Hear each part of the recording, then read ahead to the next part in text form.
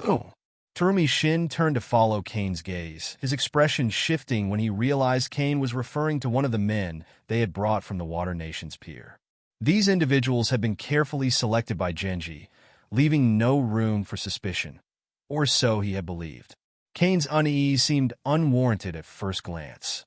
"Harry-sama, that's one of the men we brought," Terumi Shin began, but his words caught in his throat as he saw Cain lift a hand. Without hesitation, the hard concrete beneath the man's feet softened, transforming into thick mud that threatened to trap him. Simultaneously, flowing stone pillars rose around him, snaking toward the target to bind him. The reaction was immediate. The man revealed his true colors, leaping into the air with unnatural agility. As he landed, he darted into the shadows, forming a quick series of seals. Fire style, flame bomb. Fiery projectiles shot forth, the heat of the attack illuminating the darkened street as they hurtled toward Cain and Terumi Shin. An enemy! Terumi Shin's face turned crimson with embarrassment. He had been about to vouch for the man, confident there would be no issues, only to be proven disastrously wrong. Instinctively, Terumi Shin prepared a water-style technique to counter the flames, but Cain raised a hand to halt him. Without a word, Cain manipulated the ground again, raising a thick concrete shield to block the oncoming fireballs. Before the flames had even dissipated, Cain vanished. He reappeared soundlessly 20 meters behind the attacker, using apparition with a precision born of countless battles. The man, now fully revealed as Jariah, had scanned the area before the fight began and was certain no one was behind him. Cain's abrupt appearance defied logic. Jariah's body stiffened slightly as he activated the Toad shadow manipulation technique, sensing danger too late. He only realized Cain's presence when it was nearly upon him. "How is someone behind me?" Cain wasted no time casting the crushing curse. The spell slammed into Jariah with the force of a battering ram, sending him hurtling through the air. Chakra-infused hair bristled on Jariah's back, partially cushioning the blow, but the sheer force shattered the protective layer. He crashed to the ground, coughing as pain radiated through his body. His waist, strengthened through years of rigorous training, felt on the verge of snapping. "I can't stay," Jariah muttered under his breath, blood dripping from his lips. "If I linger, I'll die." He threw down several smoke bombs, a thick cloud of gray obscuring the battlefield. Using the cover, he formed a quick seal and activated Earth style, burrowing into the ground. Cain frowned at the rising smoke. With a wave of his hand, he attempted to disperse it using magic. His unfamiliarity with wind manipulation made the process slow and clumsy, requiring several tries before the air cleared. By the time the smoke dissipated, Jariah was gone. A gaping hole in the ground marked his escape route. Cain surveyed the scene, his gaze narrowing as he noticed stray, white hairs scattered near the hole. Combined with the earlier ninjutsu, there was no mistaking the intruder's identity. "Jariah," Cain muttered to himself. Terumi Shin approached cautiously, bowing deeply, his face a mask of guilt. "Harry-sama, this failure is entirely on me. I deeply apologize for allowing this to happen." Cain waved off the apology. "Don't concern yourself. Our operations remain secure. This won't jeopardize future business." Despite Cain's reassurance, Terumi Shin's shoulders sagged under the weight of his mistake. He doubled his efforts to inspect every person and location tied to their operation. Once he confirmed there were no further intrusions, he relaxed marginally. As the situation stabilized, Terumi Shin took the opportunity to brief Cain on Kirigakure's latest activities. "Since your orders to provoke the Land of Lightning, Miss Shinobi have destroyed nearly all shipping routes and key ports connected to Cloud Shinobi Village," Terumi Shin reported. Cain nodded, satisfied. "The third Mizukage has started to suspect external interference," Terumi Shin continued, "but the combination of your missions and the involvement of prominent bloodline clans has kept him entangled." By the time he realized the scale of the problem, Kirigakure and Cloud Shinobi Village were already at the brink of war. A faint smile tugged at Cain's lips. The seeds of chaos had taken root. "Good," Cain said simply. "Let the conflict grow. When the time comes, will reap the rewards. Though Terumi Shin didn't fully grasp the depth of Cain's strategy, he bowed in acknowledgement. Cain's ability to manipulate events from the shadows was unparalleled, and Terumi Shin resolved to ensure no further mistakes would undermine their plans. Meanwhile, somewhere beneath the earth, Jariah retreated, his thoughts racing. Who was that? Miss Shinobi, or something far more dangerous? He would need answers, but for now, survival was his only priority. In the escalating tension between the nations, even the daimyos of the Land of Fire and the Land of Lightning were powerless to intervene. The daimyo of the Land of Lightning, in particular, seemed content to let the conflict unfold. Kirigakure's reckless actions had cost the Land of Lightning tens of millions of ryo, and the daimyo appeared to welcome the idea of Cloud Shinobi Village obliterating Mist Shinobi. While Cain couldn't estimate the exact scale of the financial losses, he had personally benefited from the turmoil. Over the past 6 months, his Chamber of Commerce had flourished. His shipping business had doubled, prompting him to purchase 4 old ships and commission 5 new ones, which were soon to be launched.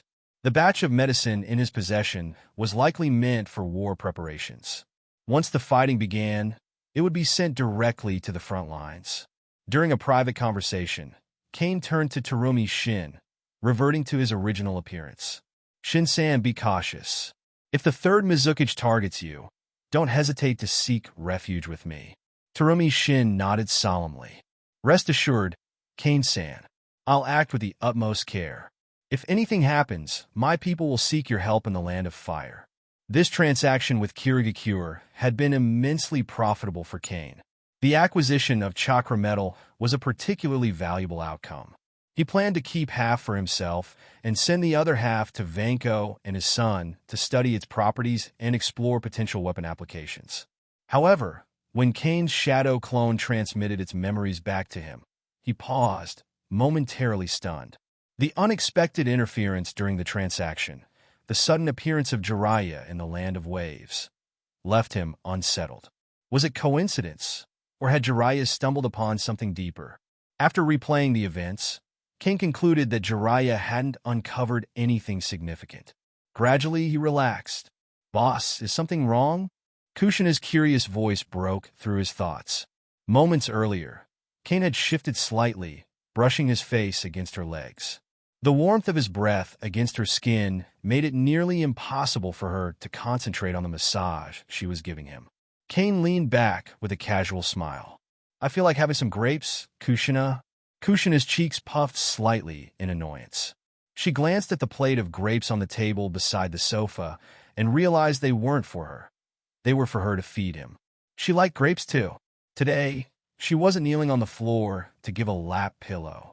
Instead, she was seated on the sofa, her proximity to Cain closer than usual.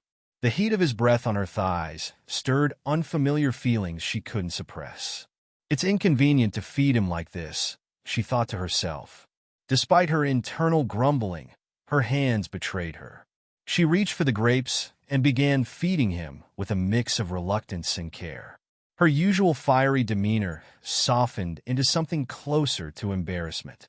As Cain lounged, enjoying the peeled grapes Kushina fed him, rumors began circulating throughout Konoha village.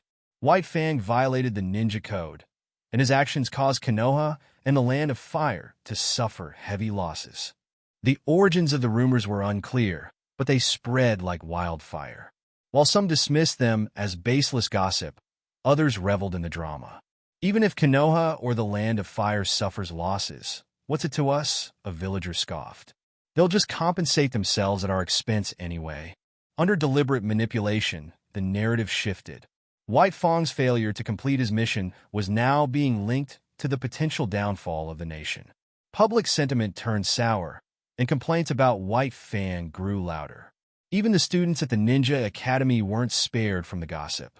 Kakashi, White Fang's son and a recent Chunin graduate, became an indirect target of the whispers. When Noera Rin overheard the rumors, she immediately grew concerned. Though she didn't fully understand the situation, she knew the talk would hurt Kakashi. Obito, let's go see Kakashi after school, Rin declared. Uchiha Obito frowned. Why should we? That guy became a Chunin, and hasn't even come back to see us. Despite his protests, Obito gave in under Rin's determined gaze. Fine, Rin. Whatever you say. Rin smiled, satisfied with his agreement. After school, Rin and Obito made their way to the Hotake household. The Hotake residence was situated on the outskirts of the village, away from the bustling streets. Despite his status, Hotake Sakumo had chosen a quiet, secluded area to live, valuing tranquility over convenience. As they approached the house, Rin and Obito noticed two figures walking ahead.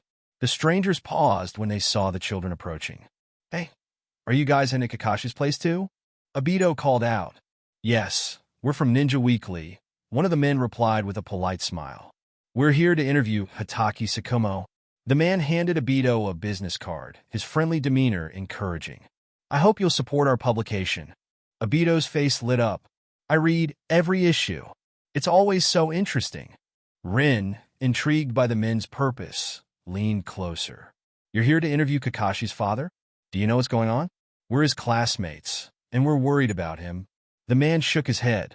We don't know much yet. That's why we're here. If you'd like, you can follow us, but we can't guarantee Mr. Hotake will let you in. Encouraged by the prospect of learning more, Rin and Obito followed the men. Both were determined to uncover the truth, hoping they could offer Kakashi some support in these difficult times. Hey everyone, Quantum Audiobook here. Sorry for interrupting, but if you're enjoying this content, please consider subscribing to the channel. Also, feel free to share your thoughts on this novel in the comments, and don't forget to like the video. Hotake-san, if you don't want to say anything, we will be very embarrassed. This interview is also at the request of the Daimyo's envoy. If you have any grievances or inside information, you can share it with the public through Ninja Weekly. The president of the Konoha newspaper tried to persuade him, but Hotake Sakumo still refused to speak. Rin Noera, standing to the side, was growing anxious. She had just overheard the newspaper president mention that Kakashi might be affected if the rumors continued to spread. Hotake Sakumo appeared slightly moved, but remained steadfast in his silence. No matter how many questions the president asked, Sakumo either shook his head or refused to respond. While he may have been an idealistic man at heart, Sakumo was not naive when it came to politics. He could clearly see the stance that Konoha's higher-ups had taken against him. The daimyo favored him as a potential Hokage, but Konoha's leadership wasn't interested in a Hokage aligned too closely with the Land of Fire's government. In their eyes, the Hokage's loyalty should lie solely with Konoha, not as a subordinate to the daimyo. Sakumo understood the third Hokage's position and the attitudes of Konoha's upper echelon. He had been aware of their mistrust ever since he was a jonin. But to use saving his comrades as a pretext to attack him? If they had used any other reason, Hotake Sakumo might have accepted blame after reflecting on his actions. After all, he had failed to complete the mission, causing losses to both the Land of Fire and Konoha. However, saving his comrades was a principle he held as sacred. It was not something he could allow to be politicized or twisted into an excuse for condemnation. Hotake Sakumo's resolve remained firm. He refused the missions and withdrew from public life, but things only seemed to escalate. The leadership acted as if his silence was evidence of guilt and hinted at other conspiracies brewing. The principle of saving comrades cannot be tarnished by politics. If it is, the ninjas of this village will become nothing more than cold, heartless weapons. This thought solidified Sakumo's stance. As a result, he refused to answer any questions from the president of Ninja Weekly. To speak now might only deepen the suspicions of Konoha's leadership. Rin wanted to understand the truth or offer encouragement, but she knew she had no standing in this matter. The fact that she and Obito were even allowed into the house was already a privilege, so she could only sit quietly and worry. When Kakashi returned home from a mission, he learned about the visitor's intentions. After hearing what had transpired, he immediately asked the newspaper president, Rin Noira, and Uchiha Obito to leave. Kakashi had heard the rumors circulating in the village, but he trusted his father completely. If Sakumo didn't want to explain himself, Kakashi believed he had good reasons. The young ninja refused to let others push his father into a corner. As they walked away from the Hotake home, Rin couldn't help but ask, "Mr. President, since Kakashi's father won't speak, what should we do next?" "What should we do?" "Students, you should head home. I understand your desire to help your friend, but as you just saw, Hatake-san's son doesn't seem to need your concern." The president of the Konoha newspaper's words made Noera Rin and Uchiha Obito blush slightly. Kakashi's attitude toward them earlier had been distant, far removed from the close friendship they claimed to share. Rin Noera clasped her hands behind her back and fidgeted with her fingers. "I want to help Kakashi," she said softly. Uchiha Obito, on the other hand, said angrily, "That guy doesn't even bother being polite when his classmates come over. I don't care about him." Their contrasting reactions helped the newspaper president understand the dynamic between the three. Smiling, he said, "It's getting late. You should head back. While your concern is admirable, I must report to my superior next. I won't be traveling with you further." "Minister?" Rin Noera perked up at his words, her curiosity piqued. Could this superior, a high-ranking official in the Land of Fire, possibly help Kakashi? As a diligent student in the ninja school's theory classes, Rin understood the significance of the title minister. In the Land of Fire, only the daimyo and a handful of ministers held such positions of power. However, Rin also realized that with her current status, it was impossible to speak directly to such a figure. Otherwise, she might as well approach Hokage-sama himself. After the newspaper president left, Uchiha Obito turned to Rin and said with a grin, "Rin, it's so late. Shall I walk you home?" "No need, Obito," she replied, shaking her head. "I'll go back on my own. It's getting late. You should rest too." Waving to Obito, Rin left. After watching her walk away, Obito smiled to himself. "Rin is so kind," he murmured. Fueled by determination, he resolved to train hard that night and surpass Kakashi as soon as possible. Rin, however, didn't head home right away. After parting ways with Obito, she quietly followed the president of the Konoha newspaper. She watched him enter a house located behind Cain's dessert shop before nodding to herself and leaving. "So, this is where that gentleman lives," Rin thought. It wasn't appropriate to approach him directly just yet, but perhaps Kakashi would have an idea. The thought of knowing where to seek help but being unable to act immediately left her feeling restless. Instead of going home, Rin decided to visit Yakushi Nono. "Nohara-san, I thought you might need a few more days to think about it. I didn't expect you to come so soon. Did something happen?" Yakushi Nono greeted her warmly, pouring her a cup of tea. Rin accepted the cup but hesitated to speak. She felt awkward bringing up her intention to help Kakashi and sat quietly, looking around the room instead. "Since that's the case, I won't ask further. Noera Rin, are you certain you want my help? You know, as your teacher, I won't assist you for no reason." Yakushi Nono spoke calmly, then explained, "Among us civilian ninjas, there are some good friends who help each other, but I believe that kind of help is too limited. That's why I established a mutual aid club. Those who join will receive the club support, and once you become stronger in the future, you'll be expected to give back to the club. We uphold the principle of mutual benefit." After listening, Noera Rin's eyes widened slightly. "That sounds great, Nono-san. Are there many members in the mutual aid club right now?" Yakushi Nono shook her head and smiled. "Not many. Including myself, there are only about a dozen members. For now, it's mostly about sharing genin-level techniques and training tips to help everyone survive better on the battlefield." The club was real, but most of its members were genin, with a handful of ninjas not from the orphanage included as a cover. The ninjutsu resources available for exchange were limited, mostly just a few C-rank techniques. However, talented individuals were personally recruited by Yakushi Nono and could access B-rank or even A-rank techniques if they showed promise. For those who excelled, there was even a chance that Cain might involve them in his super soldier serum project once it became operational. "In that case, I'd like to join the mutual aid club, Nono-san," Noera Rin said with a smile after some thought. At the moment, her only real chance to improve was through Nono. The opportunities at the Ninja Academy were far too limited.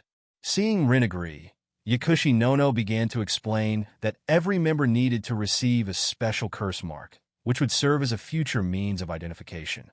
"Noera Rin, while clever, lacked the experience to see through the implications.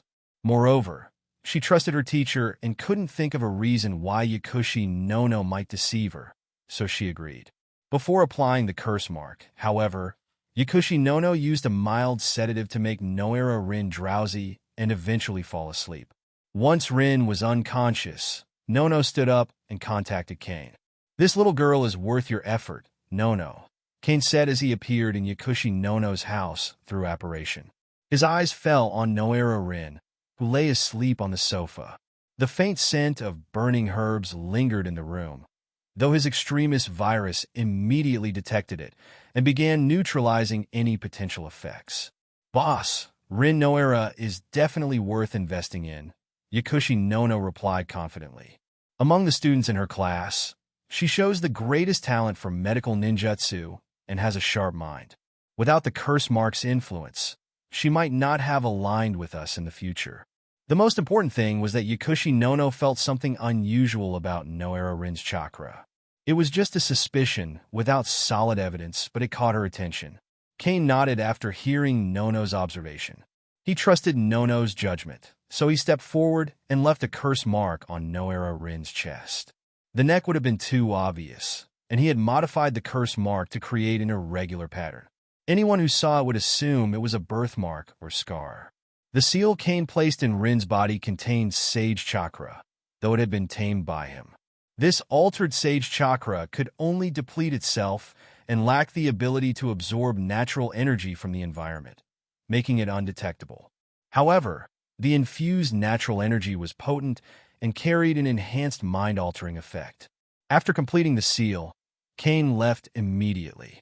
A while later, Yakushi Nono woke Noera Rin. She handed over a welcome package from the Mutual Aid Club, including resources for practicing medical ninjutsu and tips on mixing medicines. Nono also shared her experience in dispensing medicine, leaving Rin overjoyed with the unexpected help. Still slightly dazed, Noera Rin quickly thanked Yakushi Nono, unable to contain her happiness. Before Rin left, Nono promised to inquire about an internship opportunity for her at Konoha Hospital, then sent her on her way. As Noera Rin walked home, she had completely forgotten about the curse mark. It would only come to mind if she noticed it. But for now, the seal began its slow work. Cain's chakra within the mark was subtly influencing her spiritual energy, gently affecting her thoughts and perceptions. Hokage's office. Sarutobi Hiruzen sat at his desk, reading Jariah's latest report. As he finished, his brows furrowed slightly. Taking a deep puff of his pipe, he exhaled a cloud of smoke with a hint of frustration. Jariah's report contained only suspicions and no concrete evidence. While Hiruzen trusted Jariah implicitly, he couldn't expect others to accept mere conjecture as fact. Summon Namake's Minato, Sarutobi ordered the Umbu stationed outside the office. It had been a while since he last checked in on Minato, and now seemed like the right time. "Minato, have you encountered any difficulties while practicing the Flying Thunder God technique recently?" After summoning Namake's Minato, Sarutobi Hiruzen inquired about his progress with the Flying Thunder God technique. The third Hokage had been keeping track of Minato's missions, which were completed with remarkable success, but he wasn't sure how the technique itself was developing. If Minato could master it in combat, Konoha could once again claim the title of having the fastest ninja in the world. With the Flying Thunder God technique, the second Hokage, Tobirama, had been almost untouchable. For ordinary ninjas, there was no counter to the space-time ninjutsu, making it virtually unbeatable. "I have encountered some issues," third Hokage-sama, Minato began, scratching the back of his head. "I feel like the Flying Thunder God technique's imprint, as designed by the second Hokage, doesn't quite suit me. After 2 consecutive transfers, the imprint begins to fade, and by the 4th transfer, there's a noticeable lag. I've been trying to improve the Flying Thunder God imprint, but I'm missing a clear reference point for my adjustments." Minato explained that he had only recently discovered this problem during a mission. The imprint created by the second Hokage began to dissipate after a few transfers, which was not ideal for prolonged combat. If he constantly had to use new Flying Thunder God Kunai in battle, it would leave him vulnerable, particularly against powerful opponents. The Flying Thunder God imprint might involve a combination of sealing and summoning techniques, Sarutobi Hiruzen said, nodding thoughtfully. You should consult the sealing class for more insight. It's promising that you're considering improvements. After all, you're the only one in Konoha who has successfully replicated and used the Flying Thunder God technique. Sarutobi's eyes lit up as an idea struck him. I'll speak to Uzumaki Kushina about this. Her sealing skills are unparalleled in Konoha. You two should discuss this. You're close in age, and it's time to put any previous misunderstandings behind you. Minato's eyes brightened slightly at the mention of Kushina's name, but quickly turned apprehensive. Despite his admiration for her abilities, he was nervous about how she might react. Even with an order from the Hokage, Minato worried she might refuse to help. Forcing a smile, Minato replied, I'll do my best, Hokage-sama. Just as Sarutobi Hiruzen was about to summon Kushina, Danzo walked in unannounced. Hiruzen, Danzo said curtly. Danzo had been called by the third Hokage to address a pressing issue. After the Fire Daimyo reduced Konoha's funding, Sarutobi Hiruzen had responded by slashing the budget allocated to the Root organization. Now that war was looming, this move put Danzo in a difficult position. With the funding cuts, his Root members would be sent to the battlefield with limited resources, essentially treated as disposable soldiers. Danzo's irritation was palpable, but Sarutobi Hiruzen maintained his calm demeanor. He had his reasons for cutting off funds to the Root, but how the confrontation unfolded next would determine their immediate strategy for the war.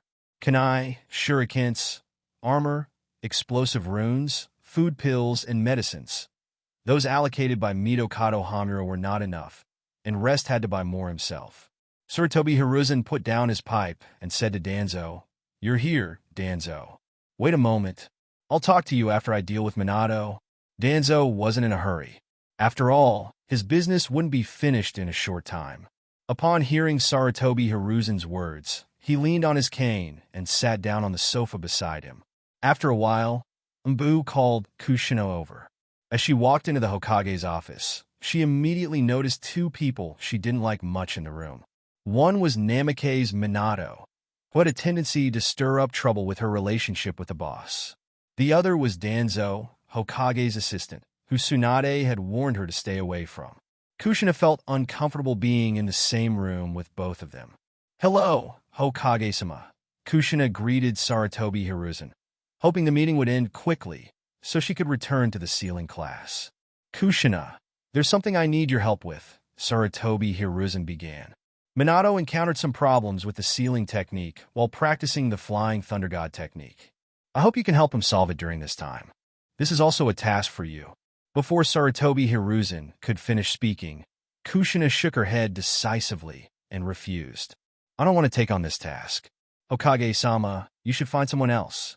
The sealing technique of the sealing class leader, Sakura, is better than mine. Sarutobi Hiruzen's face darkened, but he continued to persuade her. Kushina, Sakura may have more experience than you, but she's lacking in other aspects. Soon, you'll be fully qualified to become the new leader of the sealing class. Minato is also a village companion. He needs your help. Let him seek help from someone else. There are plenty of people in the sealing class, Kushina replied stubbornly. No matter how much Sarutobi Hiruzen tried to convince her, Kushina refused to budge. Minato, standing to the side, looked embarrassed. He wanted to tell the third Hokage to forget it but didn't know what to say. Danzo, stepping forward, spoke coldly.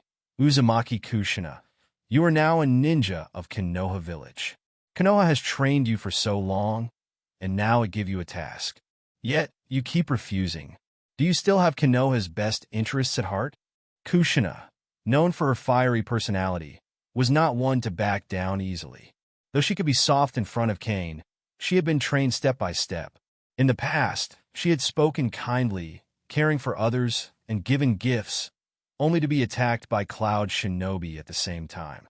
Back then, the whole village had treated her well, but Cain had been the only one who truly became her close friend. She had always been soft yet resolute, especially when faced with opposition. Danzo's forceful tone only made her more determined to resist, and the rebellious fire in her echoed the chakra of the tailed beast within her. I said, I don't want to, she shouted. Kushina suddenly raised her head, her eyes now transformed into vertical tail pupils. Her long red hair floated faintly in the air behind her. Even without the Byakugan, one could see the overflowing chakra of the tailed beast radiating from her. What do you want to do, Umbu? Danzo's voice was cold and sharp.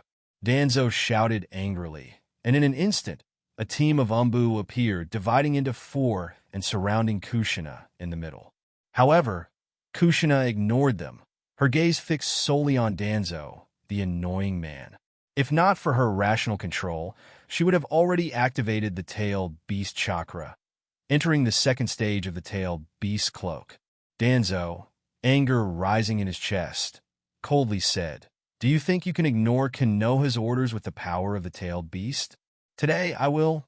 "All right," Sarutobi Hiruzen shouted, his face dark with frustration. He quickly made a decisive decision. "Umbu, stand down.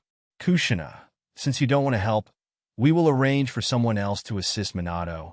Hearing Sarutobi Hiruzen's words, Kushina slowly withdrew the tailed beast chakra, her eyes returning to their normal state, no longer the vertical pupils. She left the Hokage's office without a word, but not before glaring at Danzo and Namikaze's Minato. The outburst of tailed beast chakra was not out of control.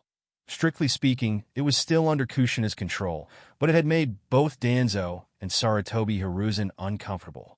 It would have been one thing if they couldn't control the tailed beast Jinchuriki, but now they were facing resistance from her. Sarutobi Hiruzen turned to Namikaze's Minato, a reluctant smile on his face. "Minato, it seems it's impossible to have Kushina help you. I'll give you my approval. Go to the ceiling class and ask someone else for assistance." "Yes, I understand. Thank you very much, Hokage-sama." Namikaze's Minato saluted quickly, then left in a hurry. As soon as Minato left, Danzo turned to Sarutobi Hiruzen, speaking in a stern tone. "Hiruzen, this is the Nine-Tails Jinchuriki who hasn't been trained properly. She refuses to accept the mission. The next step may be betrayal of the village. Before she can fully control the Nine-Tails power, it would be best for the Root to train her into a Jinchuriki who will obey orders without question." Sarutobi Hiruzen hesitated. "Let me think about it some more. We'll discuss this matter another day. What else is there to think about?" Danzo pressed. "She refuses to accept the mission and even uses the tailed beast chakra to resist you and me. After she fully controls the power of the Nine Tails, do you think Uzumaki Kushina will not use it to rebel against the village or try to pull you down from the Hokage position?" Danzo stepped closer, his voice cold. "It's because of your indecision that the Nine-Tails Jinchuriki has become like this. If Kushina had been sent to the Root for proper training after she became the Jinchuriki, Konoha would already have a powerful weapon on their side. We wouldn't be so worried about the provocations from other ninja villages." Sarutobi Hiruzen couldn't make a decision right away. He was also very angry with Kushina and nearly agreed to Danzo's suggestion just now. However, if the Root were to gain control over the Nine-Tails Jinchuriki, the power would expand too much, which was something he absolutely didn't want to see. He also had to consider Tsunade's attitude. Tsunade and Kushina had been living together for a long time, and they were very close, like family. There was also Tsunade's younger brother, Nawaki, and Nawaki's teacher, Orochimaru. It was a complicated situation. Seeing that Sarutobi Hiruzen couldn't make a decision quickly, Danzo shifted the conversation to Root funding.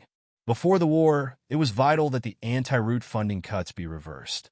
But Sarutobi Hiruzen couldn't do anything about it. Not only was Root's funding cut, but all departments except for Umbu had their budgets slashed, with the guards taking the largest cut. The Uchiha clan leader had come to him 3 times, but Uchiha Fugaku, who had recently taken office, had been fooled by Sarutobi Hiruzen's excuses each time. Danzo didn't get what he wanted, but he settled for asking Sarutobi Hiruzen for a batch of ninja school graduates to supplement Umbu.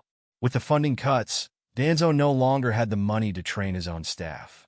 Graduates with a ninja foundation from the academy were the best candidates to fill the gaps in Root. Danzo was able to get Sarutobi Hiruzen's approval to recruit from the ninja school to join Root. This also required Sarutobi Hiruzen's approval. When Root was first established, Sarutobi Hiruzen had placed many restrictions on it. Not long after Danzo left, another problem arose in Hokage's office. Tsunade suddenly kicked the door open and stormed in. After Kushina left, she hadn't gone directly back to the sealing class, but instead had gone to Konoha Hospital to complain to Tsunade. If Cain hadn't left Konoha, Kushina would have gone to Kain's home for comfort, feeling wronged. Uzumaki Mido had trained Kushina the most. She had also learned the sealing techniques of the Uzumaki clan, and after completing her studies, she worked hard to use those techniques to repay Konoha. She had perfected and strengthened the village's barriers, completing most of the work herself. After hearing Kushina's words, Tsunade rushed straight from Konoha Hospital to Hokage's office and had a big argument with Sarutobi Hiruzen in front of the other ninjas. Due to Tsunade's status, regardless of whether Sarutobi Hiruzen won or lost the quarrel, he would ultimately lose face.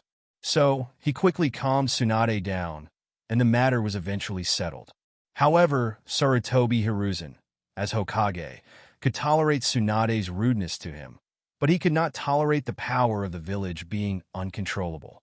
Cain left Konoha after hearing the news that a bounty hunter in the underground gold exchange had found Shino. This man was also quite high profile. Perhaps he didn't expect someone like Cain to be watching him, so he didn't bother hiding his identity. Dr. Shino had already spread through several small countries, and he had even visited some villages and towns in the 5 great countries.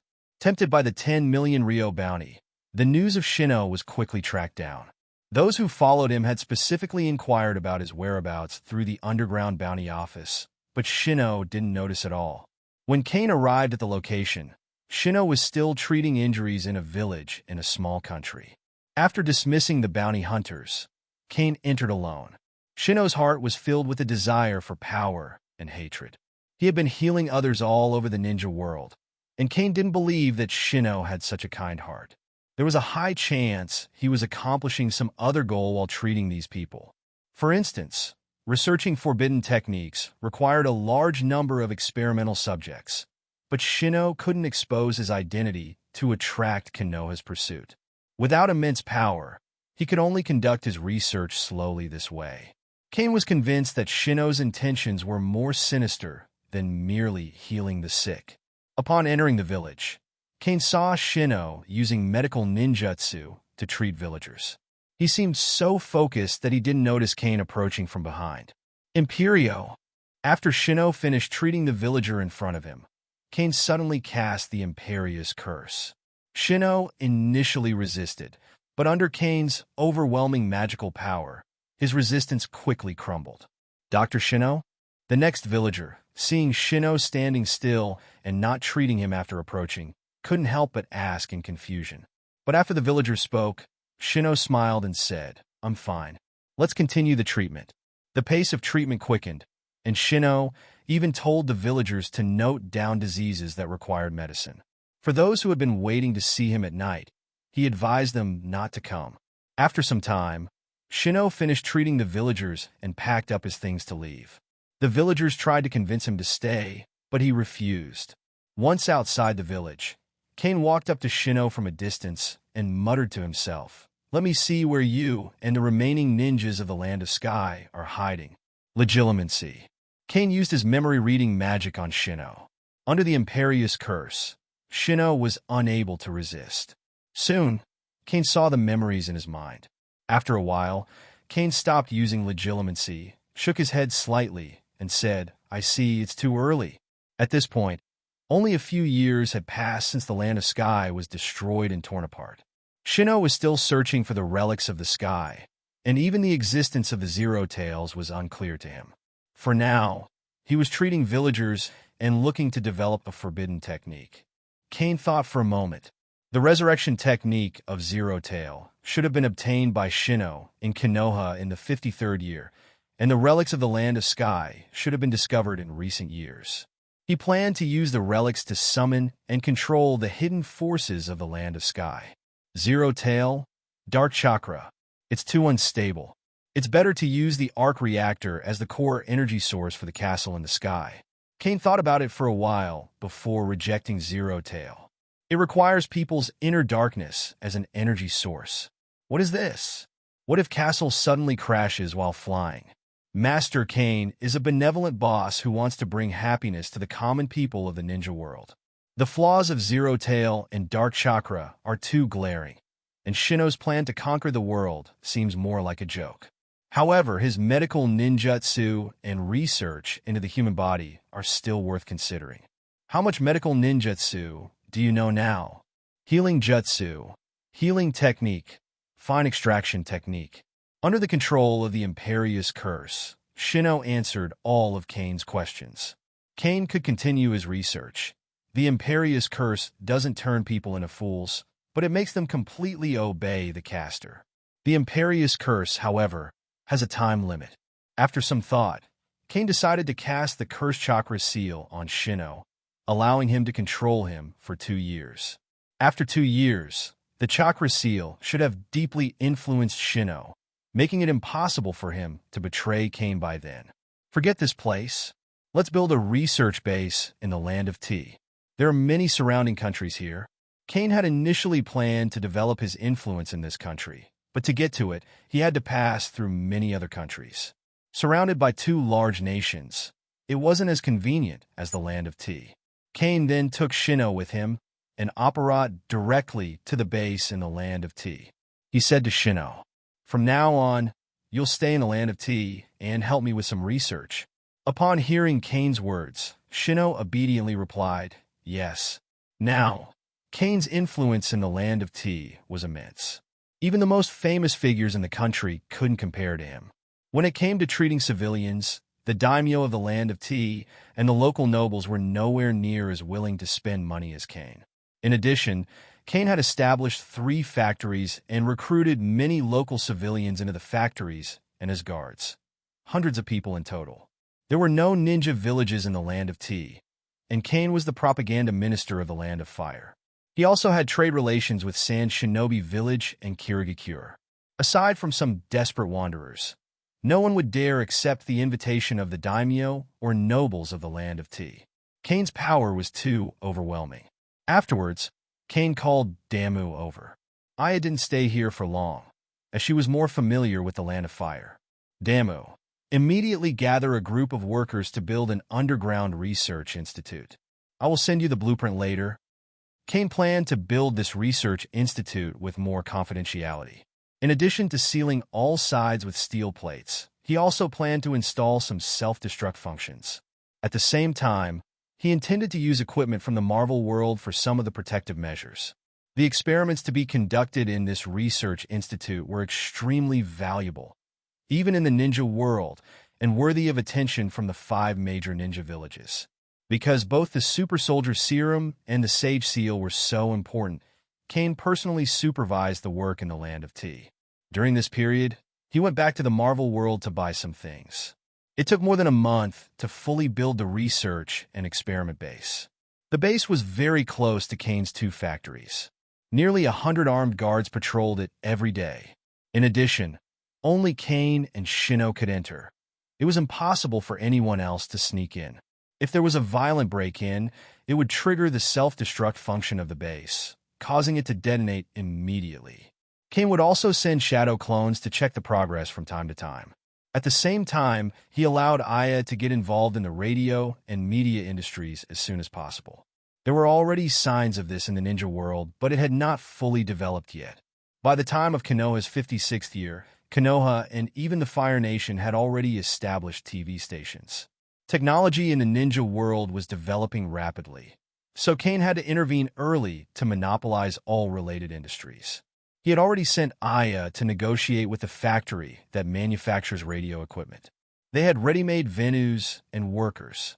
Even if it was a bit more expensive, Cain could accept it. Even the largest casino in the country was his, and the cost would be covered by just 1 or 2 months of casino revenue. Nanami, has anything happened in the village recently? As soon as Cain returned to Konoha, he sensed that something was wrong. Yakushi Nono usually contacted him at night, so he asked Nanami first. "Boss, I heard that Sand Shinobi has declared war on us, and the village has sent the first batch of ninja troops to the Land of Rain," Nanami said to Cain with a slightly solemn expression.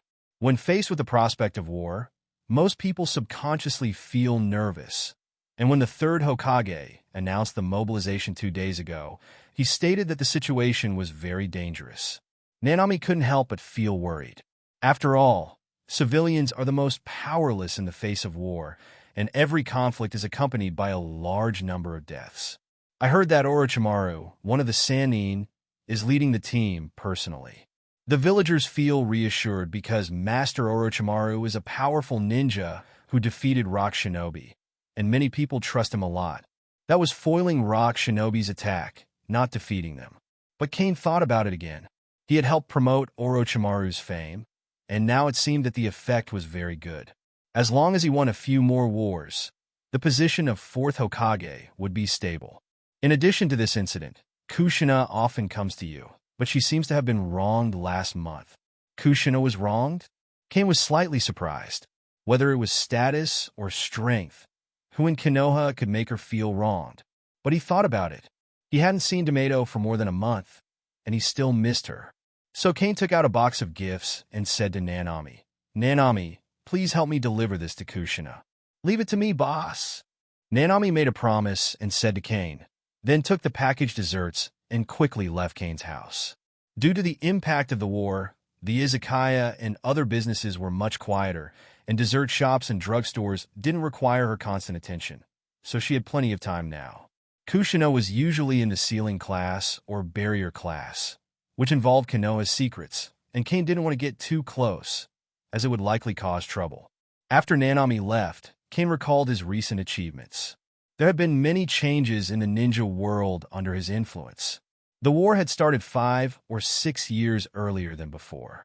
Sand Shinobi declared war on Konoha, and Cloud Shinobi and Mist Shinobi were also on the verge of conflict. In such circumstances, Rock Shinobi would likely not remain passive.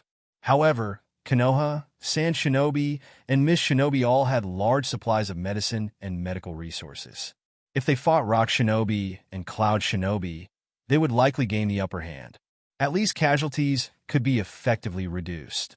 However, the war would become even more brutal because of this, and there was a high possibility of situations that couldn't be defended, such as placing tailed beast Jinchuriki on the battlefield. If more than 2 ninja villages used their Jinchuriki against Konoha, Kushina would inevitably be involved in the war. While Cain was thinking about this, there was a sound at the door, followed by the sound of little feet stepping on the floor. Within 2 seconds, the door of the living room was pulled open. "Kushina, you?" Cain just wanted to greet her, but Kushina rushed over the next second, hugging him emotionally. Kushina, who was almost 17, had developed very well, especially when she hugged him excitedly. Cain instantly felt the sensation of being squeezed by a young pigeon. But at this point, the scale of it could no longer be called pigeon. Cain didn't say anything unnecessary, but slowly stroked Kushina's red hair to calm her emotions. After a few minutes, Kushina felt her face gradually getting hot, and her body had a strange feeling.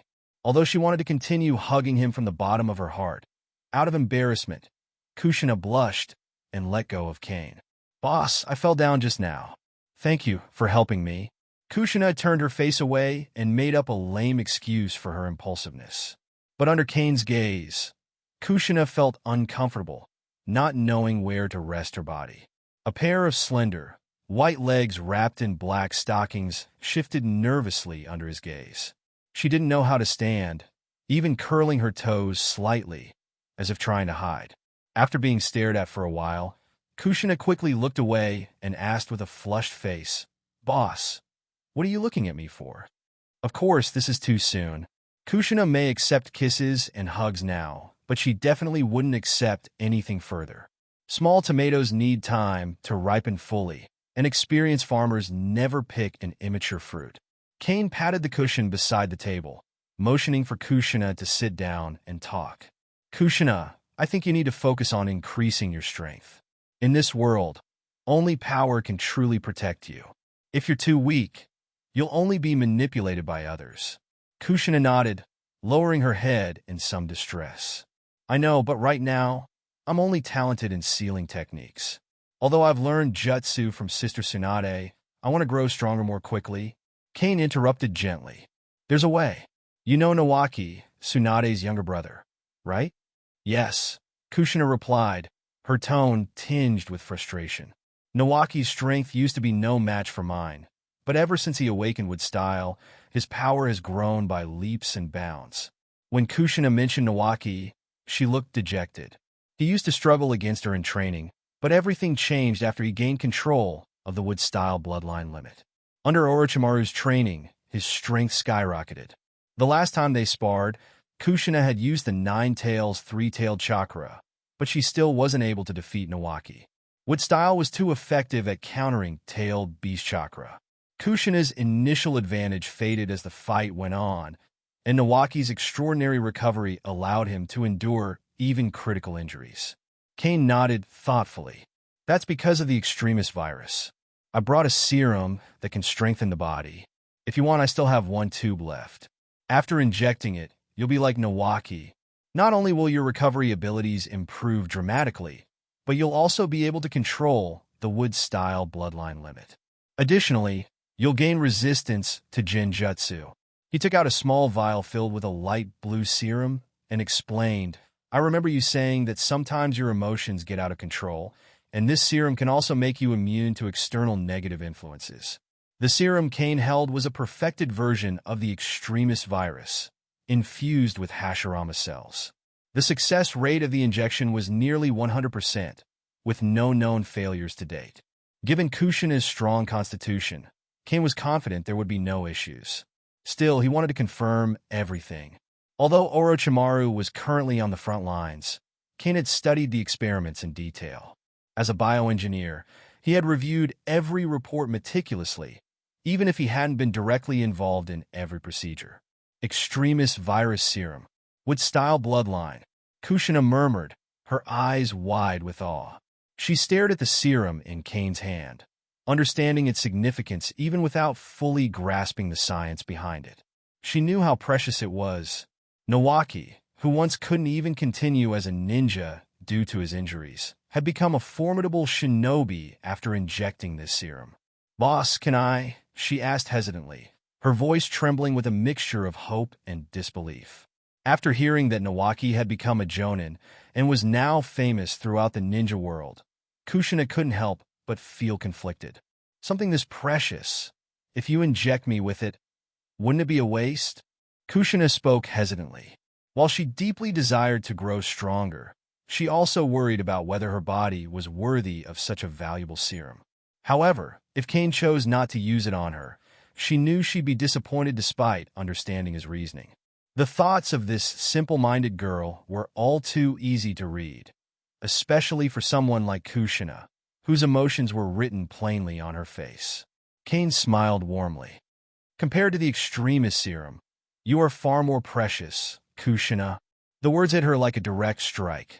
Kushina froze, her face flushed, and a silly giggle escaped her lips. Realizing she was outside and not in the privacy of her room, she quickly coughed to cover up her embarrassment.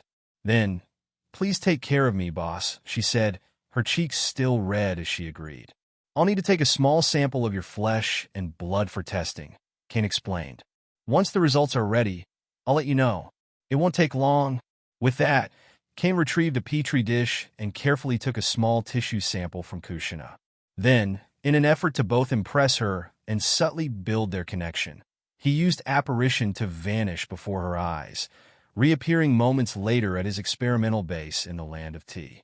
Kushina watched him disappear with wide eyes, her expression a mix of awe and surprise.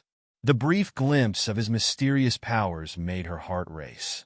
Meanwhile, at the experimental base, which had only recently been completed, Cain set to work. The facility was equipped with state-of-the-art equipment, ideal for testing cell compatibility with the extremist serum. While previous trials had shown no failures, Cain preferred to err on the side of caution. 2 hours later, his tests confirmed the serum would integrate perfectly with Kushina's cells. Satisfied, he apparat back to Konoha. But to his surprise, Kushina was no longer in the living room. Huh? Did she leave? That doesn't seem right, Cain murmured. Though he'd left in a rush, he'd told Kushina he'd return shortly. It didn't seem like her to leave so soon. Hearing a faint noise from the next room, Cain cast a levitation charm on himself and floated silently toward the source. When he reached the master bedroom, he used a spell to slowly crack the door open, revealing a curious sight. Kusha was sprawled on his bed, rolling from side to side as if caught in a whirlwind of emotions. "I'm more important," she mumbled, her voice trailing off mid-sentence. But then, out of the corner of her eye, she spotted the door and froze. Cain stood there silently, watching her with a calm expression. Boss? Why you're back?" Kusha stammered, sitting up abruptly, her face practically glowing with embarrassment. "Yeah, I just returned," Cain replied casually, leaning against the doorframe. "Kusha, are you tired?" Blushing furiously, Kusha scrambled to explain herself. "And no, not really. I've got a lot of tasks to do today, so I thought I'd borrow your bed for a bit of rest. That's all. It's definitely not because of—" She stopped mid-sentence, realizing she was only making things worse. "It's okay, I understand, Kusha." Cain tried hard to suppress a laugh, then held up the extremist virus serum in his hand and said, "The tests are complete. Let's inject it now, but when the time comes, you'll need to endure the process." "Okay, I'll listen to you, boss," Kusha replied quickly, getting up from the bed. She straightened out the folds in the bedding and followed Cain into the living room, her head slightly bowed and her steps small and careful. In the living room, Cain cast a protective spell and arranged sealing techniques around the area. Watching him, Kusha joined in, quickly setting up a barrier. Her movements were relaxed and fluid, much more skilled than Cain's, and the barrier she created was notably stronger. Once everything was ready, Cain prepared the syringe and injected the extremist virus serum into Kusha. The initial reaction was intense. The process was excruciatingly painful, but the enhanced serum, fused with Hashirama cells, drastically reduced the risk of failure compared to earlier experiments with human test subjects. Almost immediately, Kusha's face contorted with pain, and she let out soft cries, her body trembling as beads of sweat formed and trickled down. Fortunately, the multiple layers of protection in the house ensured no sound escaped. Cain also cast a restraint spell to keep her from thrashing around uncontrollably. Meanwhile, deep within Kusha's sealed space, the Nine-Tails stirred in alarm. "What the hell is this Uzumaki brat doing?" the beast roared, feeling the adamantine chains that bound it growing stronger. Even the sealed space around it seemed to solidify and become more impenetrable. The Nine-Tails thrashed in vain. "Damn Uzumaki clan! Damn brat!" it bellowed, feeling the chains start to siphon off its chakra. Unable to resist, the beast could only snarl in frustration, its immobility rendering it powerless. Back in the living room, the serum's effects began to stabilize, and Kusha's pain gradually subsided. Her clothes, drenched in sweat, clung to her slender, youthful figure, revealing her form in an unintentional but striking way. "Boss," she murmured weakly. Cain smiled at her reassuringly. "It worked, Kusha. You've successfully adapted to the serum. Have some food first, and then go change into something comfortable." He gestured to the table, which was already set with a variety of dishes, cooked meats, energy drinks, and, of course, Kusha's favorite instant ramen. Kusha hesitated for a moment, glancing down at her sweat-soaked clothes. But the delicious aroma wafting from the table, coupled with the hunger gnawing at her stomach, proved too much to resist.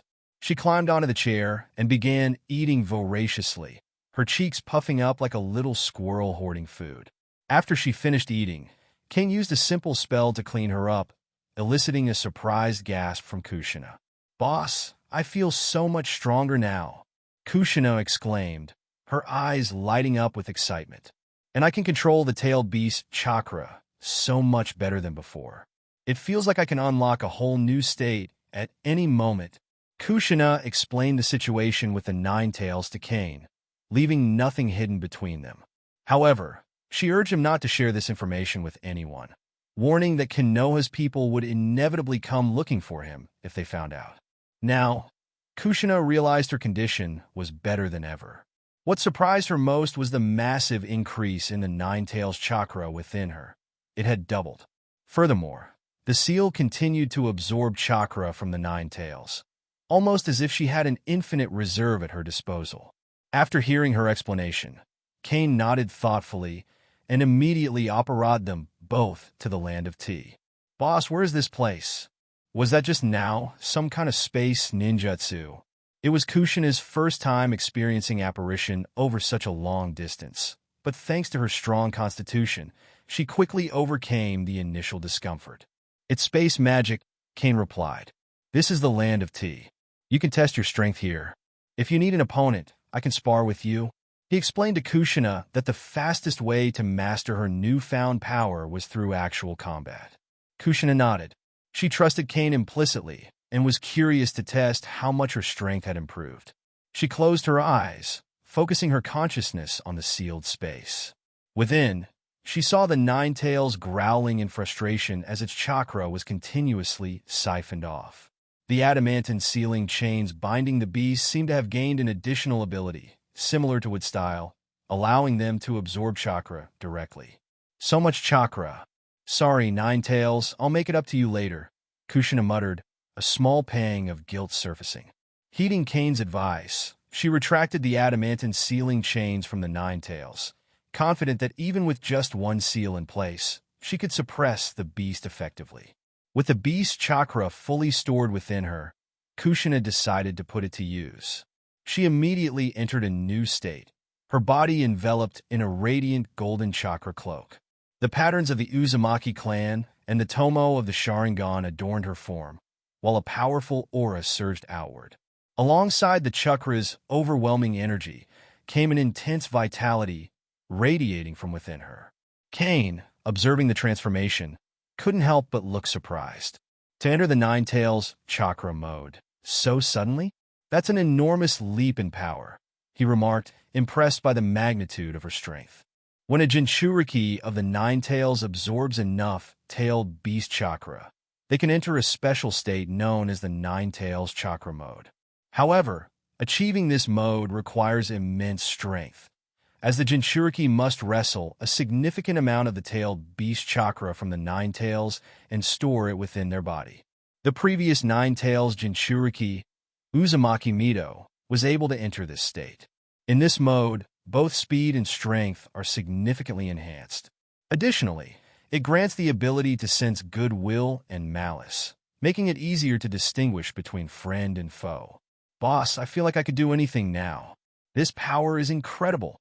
I could beat 10 of my previous selves," Kushina said to Cain with a bright smile. She had just used her newfound sensory ability to confirm that Cain harbored no malice toward her. So that guy Namake's Minato really was just talking nonsense, she thought. Then, Kushina, to help you adapt to this power as quickly as possible, how about you spar with me? Cain suggested with a grin. He was eager to test how well he could handle someone with Kushina's speed and strength in Nine Tails chakra mode. "Okay, but let's make it interesting. Let's bet on the match. Whoever loses has to do one thing the winner says," Kushina said confidently. Despite the boss's magical abilities, she felt certain she had the upper hand. "Deal. Let's get started stupefied," Cain exclaimed, casting a stunning spell at Kushina mid-sentence. However, in Nine Tails chakra mode, Kushina's speed and perception had increased exponentially. Before the spell could reach her, she vanished from her spot. The next moment, Cain instinctively tried to use a levitation spell to retreat into the air, but before he could finish casting, Kushina landed a heavy punch, sending him flying. Boom! If not for the protective iron armor curse Cain had cast earlier, the blow would have knocked him unconscious. Thankfully, Kushina had held back, opting to punch him rather than use her adamantine sealing chains right away. While being hurled through the air, Cain quickly activated his levitation spell, turning into a black mist that darted through the sky. From above, he launched a barrage of spells at Kushina. Stupefied, Defendo, Petrificus Totalis. Cain made sure to adjust the power of his spells to avoid causing serious harm. 4 high lethality spells like Defendo, the Severing Charm. He toned down the magical energy to a safer level. He primarily used these spells to disrupt Kushina's incredible speed rather than to deal damage. Although Cain hadn't been in many fights, He wanted to use this sparring session to sharpen his combat instincts and refine his fighting style. Kushina, for her part, also had limited experience, but her combat ability far outmatched his due to her agility and raw power. Boom! Boom! Invisible spells periodically struck the ground, creating deep craters. Despite Cain's efforts, none of his attacks hit. The golden flash of Kushina's movements was too fast. Even with Sage Mode enhancing his perception, he could barely keep track of her. But perceiving her movements didn't mean he could land a hit. Kushina also had sensory abilities, and her speed was far greater than the travel speed of Cain's spells. She anticipated his attacks, dodging before he could fully execute them. Her ability to stay one step ahead made the fight incredibly difficult for Cain. However, Cain's flying spell made Kushina quite uncomfortable. His movement resembled smoke, fast and unpredictable. If she jumped into the air to try and catch him, she'd lose her ability to dodge altogether. "I'm going to use the sealing technique, boss," Kushina shouted, making sure to give a warning. Golden chains burst from her back. 8 adamant sealing chains that shot toward Cain in the air at incredible speed. For Cain, the chains were troublesome. Each could extend tens of meters, and even in Sage Mode, he could feel the danger they posed. Getting hit by one would not end well for him. Kushina used the chains not only for offense, but also for defense and mobility. She could leap into the air with their support, closing the distance between herself and Cain. And with 2 chains positioned in front of her for protection, Cain's shattering curse was ineffective. As the battle continued, Kushina gradually adapted to Cain's tactics. She began to understand the timing of his flying movements and the casting of his spells. With her speed, she felt confident she could exploit the brief gaps in his attacks. To pieces! Boom! Another shattering curse struck her chains. Cain was gradually increasing the spell's power, and this time, the chain he hit quivered under the impact. But Kushina's sharp eyes noticed her chance. As soon as the chain absorbed the spell's force, she used it as a springboard, launching herself toward Cain with incredible speed. Crack! A sharp, sickening sound rang out in the air. Kushina's elated expression froze. She realized both her ankles had snapped under the sheer force of her movement. Pain shot through her, and she lost control of the adamant sealing chains, plummeting tens of meters toward the ground. The intense pain and panic even slowed the extremist virus regenerative effect. Fortunately, Cain flew in and caught her midair, gently bringing her back to the ground. My ankles are broken," Kushina muttered, tugging at Cain's sleeve. "I noticed," Cain replied calmly. "But have you forgotten the effects of the extremist virus? Don't panic when you're injured. As long as your head's still intact, the virus will repair you." As he spoke, Kushina felt her ankles slowly mending themselves. Within moments, the pain subsided completely. She stood up and bounced a little to confirm. To her amazement, the fractures were fully healed in just about 10 seconds. Now fully recovered, Kushina looked at Cain in awe. The healing ability of the extremist virus was truly terrifying. "It seems you're still getting used to your new power," Cain said, analyzing her performance. "That wasn't even your full speed just now. If you moved any faster, your feet might have snapped clean off." He smiled at her teasingly. "So, who won the match just now?" Kushina's face turned crimson. She hesitated, unable to find the words. She briefly considered cheating her way out of this, but she couldn't bring herself to do it. Admitting defeat also made her nervous. If the boss made an excessive demand, something even more embarrassing than a massage, she didn't know how she'd handle it. Just the thought made her feel shy.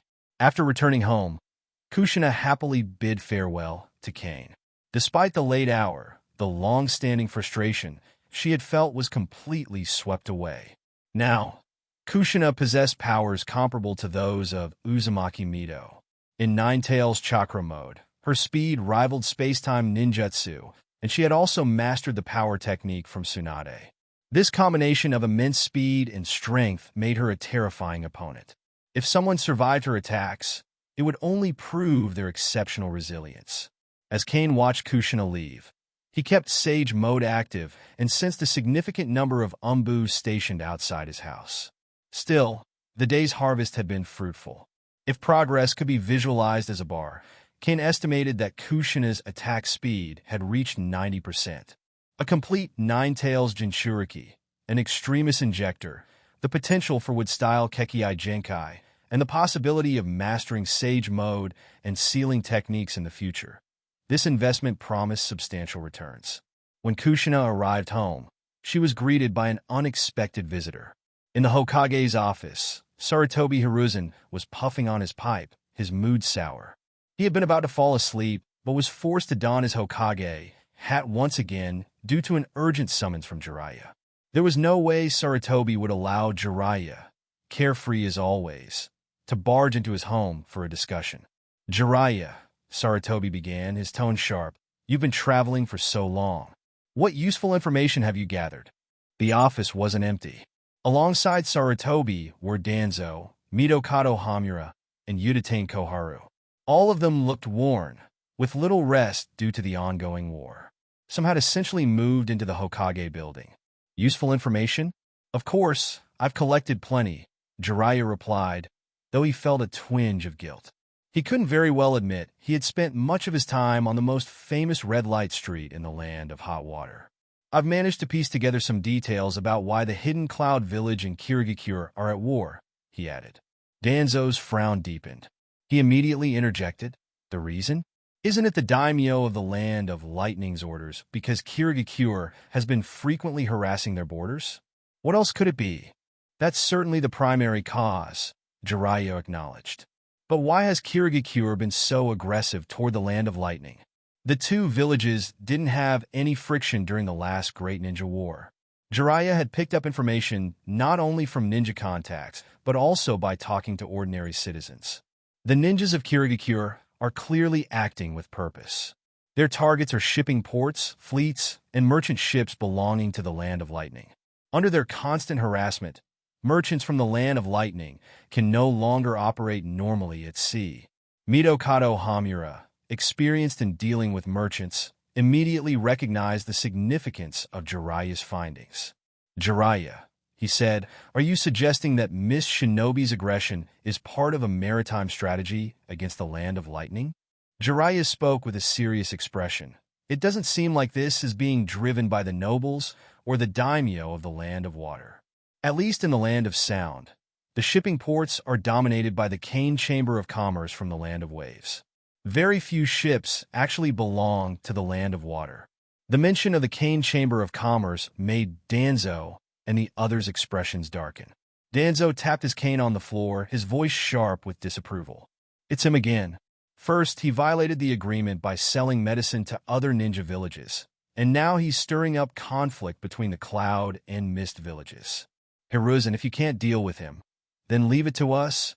"Danzo, I already have arrangements in place, so don't meddle," Sarutobi Hiruzen replied, rejecting the suggestion without hesitation. The two had been teammates for many years, and Sarutobi knew exactly what Danzo would say next without needing to hear it.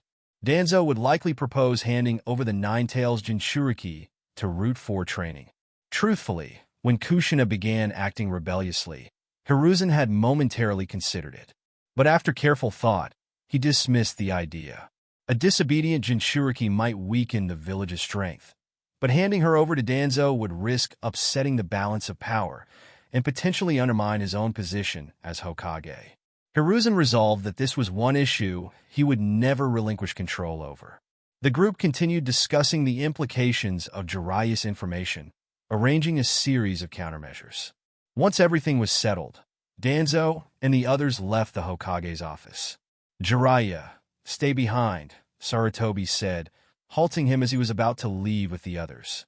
After the room cleared, Hiruzen continued, "The war has already begun, and the Land of Earth is also becoming restless. I'm planning to organize a small team comprising Namikaze Minato and the Ino, Shika, Cho trio.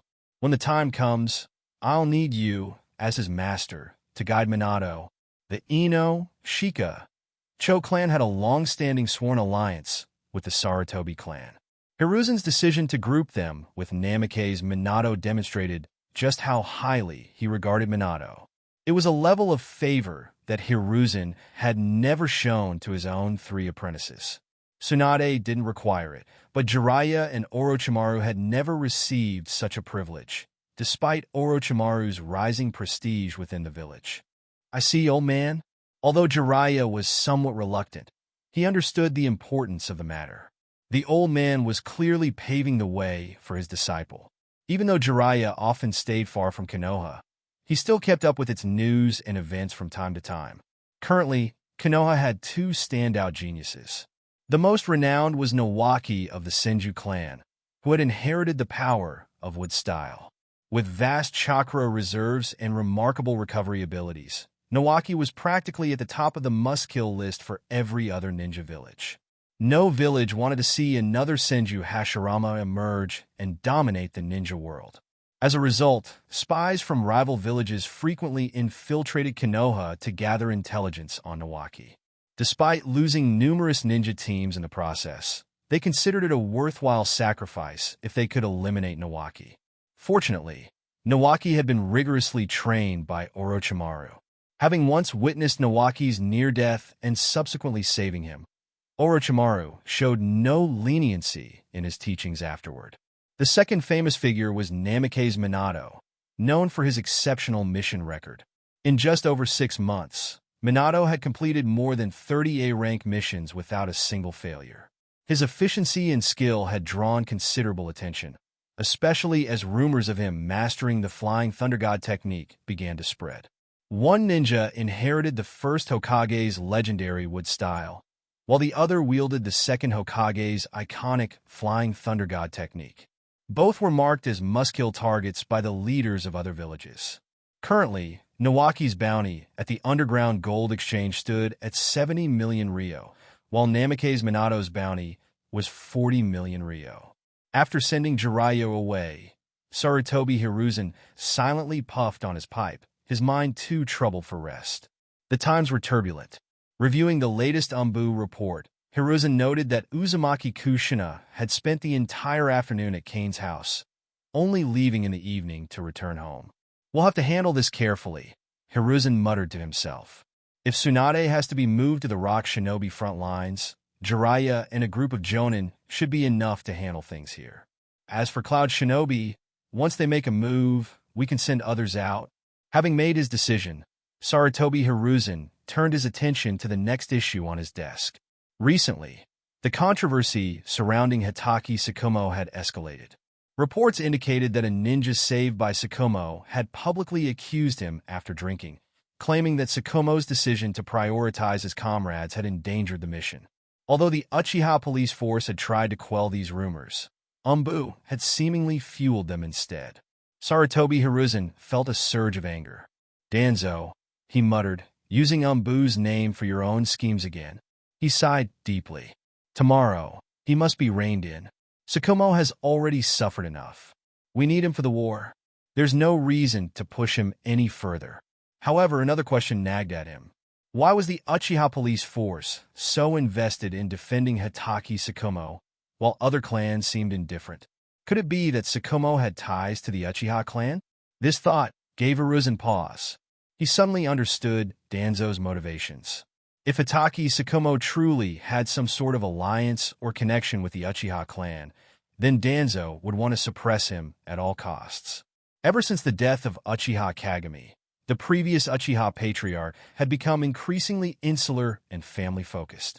If Sakumo had indeed formed ties with the Uchiha, it could complicate matters further. Uchiha Fugaku, the new Uchiha patriarch, is the son of Uchiha Hamada. He seems to have inherited Uchiha Hamada's will.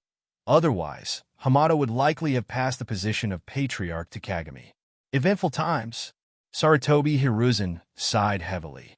Still, he found some comfort in the belief that with another 20 years of his leadership, Konoha would grow increasingly prosperous under his governance. Early the next morning, Cain heard a sound in his house, faint yet sharp, like a suppressed gunshot. He had used apparition to return to Konoha. Apparition is truly convenient, Cain thought to himself. Next, I should try integrating apparition into combat. If an opponent can't counter it, dealing with this kind of space magic would be almost impossible. Cain now had a habit of resting in other locations each night and returning to Konoha at dawn.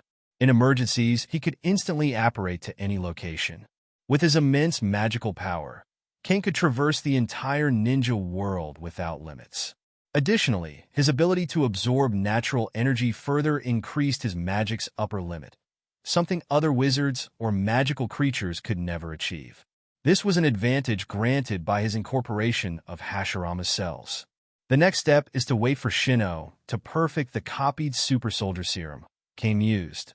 But this isn't the same as the one from 20 years in the future. It will take some time to achieve perfection. Orochimaru doesn't have the time to help.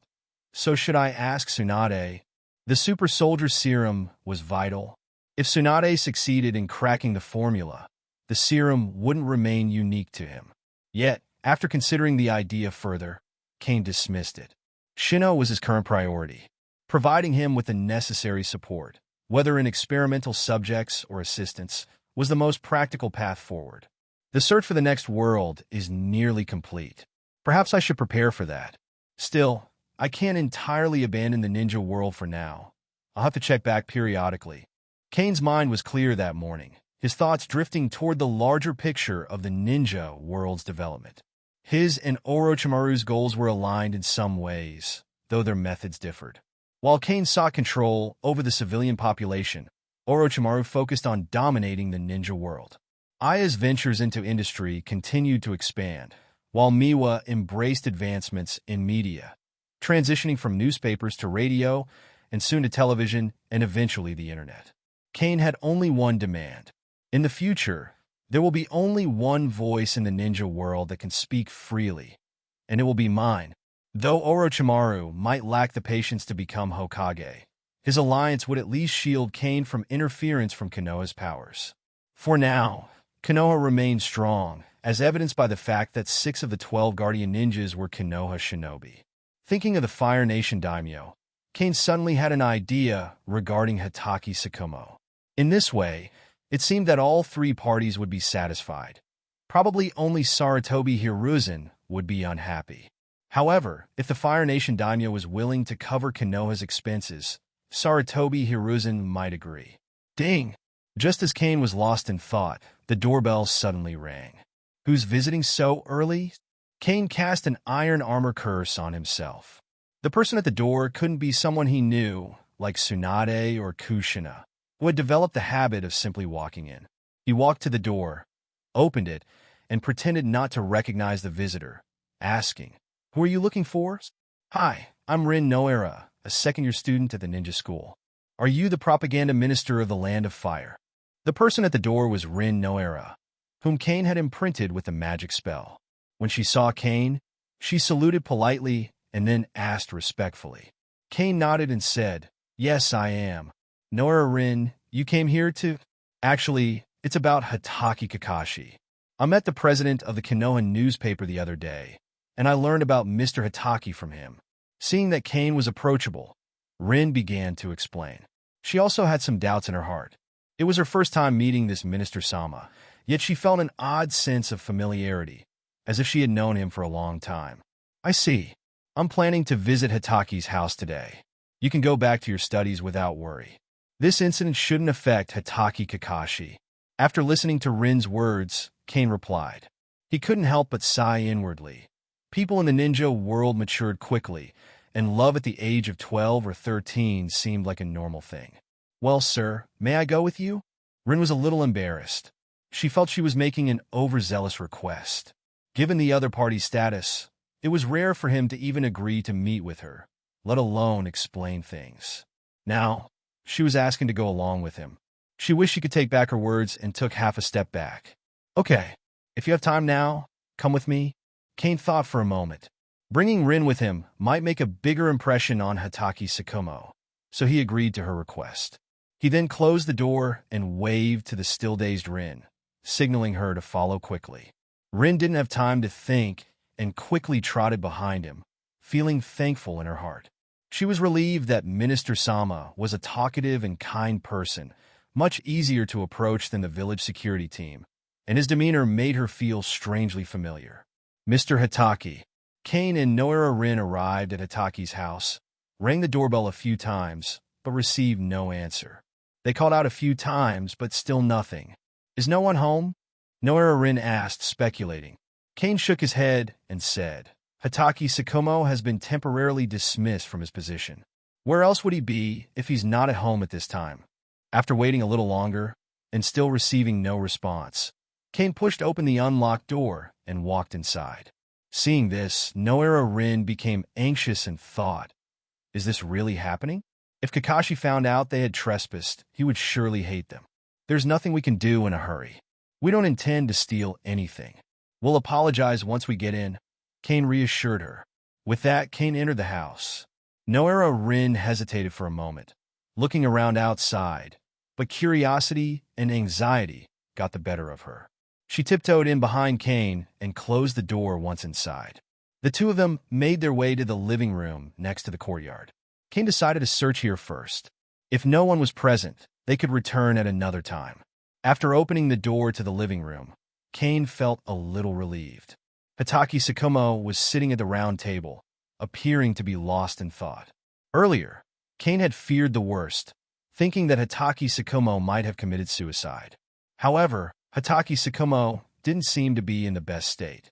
Cain had seen him before when the barrier exploded. Even in the dark of night, Hitaki Sakumo had been like a sharp blade, ready to strike at any enemy. But now, he appeared like a dull knife. He couldn't even fathom taking someone's life. It would be too heavy to hold. Cain walked over, sat down opposite Hitaki Sakumo, and said with a sigh, "Mr. Hitaki, what happened to Konoha's White Fang? How did you end up like this?" The clothes were neat and tidy, and his face had been carefully maintained, but the energy had suddenly drained from him. His eyes were calm, as if they had no thoughts. He seemed like a person who had given up, but still had the ability to live. As for tidying up his clothes or maintaining household hygiene every day, it was probably just to avoid worrying Kakashi. "Hitaki-san, you should be very clear about your situation now. You have a strong samurai spirit, but you are still a ninja. There is a difference in both. Your outstanding strength and lack of a clear position are probably the reasons for your current situation. I have a suggestion, though. I wonder if you'd be willing to consider it." Cain directly addressed Hitaki Sakumo. This kind of person isn't an idiot. He just insists too much on his own principles. If Hitaki Sakumo were to relax his stance a little, Sarutobi Hiruzen and Danzo would have no hold over him. To some, Cain might be seen as a standard politician. After listening to Cain's words, Hitaki Sakumo turned his head to look at Noira and said slowly, "I didn't treat you well last time. Please forgive me. Are you Kakashi's classmate?" "Yes, I'm Noira. I'm really sorry for interrupting you so suddenly," Rin replied nervously. When she had come to Hitaki's house with the president of the Konoha newspaper last time, Hitaki Sakumo had barely spoken, so she had thought he hated her. Cain added, "Student Rin Noira came to me early this morning, hoping to find a solution to Mr. Hitaki's predicament. But if you refuse, then perhaps no one can help you. Maybe Kakashi will also fall into despair because of you. After all, he likely admires his father, the legendary White Fang, and now his lifelong goal is shattered. Even his genius title can't help him." Upon hearing Kakashi's name, Hitaki Sakumo's heart shifted. If there was anything he cared about, it was Kakashi. However, he was also aware of Cain. He had been attacked by Cloud shinobi spies twice in the village, and there were clues about the second attack. With Hitaki Sakumo's sharp instincts, he could sense the divide between Cain and Konoha's senior management. "What do you mean?" "The Guardian Shinobi. If you're interested, I believe the daimyo will personally speak to the third Hokage. Hitaki Kakashi will no longer be targeted, whether he stays in Konoha or moves to the capital of the Land of Fire." Cain spoke directly to Hitaki Sakumo, explaining that the daimyo could gain a respected subordinate. Sarutobi Hiruzen might not want to let go of Hitaki Sakumo, but if the daimyo provided financial support, Hitaki Sakumo could rid himself of the connection in Konoha. As long as Hitaki Kakashi stayed with daimyo, Sarutobi Hiruzen would no longer target him. Otherwise, Hiruzen would completely offend Hitaki Sakumo, and he couldn't afford to lose someone with such a prestigious reputation. It's better to be a guardian ninja than commit suicide Isn't it, Hataki-san? At least you can watch Hataki Kakashi grow up and serve the Fire Nation, Cain said to Hataki Sakumo with a smile. Noera Rin, standing by, was shocked when she heard this sentence. She never imagined that Kakashi's father would commit suicide. The room suddenly fell silent. Hataki Sakumo didn't respond immediately after hearing the suggestion. He was deep in thought, which was much better than the state of despair where he hadn't wanted to do anything just moments before. After a few minutes, the two of them entered a phase of competing patience. Only Noera Rin hadn't practiced patience well. She sat quietly, nervously pinching her fingers. I see. Thank you for reminding me. I will think about it, Cain-san, Hataki Sakumo said suddenly, his eyes changing. Compared to doing nothing in Konoha, going to the capital of Land of Fire was indeed an option. The guardian ninjas sent by Konoha were still Konoha ninjas. Just in name, the Hokage must protect his reputation. In that case, I will take my leave, Hataki-san. Cain smiled and nodded to Hataki Sakumo, then stood up to leave. Seeing this, Noera Rin, though still unsure of what had transpired, also stood and bid Hataki Sakumo farewell. Hataki Sakumo, becoming a guardian ninja, wouldn't cause trouble for Cain. On the contrary, he would be required to obey the Hokage's orders. After Orochimaru became the fourth Hokage, Hataki Sakumo could return to the village with just a single command. It was best not to weaken Konoha's strength too much, or else the unity of the ninja world would be in jeopardy. If that happened, Cain would rather work alone than cooperate. After leaving Hataki's house, Noera Rin was still a little confused. She trotted to catch up with Cain and asked cautiously, Minister Sama, is this the end? Cain nodded and said, yes, it's over. If nothing goes wrong, Hataki Sakumo will leave Konoha to become a guardian ninja. Be honest and focus on being a student. Yes, I understand, Minister Sama. Although she readily agreed, Rin still had doubts in her heart. Since Minister Sama had always been kind and never got angry, she boldly asked again, Minister Sama, what if there is an accident? An accident? Then Hataki Sakumo will probably commit suicide and Hataki Kakashi will become decadent as well. But there's nothing you can do about it because you're too weak and you're only a student at the ninja school. Cain suddenly turned around, lowered his head slightly, and said to Noera Rin, if you inquire too much, you might be captured by the security team or Umbu. Afterward, Cain separated from Noera Rin. In addition to Shino, he also planned to send someone to inquire about the whereabouts of Castle of Sky ruins and summon all shinobi of Land of Sky. As long as the energy problem is solved, the castle left by Sky shinobis can ascend to the heavens. Energy is not something Cain is worried about. He has Vanko and his son in the Marvel world. In order to develop clean energy, Vanko and his son are studying the large arc reactor of the third-generation reactor. It is called large, but there are not many practical palladium elements. However, the energy released once the research is successful is comparable to that of a small nuclear power plant. The Sky Ninja Fortress can use the arc reactor to maintain floating for extended periods, and Cain can also use some alchemy methods to make the Sky Fortress lighter. There are also resources in the ninja world. Many rare resources in the Marvel world are under control, while the ninja world has yet to exploit them fully. The most valuable resources in this undeveloped, feudal world are those rare resources. Cain has calculated that within 10 years, he will build the largest mining group in the ninja world, which will then feed back into Marvel or other worlds. Sister Tsunade, later today, we're going to Konoha Hospital to show you the power I've recently controlled. Early in the morning, Kushina pulled Tsunade out of bed, then stopped Nawaki, who was also about to go out, and said confidently, Nawaki, you come with us too. Hearing this, Nawaki shook his head and declined. Kushina, I'm leaving the village soon for the front line. Maybe next time. Wait until you're more proficient in controlling the power of the tailed beast. After Kushina was able to control the power of the 9 tails with 7 tails last time, she went to Nawaki to learn from him, but she ended up being restrained by Wood's style and couldn't move. Don't say no, it will be fine soon. Kushina wanted to show off the power she had just gained, so she insisted on bringing Nawaki along. Although she asked Tsunade to wash up and eat breakfast, The three of them headed to an unmanned training ground next to the Death Forest. Tsunade and Nawaki thought this sparring session would be similar to the last one, but they were shocked by Kushina's strength. Ninetales Chakra Mode. Nawaki may not have been very clear about this, but Tsunade knew exactly what it was. Grandma Mito could enter this state. Nawaki was almost defeated by Kushina in one round. If he hadn't been trained by Orochimaru to be extremely vigilant, he would have been caught by her speed and diamond chain lock right away. However, Nawaki reacted quickly. After taking a big loss, he counterattacked with style.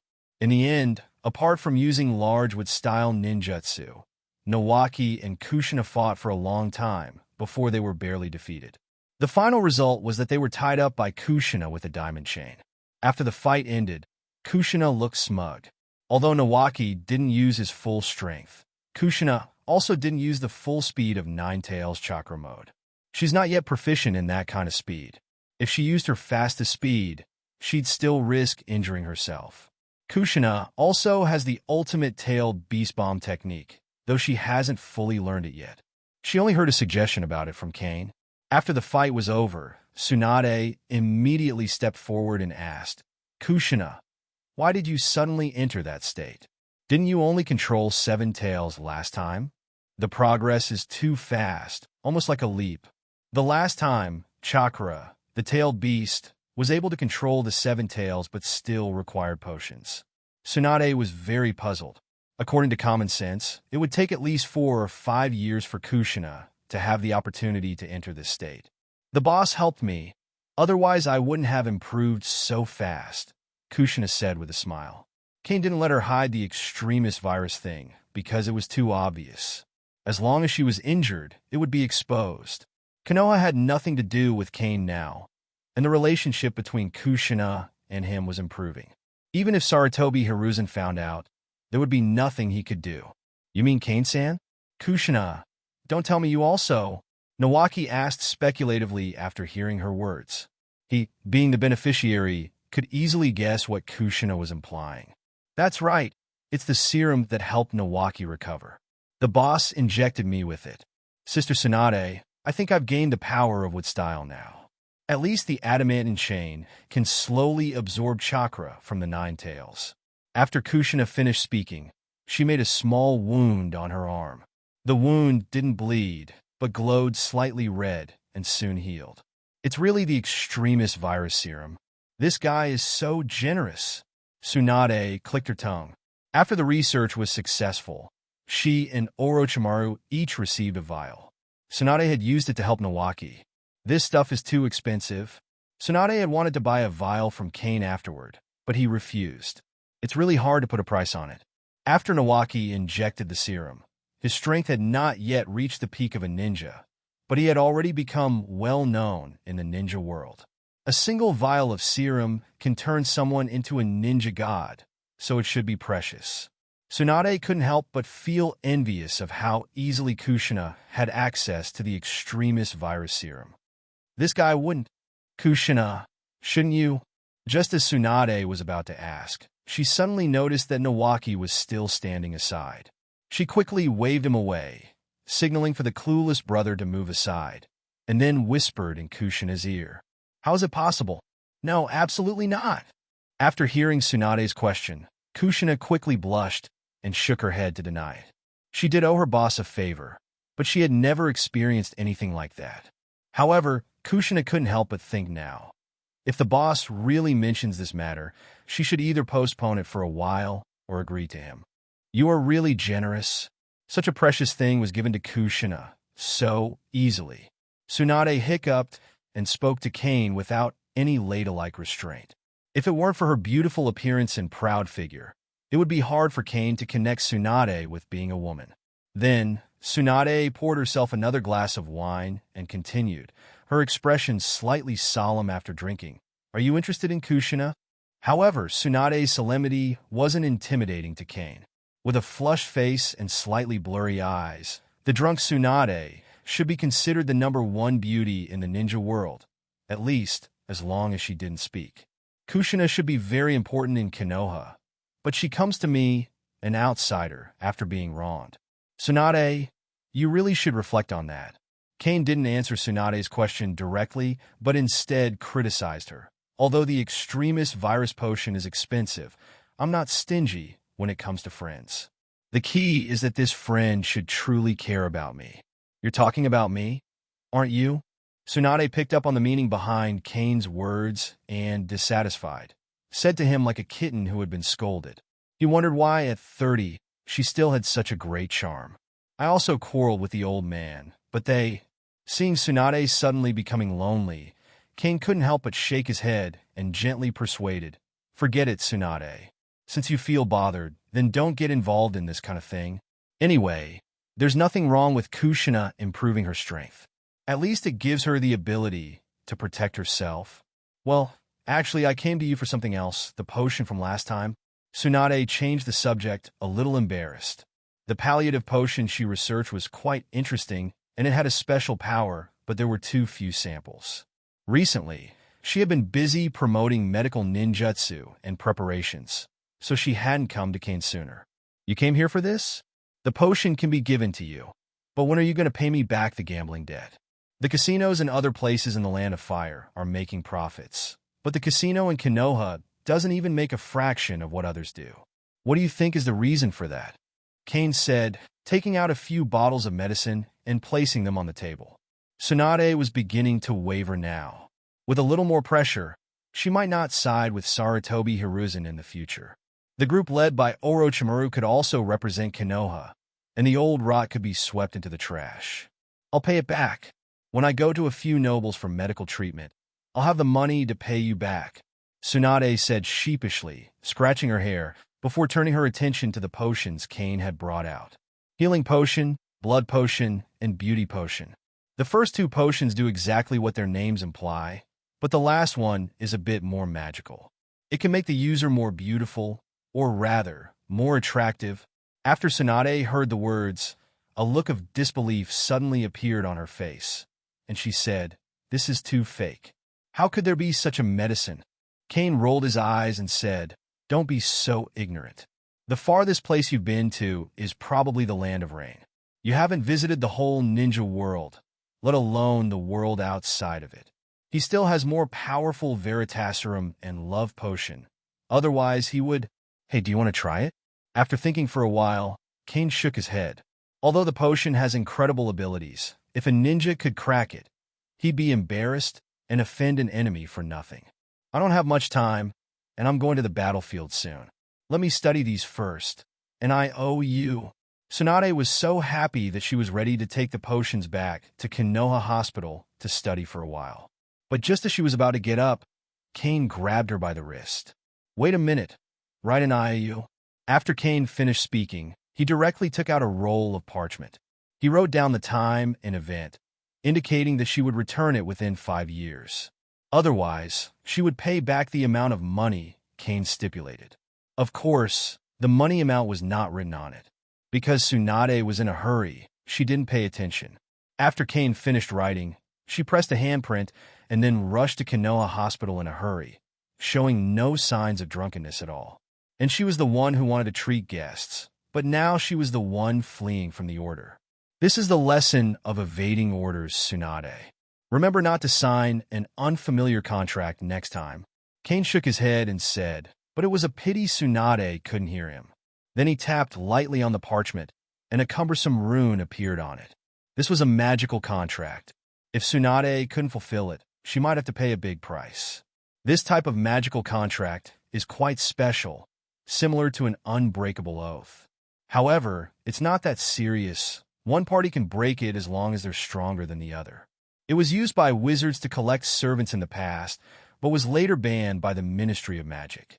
Kusha recently wanted to practice Tailed Beast Bomb and Tailed Beast Mode, so she reduced the number of times she came to Cain.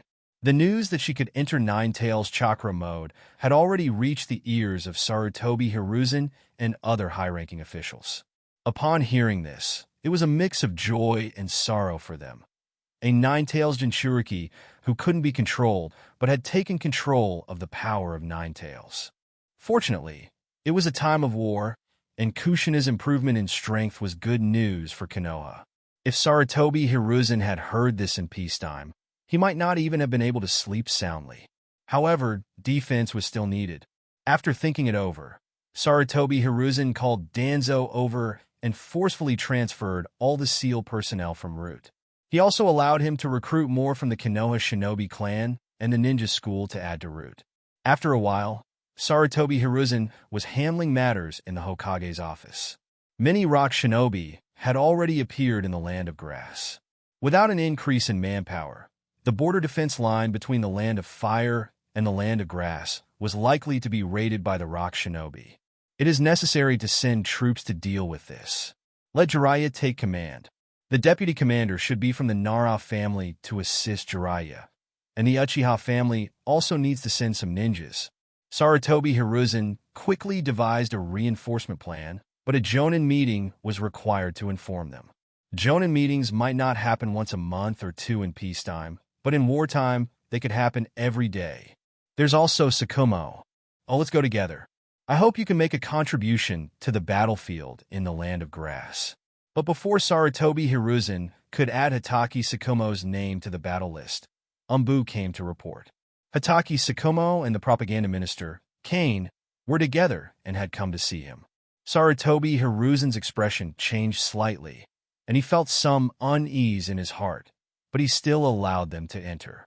After seeing Hatake Sakumo, Sarutobi Hiruzen put down his pipe and said with a kind smile, "Sakumo and Cain-san, what brings you here?"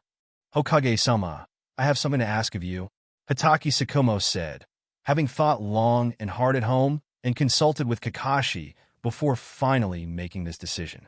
"Because in the last mission, my personal mistakes caused great losses to Konoha and even the Land of Fire. Even if Hokage-sama forgives my mistakes, I am deeply ashamed. So, I want to apply to become one of the Guardian Ninjas to make up for the loss to Konoha." Sarutobi Hiruzen was quite shocked by what Hatake said, and it took him a few seconds to react. "Sakumo, there is a time limit for the rotation of the Guardian Ninjas, and there is no substitute right now. If you truly want to make up for Konoha's loss now..." Before Sarutobi Hiruzen could finish speaking, Cain interrupted with a smile, saying, "Third Hokage, this is a letter from the daimyo of the Fire Nation. I think you should read the contents first. Coincidentally, I've been in touch with the daimyo for a while, and I happened to discuss this matter with him last time." After he finished speaking, an Umbu stepped forward, took the scroll from Cain's hand, and placed it on Sarutobi Hiruzen's desk. When Sarutobi Hiruzen opened the scroll and read the contents, his face became tense. The letter promised the greatest support during the war and doubled the funding, which made Sarutobi Hiruzen excited. Due to insufficient funds, Midokado Hamura and Udatane Koharu had been irritable every day. Currently, they were only supporting the logistics materials for the two battlefields, and the money from the Ministry of Finance in Konoha was nearly depleted. Is it worth it to use Hatake Sakumo as a guardian ninja in exchange for the support of the daimyo's funds? If Hatake Sakumo stays in Konoha, he would be the sharpest blade piercing the enemy's rear, capable of disrupting the direction of the battlefield. But if Hatake Sakumo is made a guardian ninja, he would still be a Konoha shinobi, and Konoha would receive sufficient financial support and supplies. Even if Cloud Shinobi plots against Konoha, Konoha would still be capable of dealing with it. Sarutobi Hiruzen quickly made his decision. On this point, he didn't even need to discuss it with Danzo, Midokado Hamura, or Udatane Koharu. It was just a little uncomfortable. As Hokage, he was forced by outsiders to exchange his subordinates for financial support from the daimyo. Although it was Danzo's doing, the fact that Hatake Sakumo wanted to become a guardian shinobi was definitely related to Cain, which Sarutobi Hiruzen was sure of. After pretending to think for a while, Sarutobi Hiruzen forced a smile and said to Hatake Sakumo and Cain, "I see. If it is Sakumo's wish, then I agree to this matter. You will be notified.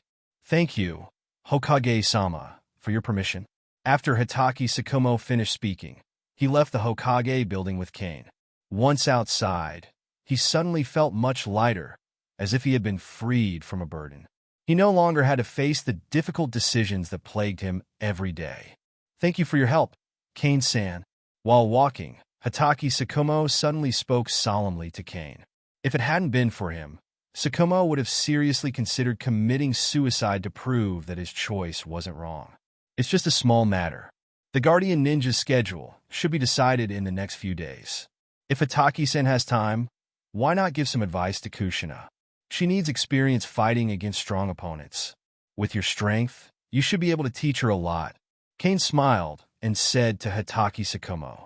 Last time, Kushina mentioned it to him, and fortunately, Sakumo was about to leave Konoha. This timing worked out perfectly for her training. Kushina? Uzumaki Kushina. For this girl, who is protected by Umbu, Hataki Sakumo could vaguely guess her identity. Ordinary members of the ceiling class wouldn't receive such treatment. In Konoha, only the highest-ranking individuals, or those with an extremely confidential status, like the Nine-Tails Jinchuriki, could enjoy Umbu's secret protection. Though the higher-ups had kept this news secret, Hataki Sakumo, who had met the first Hokage, had naturally heard of the previous Nine-Tails Jinchuriki. I understand. While I'm away in the next few days, I will teach Uzumaki Kushina some of my experience in dealing with the enemy. Hataki Sakumo nodded and agreed. He had been invited to teach a ninja from the common ceiling class. Unless Umbu intervened, he wouldn't know anything about Kushina being the Nine-Tails Jinchuriki. Seeing that Hataki Sakumo agreed, Cain immediately said she should be at the training ground behind the Senju clan now. Let's go there now. Hataki Sakumo's strength is more than enough to teach Kushina a lot. Every move he makes is almost aimed at killing, and White Fang's sword technique is also incredibly fast. Lightning-style chakra stimulates the body's cells, improving reaction time, while wind-style chakra helps White Fang's blades vary in length, making his fighting style unpredictable. Kushina's Nine-Tails chakra mode is very fast, but Hataki Sakumo's sword is faster. He has been focusing on his swordsmanship for over 10 years, making him a top-tier swordsman. During the fight, Kushina was always at a disadvantage.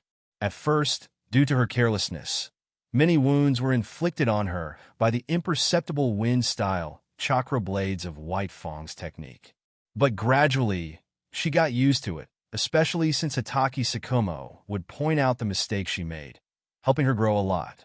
When Sarutobi Hiruzen heard about the training, he wanted to intervene, but Hataki Sakumo was about to leave, and Kushina was beyond his control. Although Sarutobi Hiruzen didn't want to admit it, Kushina, now in Nine-Tails chakra mode, was no longer something he could easily manage. After pondering for a while, he decided not to send anyone after all. However, he did accelerate the deployment of Guardian Ninjas and arranged the personnel exchange within 4 days. Even though Kushina only trained with Hataki Sakumo for 4 days, she gained a great deal of combat experience. Hataki Sakumo, like her, is a speed-focused ninja, and there was a lot of mutual knowledge they could share. After Hataki Sakumo left, Kushina slowed down her training schedule and gradually increased the number of times she visited Cain. Boss, I've made some progress with the Tailed Beast Bomb, but Tailed Beast mode is still difficult. That guy, Nine-Tails, is like a twister.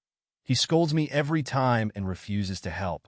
Uzumaki Kushina, or Uzumaki Tomato, was massaging Cain while lying on her slender, white legs, complaining about Nine-Tails' behavior. Kushina had gotten used to giving massages by now. Cain sat on the sofa, patting the seat next to him, and Kushina obediently came over. The pure cotton black stockings had been replaced with silk ones. After all, they're intelligent life forms. Nine-Tails has lived for thousands of years and was captured by Konoha village for no reason. If it were you, you'd be angry too.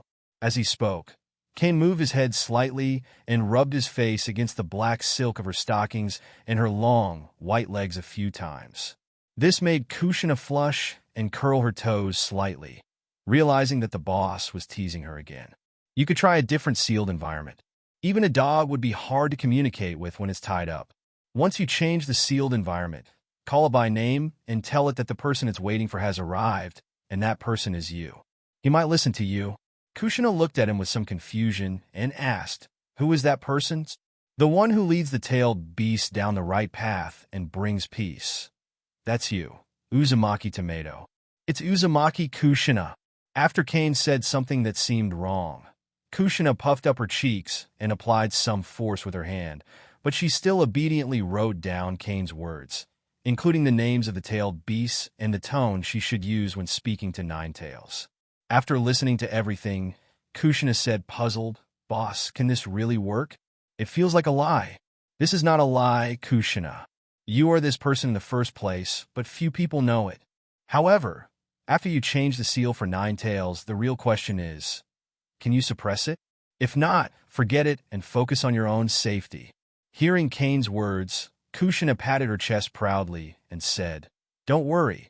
Even with just the 4-element seal, Ninetales won't be able to break free. There's no need to worry." Although she doubted whether it would work, Kusha was willing to try because Cain said so. Cain emphasized again, "Kusha, believe me. I will not lie to you. You are the child of destiny." The names of the tailed beasts are rarely known. Adding the names of the 9 tails and the scene of the Sage of 6 Paths' death, along with the kindness shown by Kusha. Even if Kurama doesn't believe it, he won't make things harder for her. This is the seed buried in Ninetales' heart. As long as Kusha gradually reveals details from 1,000 years ago, like the story of the 10 tails, Kurama will eventually believe her. The perfect 9 tails Jinchuriki is basically the strongest person in the ninja world. Even if Uchiha Madara isn't dead, his old body can't do much, unless the dirt reincarnation of the former Uchiha Madara and Senju Hashirama comes into play. After some time, good news came from Shino. He had used medical ninjutsu to slowly separate and analyze some components of the serum, but with his current strength, this was the limit of what he could do. This was mixed news for Cain, but after thinking it over, he decided to go to Tsunade with some of the super soldier serum, hoping she could help analyze it. In return, he would offer her a few other potions and a set of research equipment. Tsunade should be the 3rd batch of preparation personnel for war. Jariah had already led the troops to the border of the Land of Grass. Tsunade not only had to arrange medical supplies, but also decipher the sand shinobi poison from the front line from time to time, so she had very little time to spare. However, Tsunade needed Cain's next assignment. She was very interested in those potions. With her chakra reserves, it wouldn't be difficult for her to separate a shadow clone to study the super soldier serum. Cain didn't need to worry, as this was just one of the serum's components. "Boss, I've received a message here, but I don't know if it's true or not." Yakushi Nono suddenly contacted Cain in the middle of the night and told him about something she had unintentionally inquired about. There was a ninja who graduated from the orphanage 2 years after her and was selected to join the route team. She had heard that they were being sent on a mission to the Land of Waves. This matter was also related to Cloud Shinobi, because someone had said at the time, "Are they really going to bring Cloud Shinobi?" Cain frowned slightly and asked, "How did he hear about this?" That person's hearing is relatively sharp, and it is precisely because of this that he was selected by the route department. At the time, the route department was training, and the 2 route team leaders were talking. He was inadvertently lurking nearby and overheard something. Yakushi Nono replied, explaining that she knew a bit about the situation in the Land of Waves. After receiving this news during the day, she immediately came to report it to Cain. Deliberately revealing information to us should be impossible. If the route finds out there's a connection between us, they should deal with me immediately, even though I am a student of Master Tsunade. The route does have this kind of power. Usually, Tsunade and Danzo argue because they haven't touched Danzo's core interests. If a spy is planted within his route, Danzo wouldn't care about Tsunade's status as a Sannin. "I see. I will deal with this matter." After thinking for a moment, Cain nodded and said, "Some time ago, Jariah went to the Land of Waves to inquire about news. This might be in line with his usual methods. The most valuable thing in the Land of Waves is its pharmaceutical factory. If the route has revealed this information to Cloud Shinobi, their greedy nature could lead them to act on it. After all, Cloud Shinobi spies had previously planned to attack Cain, but failed. The Land of Waves is relatively close to the Land of Fire. If Cloud Shinobi makes a move, Danzo could either follow behind like a vulture or directly cooperate with them. Both possibilities are likely. Let me see, 300 pounds of TNT and 200 rounds of RPG. Then, I will give them all to you." Once Cain had a plan in mind, he immediately apparat to the Land of Waves, preparing to send a big gift to the guests in advance. On a plain near the sea frontier of the Land of Fire, a few ninja guards suddenly appeared in an empty area. A group of people then appeared from two directions, moving toward the center where the guards were stationed. The darkness of the ninja world, Danzo. I didn't expect you to take the initiative to contact us for cooperation, said the third Hokage. Though he appeared rough and irritable on the outside, he was quite thoughtful on the inside. Before agreeing to cooperate with Danzo, he had made the decision after many investigations by Umbu. Danzo said coldly, there was also an alliance between the second Hokage and the second Hokage. If it weren't for your Cloud Shinobi's usual fighting style, Konoha and Cloud Shinobi would still be allies. Forget about being allies. With the darkness of your ninja village, I'm afraid the people of the Land of Lightning will be deceived, retorted the third Hokage. The third Hokage had always been wary of Danzo's reputation. He had heard about what happened in the Land of Rain during the last war. Danzo was the only one who could bear the infamy and attack civilians without hesitation. However, there was no concrete evidence, or else all the countries would have jointly sanctioned him. Danzo took out a scroll and tossed it over. I don't need to say more. This is the information we collected. What about what you promised? 6 paths ninjutsu, coupled with the secret technique that can disrupt space ninjutsu. Even the second Hokage, who knew space ninjutsu, died under these methods, the third Hokage said after reading the scroll. A powerful lightning-style chakra appeared in his hand, burning the scroll to charcoal. This is the best. Then let's go, the third Hokage said. Danzo's face remained flat, but he was clearly lost in thought. There were also some people in Cloud Shinobi opposed to working with Danzo because of his bad reputation. Killing civilians and betraying allies was well known. If Cloud Shinobi cooperated with him, they might become the next team to be deceived. However, the intelligence and benefits provided by Danzo were very tempting. Not to mention the true culprit behind Mist Shinobi's attack on the Land of Lightning. The pharmaceutical factory alone was worth the third Hokage's interest. For Danzo, there would be no loss this time. Although Cloud Shinobi would get the main attack and profits, the route would avoid casualties. No matter what the outcome, his route would be the biggest beneficiary. If Cain couldn't be dealt with, there was still a chance to take down the third Hokage in the Land of Waves. Danzo spoke again. There are ninjas watching each other in the Land of Waves. The targets are all in the Land of Waves these days. If there's nothing else, we'd better leave as soon as possible. Upon hearing this, the third Hokage turned to someone beside him. After the person nodded, he said to Danzo, then let's go. Some of them were also gathering information in the Land of Waves, so they wouldn't take Danzo's word for it just yet. After the third Hokage and Danzo's group gathered in a place in the Land of Waves, an Umbu from Cloud Shinobi immediately came to report the situation. Hokage-sama, this is the information we've collected recently. The local business of this factory is thriving. Recently, it has been busy even at night, but since 3 days ago, the night shift has stopped. It seems that some people couldn't handle the workload. The Umbu recorded all the detected entrances and exits, the number of people in the factory, its opening and closing times, and more. He wrote all the details on a scroll and handed it to the third Hokage. Danzo, who stood nearby, thought with some jealousy. Their medicines are even used by Kirigakure, making money every moment. If the money was given to me, it would definitely double the size of the route, and the dream of unifying the ninja world would be achieved within 20 years. The third Hokage clenched his fists and said decisively, in that case, we'll sneak in at 2 o'clock in the morning. Adam, I'll leave this matter to you. Leave it to me, Lord Hokage. Adam, who had answered, knew exactly what the third Hokage meant. He was wearing the 6 paths ninja tool amber. In addition to sealing enemies, this ninja tool was the most powerful sealed treasure in the ninja world. It was said to be able to hold 2 mountains. During the last war, Cloud Shinobi had relied on Amber's clean bottles to store military supplies, and then sent them to the front lines with the Sky Send technique. This unique ability gave Cloud Shinobi an edge in the war, as other villages could only slowly transport supplies. Adam's task was to pack and take away all the medicines, production equipment, and materials in the pharmaceutical factory using Amber's clean bottle. As for Danzo, if he dared to complain, he could ask Lord Rakage for a list of what he needed.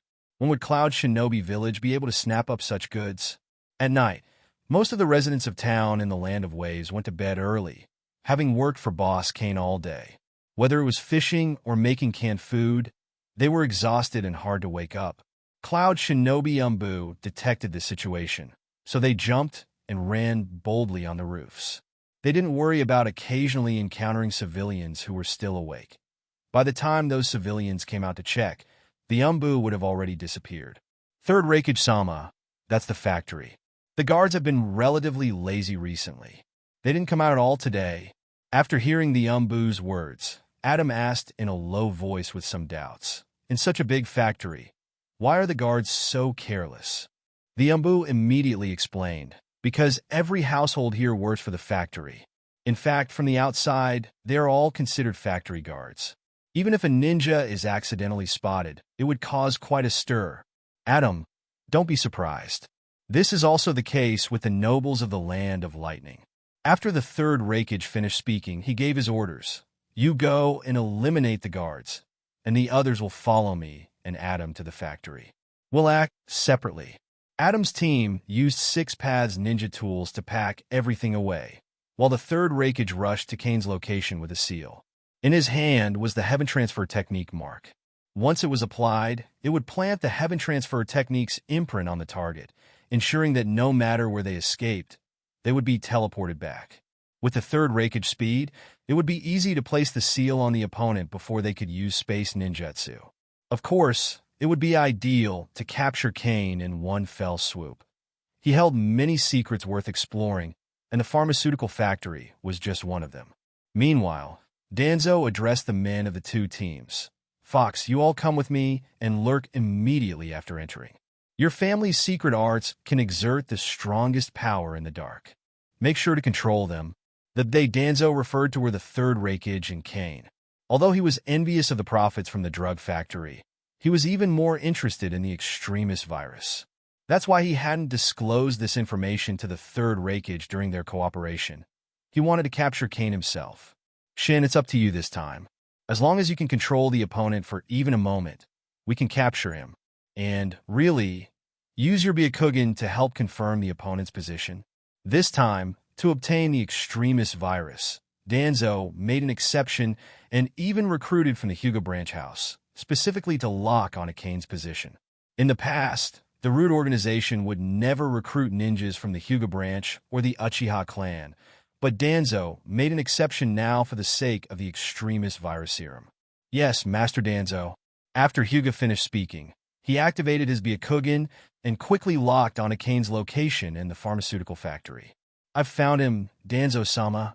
Once Hyuga confirmed Cain's location, a ninja from the Yamanaka clan used the telepathy technique to transmit what Hyuga saw to the minds of Kato Dan and the other team members. "The opponent's position has been locked, Danzo-sama." The Root members all received the image seen through Hyuga's Byakugan, then rushed into the factory under Danzo's orders. Cloud Shinobi's group didn't have the same convenient perception abilities as the Byakugan and the Yamanaka clan's secret arts, and Danzo had deliberately exaggerated the profits of the pharmaceutical factory to distract Cloud Shinobi's attention. With Hyuga Shin, Kato Dan, the Yamanaka clan for perception and transfer techniques, and the other 2 Root teams staying outside, Danzo did not enter. He played the role of the second player. If things went wrong, he would intercept the third Rakage at a critical moment. "Almost. Tonight will be a big moment for me to make Konoha great again." After Danzo finished speaking, Kato Dan immediately activated the spiritualization technique, which he had now mastered. Once activated, his spirit body left his physical body in an instant and rushed toward Cain's location. In the next second, Hyuga Shin hastily said, "Jonin spiritualization technique hit the target, and now the target has exploded?" "It's smoke." Jonin's spiritualization technique hit a shadow clone. Shadow clone? The target's intelligence indicated they might learn ninjutsu, but it was clearly a sneak attack, and they were fooled by a shadow clone. Danzo's face turned cold as he quickly realized a possibility. He immediately ordered, "Withdraw. Hurry up." Boom! A loud bang erupted, and a fiery wave burst through the roof of the pharmaceutical factory. Along with a deafening roar, billowing smoke and flames swept through the area like a sandstorm. The explosion scale was immense. Houses collapsed, and reinforced concrete rained down like hail. The shockwave from the blast threw Kaido-dan, Hyuga-shin, and the others tens of meters away. As they were sent flying, they collided with rubble and steel bars, losing limbs in the process. That's art, but not strong enough. Cain, from a distance, felt a great sense of relief when he saw the soaring flames. A factory full of nothing and a shadow clone could create such a big result. Fortunately, the residents of the pharmaceutical factory live far away. Otherwise, under the impact of this explosion, half the people in the entire town would have been lucky if they survive. The guards quickly emerged after hearing the explosion, rushing to comfort the terrified civilians.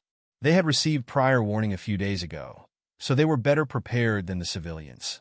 Even so, they were still shaken by the thunderous explosion they had just experienced. As the explosion's flames began to subside, Cain considered going to investigate. Should be alive. Let's go check. Before heading over, Cain used the transformation technique and the iron armor curse, then activated the flying curse to quickly fly to the pharmaceutical factory. If there were no survivors, he would call for someone to clean up the mess. Ahem, Danzo. Sama, how are you? After recovering from the explosion's impact, the less injured Root members immediately approached Danzo to check on his condition. Danzo coughed up a few mouthfuls of blood, then supported himself on a Root ninja and asked, "Where are the others?" "It's not looking good, Danzo-sama." Both of Jonin's legs were blown off, and one of his arms was lost. As for the person who entered the factory, Hyuga weakly responded, his own arm broken. The explosion had been too powerful. There had been no time to dodge, and many people were seriously injured. Retreat immediately. Danzo was extremely angry, but he knew this was not the time to vent his frustration. Once again, he had been ambushed just like last time. Now, he feared that the enemy might have another trick up their sleeve if he didn't retreat. It seems some interesting guests arrived today. This is Konoha's assistant Hokage, Mr. Danzo. A voice sounded nearby. The Root ninjas quickly surrounded Danzo, on high alert, and then saw a cloud of black mist descending from the sky. A strange figure emerged. How could Mr. Danzo be in such a mess? And why did my factory explode? Could it be Mr. Danzo's fault? Cain said to Danzo with a hint of mockery, "Although the pharmaceutical factory is gone, I still have some wound medicine here. If Mr. Danzo is willing to kneel and beg me, I might consider giving it to you." Boom! Suddenly, a figure shot out from the ruined, flame-engulfed factory and charged toward Cain like a desperado. There are still survivors? Obstacles. Rise! While Cain was momentarily surprised, he quickly used his magic. One spell hindered the opponent's advance, and another used the transformation technique to create walls on the ground. However, dazzling lightning erupted from the opponent, breaking through the transformed wall and crashing into Cain. It was blocked by the iron armor curse, but the immense force still sent him flying. It was third rakeage. He was not dead, but his body was covered in wounds, and one of his eyes was blind. "You all, buy us some time," Danzo ordered, then turned to third rakeage. The plan failed. After speaking, Danzo was the first to use ninjutsu to retreat. Some of his subordinates also quickly evacuated, and two of them grabbed Kaido-dan and fled together. The two he called to stop Cain were both injured but still capable of fighting. After hearing Danzo's order, hesitation flashed across their faces, but after being trained by Umbu, they carried out the order without question. Heart-turning technique. Shadow binding. The two control-type secret techniques immediately struck Cain as he was flying through the air, binding him before he could get up. "If you want to leave, go. The old man wants to avenge Adam." Danzo's instincts were correct. Just as third rakeage finished speaking, 10 RPG rocket launchers from several other directions fired at him in an instant.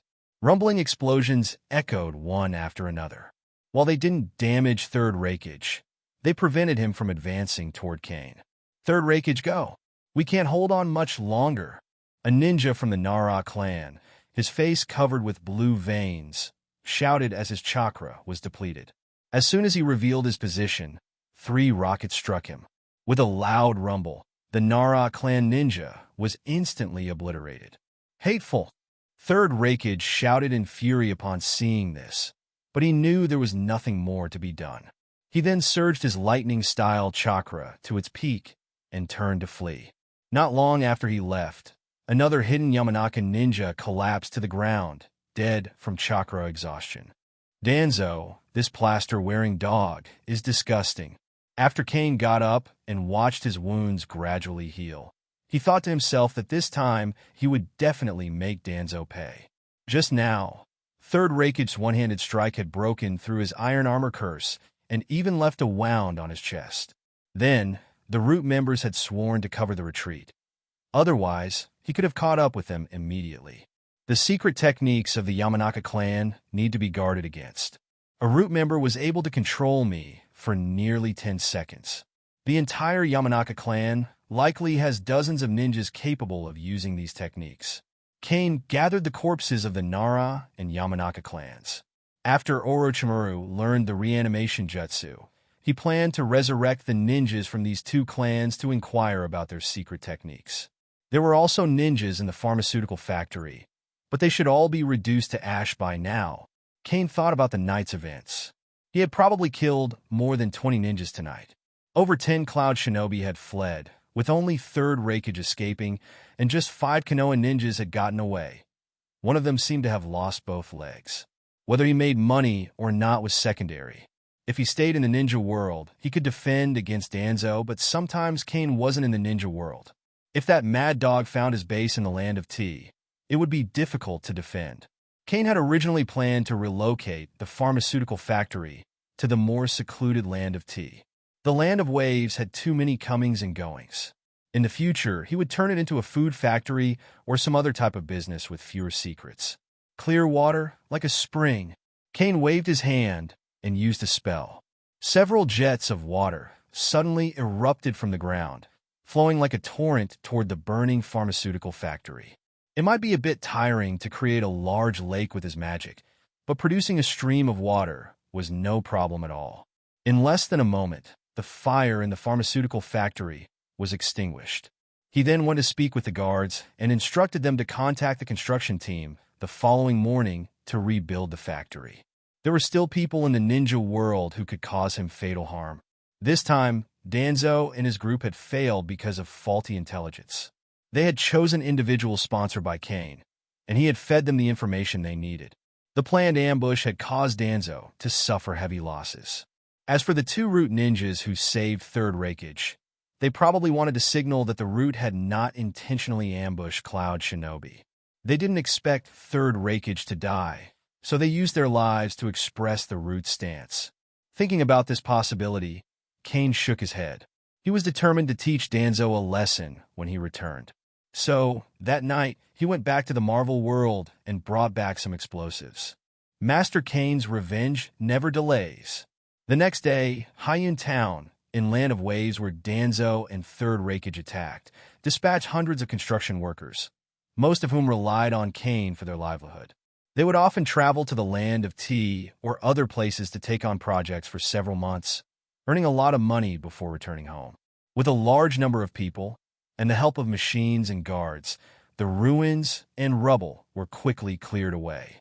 While cleaning up, the guards from the Land of Waves discovered a few strange items, along with some broken corpses nearby, and quickly reported their findings to Cain. Fan, dagger, and wine jar?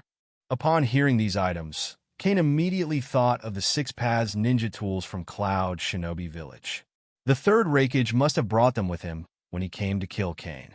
Without delay, Cain went directly to the pharmaceutical factory under construction. The construction teams were working quickly, and there was no sign of any delays in the schedule.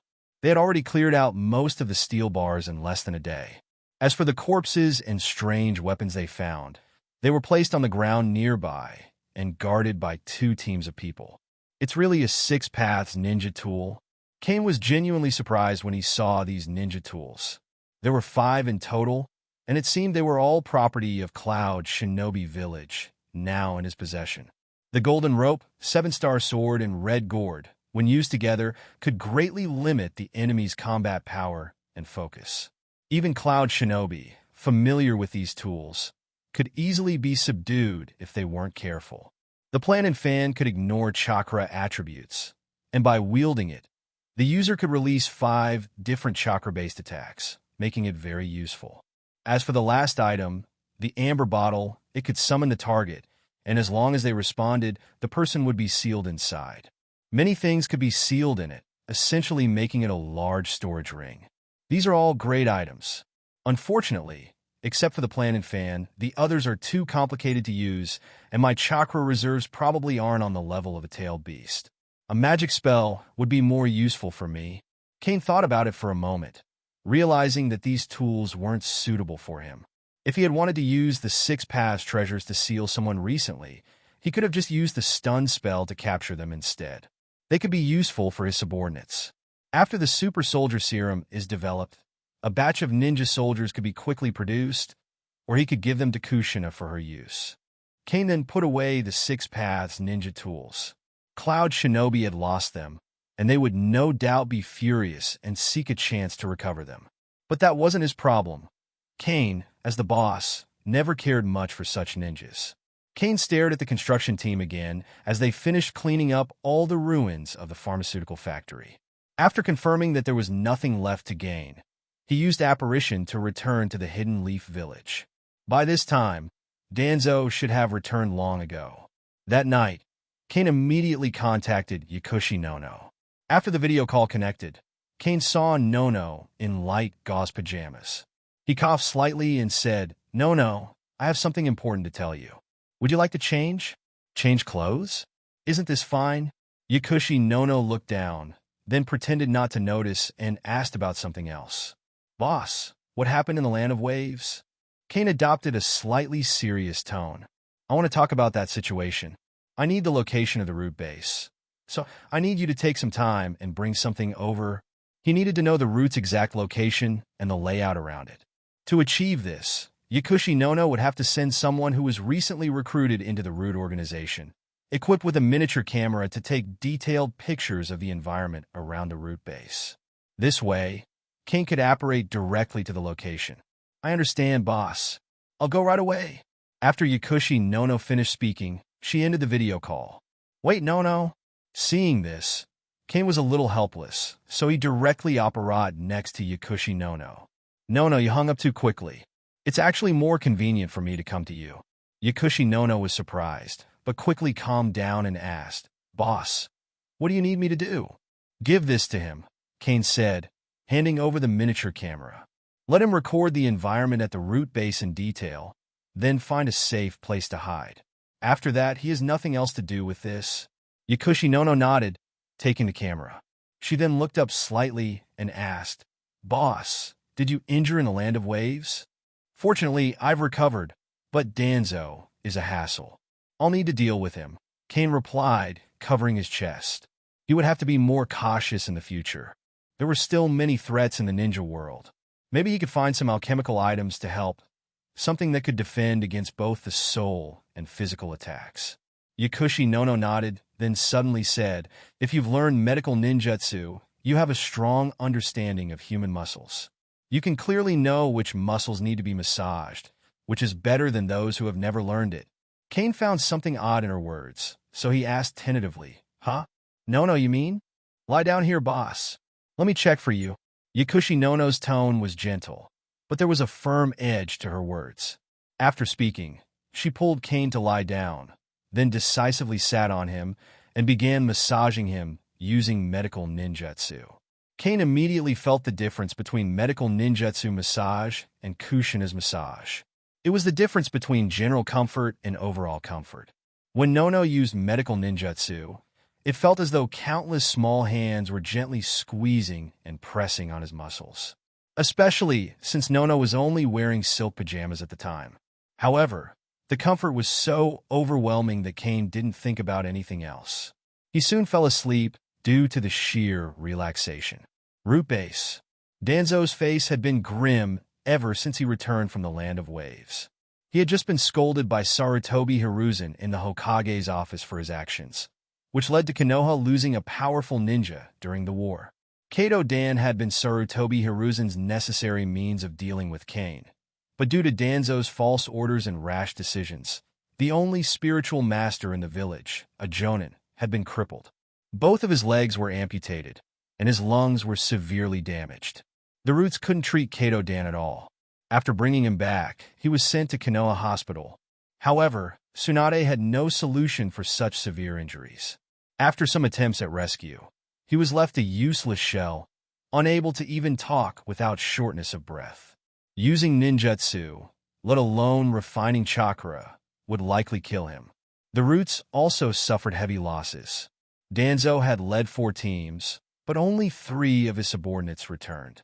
On top of that, he had been severely reprimanded by Sarutobi Hiruzen. Hokage, sooner or later it will be me, Shimura Danzo, he muttered, his eyes darkened. If he were Hokage, he could mobilize more resources and devise better plans, without needing to cooperate with the Third Raikage at all. I will definitely become Hokage. Just as Danzo swore to himself, a huge explosion erupted from the root base. The terrifying blast instantly swept across the entire underground space. Many people in Konoha heard a muffled sound, like a detonating talisman being set off in a sealed room. Guards quickly jumped onto the roofs to locate the source of the explosion. A short time later, an Anbu member suddenly appeared in Hokage's office and knelt before Sarutobi Hiruzen, reporting, "Hokage-sama, the Shimura family's compound has collapsed, which is suspected to be related to the muffled explosion just now. Rescue efforts are underway, but no casualties are confirmed yet." Sarutobi Hiruzen's expression changed drastically upon hearing the news. Under the Shimura family? Isn't that where the Roots are? The successive attacks in the village made all ninjas in the surroundings feel that something was wrong, and this time, it even affected the entire Shimura clan. An explosion in the underground space rocked the entire Shimura Tower, which was tens of meters below ground. Although the Anbu and Uchiha guards managed to rescue many in time, it was reported that there were still heavy casualties.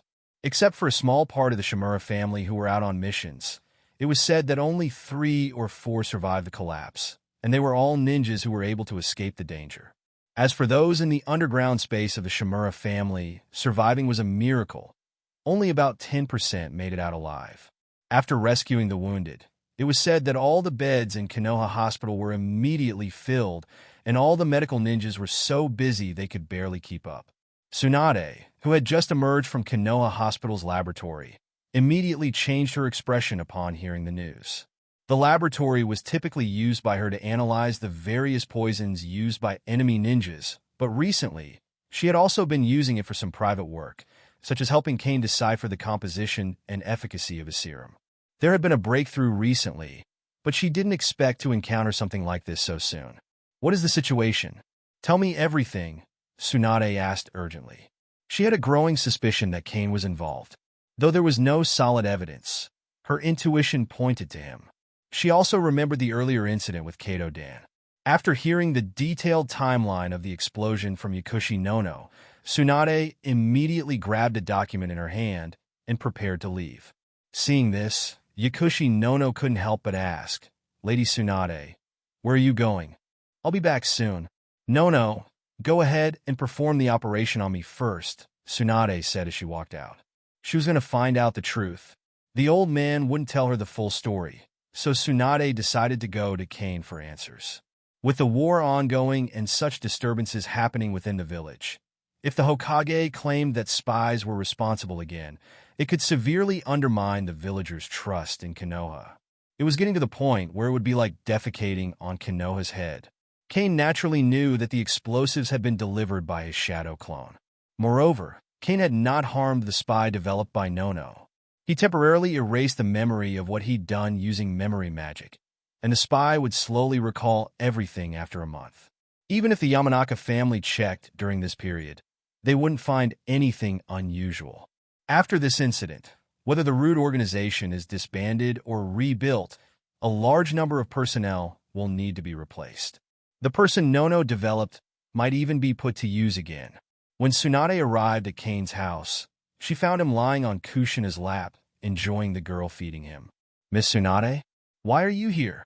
Seeing Tsunade open the door and walk in, Kushina couldn't help feeling a bit shy. She quickly put the peach in her hand into Cain's mouth, and then helped him sit up. She patted the red mark on her leg before pulling her skirt down again. After doing all of this, Kushina stood up with a flushed face. She had done such a bold thing when no one was around. The boss had told her, quite seriously, that the pillow skirt was uncomfortable and that the fabric was a bit too stiff. So she had lifted her skirt slightly to let Cain pillow on her lap. Unexpectedly, Miss Tsunade had arrived suddenly, and Kushina now had the feeling of being caught. "If I hadn't come in just now, I'm afraid you would have lost your whole body. Come out with me for a bit. I need to ask you something," Tsunade said, looking at Kushina's flushed face while glancing suspiciously between the two. Cain's face was serious, and he seemed quite righteous. Tsunade then called out to Kushina, ready to ask her a few questions. Once they were outside, Tsunade warned, "Kushina, you're still too young. If you rashly decide to have a baby, I won't be able to operate on you." You, what are you talking about, Miss Tsunade?" When Kushina heard this, she blushed and stammered, "I wouldn't do that." But the more she spoke, the quieter her voice became, sounding rather unconvincing. Tsunade waved her hand, her face turning suddenly serious. "Forget it. I'm just warning you. But did you hear the explosion today?" Kushina nodded and complained, "I heard a muffled sound.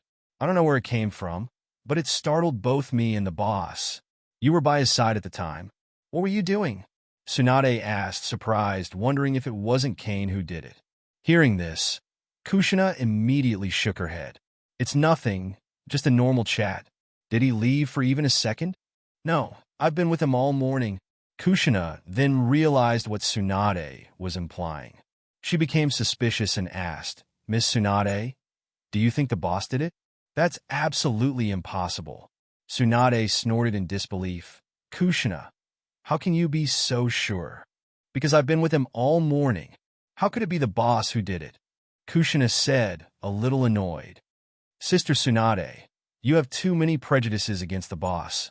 I just want to know, where's the prejudice in that? You're turning your arm to the other side. Do you want to move in early?" Tsunade teased. After Kushina defended Cain, Tsunade, slightly irritated, pulled her into an embrace and helped her wash her face with facial cleanser. Then she went inside to speak with Cain. "The thing you asked me to do last time is settled. Here are the ingredients and most of their functions. Everything has been classified. It's a very strange thing. Could it be poison?" Tsunade handed Cain a document and a scroll, which sealed the classification of the ingredients in this part of the serum. However, there were still some things she hadn't figured out yet, and testing with chakra alone wasn't enough. More human trials would be needed to get specific results. "Enough, that's enough," Cain said, taking the document and looking it over. He spoke to Tsunade with satisfaction. With the research on the super soldier serum making a breakthrough, he could now return to the Marvel world to conduct human experiments. He could also try to replicate and improve the serum. Once the serum was obtained, Cain handed Tsunade 2 potions, 4 bottles in total, as agreed. He asked her to try one and study the other. Tsunade had to leave to treat the wounded. The explosion at the Shimura clan had likely caused serious injuries to many people. After Tsunade left, Kushina noticed that the smile on Cain's face never faded. She asked curiously, "Boss, what is this?" "Something that can make people stronger. If it succeeds, I'll give you one later, Kushina." Cain replied casually as he continued looking through the information on the super soldier serum. His knowledge of biological cells and human body research wasn't weak. He just needed to experiment. The super soldier serum was indeed valuable. It was the best choice for Cain at this stage to enhance ordinary people, but it didn't seem easy to make. Many of the ingredients would require a lot of effort to synthesize. Kushina waited by his side for a while. Seeing that Cain was still concentrating on the document, she couldn't help but ask quietly, "Boss, should I also learn medical ninjutsu?" "Huh? Why would you want to learn that?" Cain raised his head and asked, instantly understanding what the little girl was thinking when he saw her eager expression. The good things have been coming together in the past few days, making Cain feel a little happy. Cloud Shinobi had sent some Six Paths ninja gear, Danzo's roots had been crippled, and Tsunade's super soldier serum research had progressed. With so many good things happening at once, Cain felt like he should enshrine a goddess of luck at home and offer 3 incense sticks every day. Kushina, your sealing technique is also very powerful. By the way, this ninja tool is for you. It's the fan left by the Sage of Six Paths. It's perfect for someone like you who has a huge amount of chakra. Cain took out a sealed scroll, which contained the Six Paths ninja tool, the Basho fan. He then explained how to use the tool to Kushina, warning her to use it carefully. With her immense chakra, one of the best in the ninja world, combined with this Six Paths ninja gear, she would be far more powerful than Sarutobi Hiruzen. This is such a powerful ninja tool, thank you, boss. Kushina was already excited after hearing about the function of the Basho fan. After taking the sealed scroll, her eyes became even more watery with gratitude. It seemed that since leaving Uzumaki, no one had been as kind to her.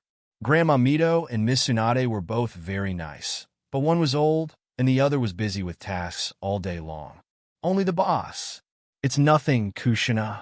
But when you lost to me last time, you owed me a favor. Cain noticed Kushina's eyes and the hesitant look on her face, so he couldn't help but whisper in her ear.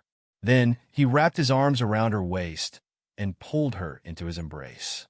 The bodies of the two pressed together in an instant, and Kushina tilted her head slightly, catching sight of Cain's attractive face. Boss, isn't this a bit too fast? Kushina's cheeks flushed, and she asked in a soft voice, her heart racing. She knew that if she struggled, she could easily break free, but that would mean breaking her promise and possibly tarnishing the reputation of the Uzumaki family. Kushina thought about it, resolving that she could never break her promise, but if the boss... Kushina, come and taste the peach. You've been busy all morning and haven't eaten anything. Peach? Kushina was stunned for a moment, still processing his words. Kushina. Hearing her name, Kushina snapped back to reality. She quickly jumped up from Cain's lap and said, I still have a task, so I'll go first. See you tomorrow. Seeing Kushina's shy and flustered expression, Cain didn't rush her. He smiled and reminded her not to forget the seal scroll. Kushina hurriedly returned to grab the scroll from the ground before leaving in a rush. However, after stepping outside, she poked her head back through the door, shyly said goodbye to Cain, and then ran off completely. How's it going? Sarutobi Hiruzen asked with an ugly expression. The rescue operation had lasted for a day, consuming a lot of manpower and resources. The entire Konoha hospital was filled with the wounded. The death toll of the Shimura family is 73. The rest have all been sent to Konoha Hospital.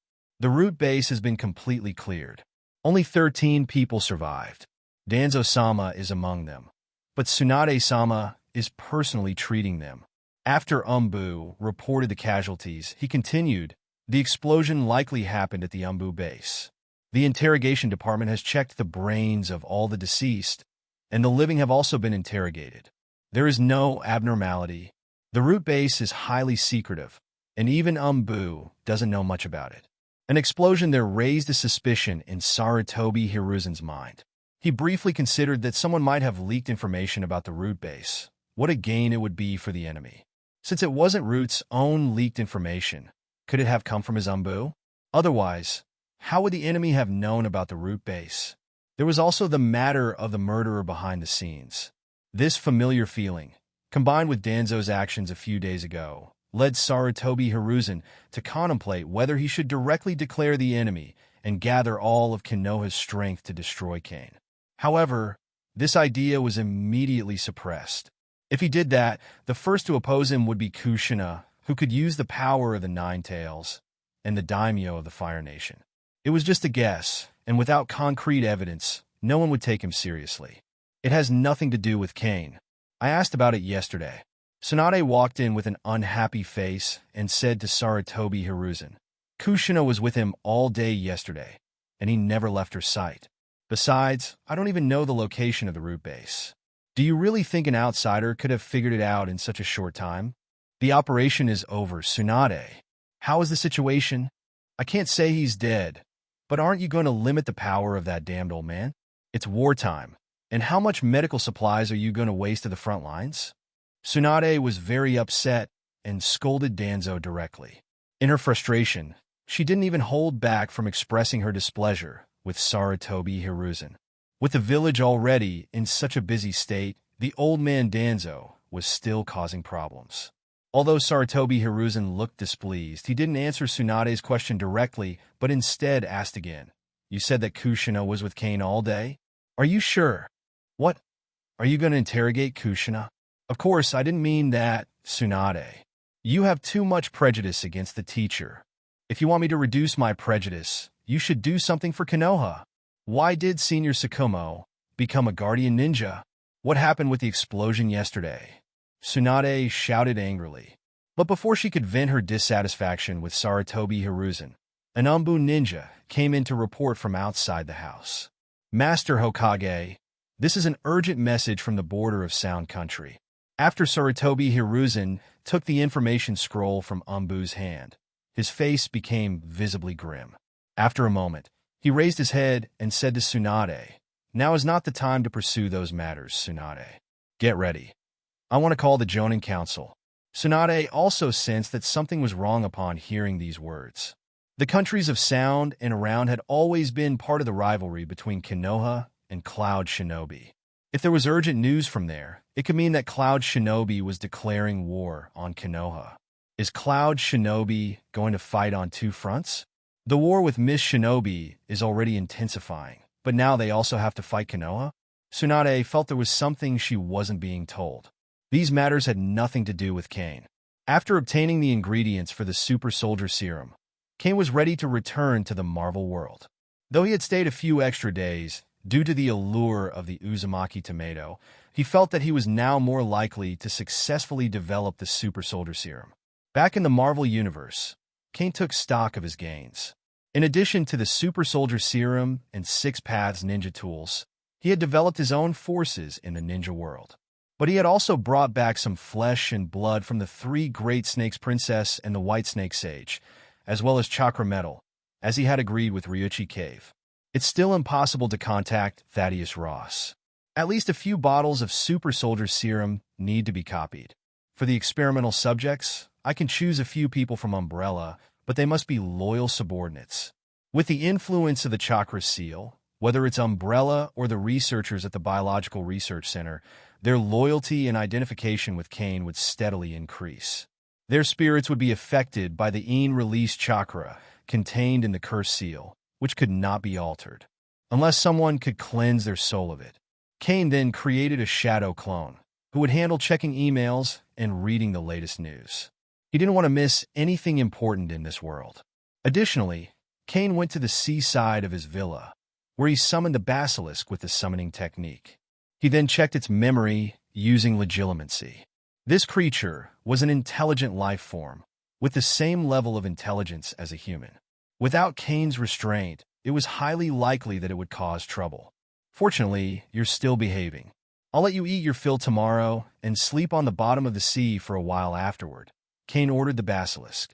He considered the area around his villa a private sea zone, and the basilisk had dug its own cave in the seabed, so there was no need to worry about being discovered. Betty Ross is busy with other matters. Her current affairs seem unusual. Some time ago, she flew to South Korea to discuss the acquisition of a laboratory with the funder behind the UGN laboratory. Since Betty wasn't available, Cain had to call Paul and head to the Biological Experiment Center alone. After a while, he started to miss Betty.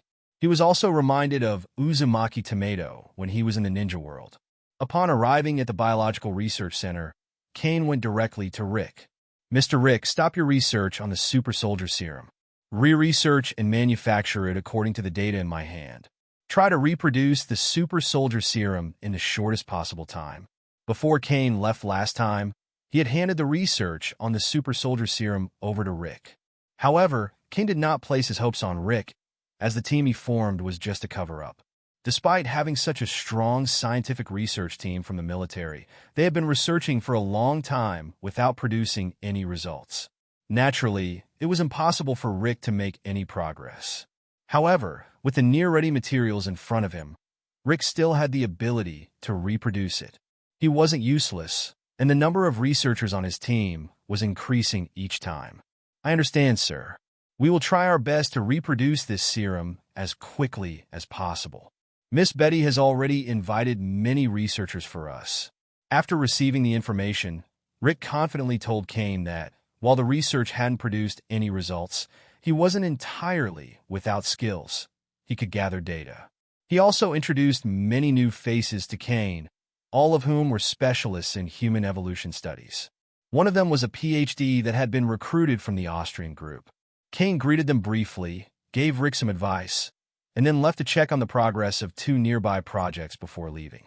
When departing, Cain took his summoning snake, Boa, and all the research materials. Since Boa had grown too fast, it was no longer suitable for staying at the research center. It would be better to take it back and keep it with the basilisk. As Cain left the biological research center and got into his car, he received a call from General Ross. Mr. Cain, the president will hold a banquet in 3 days. If you have time, we hope you can attend. Cain, feeling slightly puzzled, asked, "The banquet? About what?" General Ross? Ross on the other end of the phone took a deep breath before replying. "Mr. Cain, you replied to my email half an hour ago. Well, it's related to the war from 2 months ago. The super soldier team was deployed to the Middle East battlefield for the first time and achieved great results. As our collaborator, you are also included in the invitation." After hearing Ross's explanation, Cain thought for a moment. It likely had something to do with the Second Gulf War.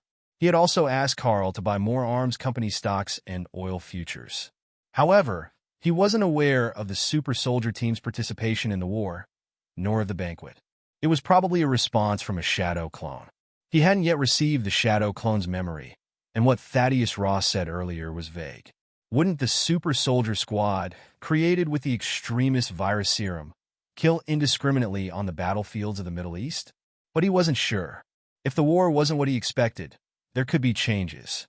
After all, SHIELD, Hydra, and other organizations were deeply embedded. With a little guidance from such organizations, starting a local war would be easy. "Mr. Cain?" Noticing Cain's silence, General Ross called out again. "If you don't have time, I suggest Betty participate instead of you. The super soldier squad injected with the extremist virus serum is the first superhuman team deployed by the military. Your participation there would greatly benefit development." Cain couldn't help but reply, "General Ross, the super soldier serum is the first superhuman team put on the battlefield." He didn't like Ross's arrogant tone. It was just a phone call, but Cain could already imagine Thaddeus Ross sitting there, smoking a cigar and smiling. "That's a person, Mr. Cain." "No, that's the team, General Ross," Cain emphasized, then moved on. "I'll contact Betty. If she comes back sometime, I will take her there." "Cain, are you back?" "What is it, Carl?" Cain was surprised.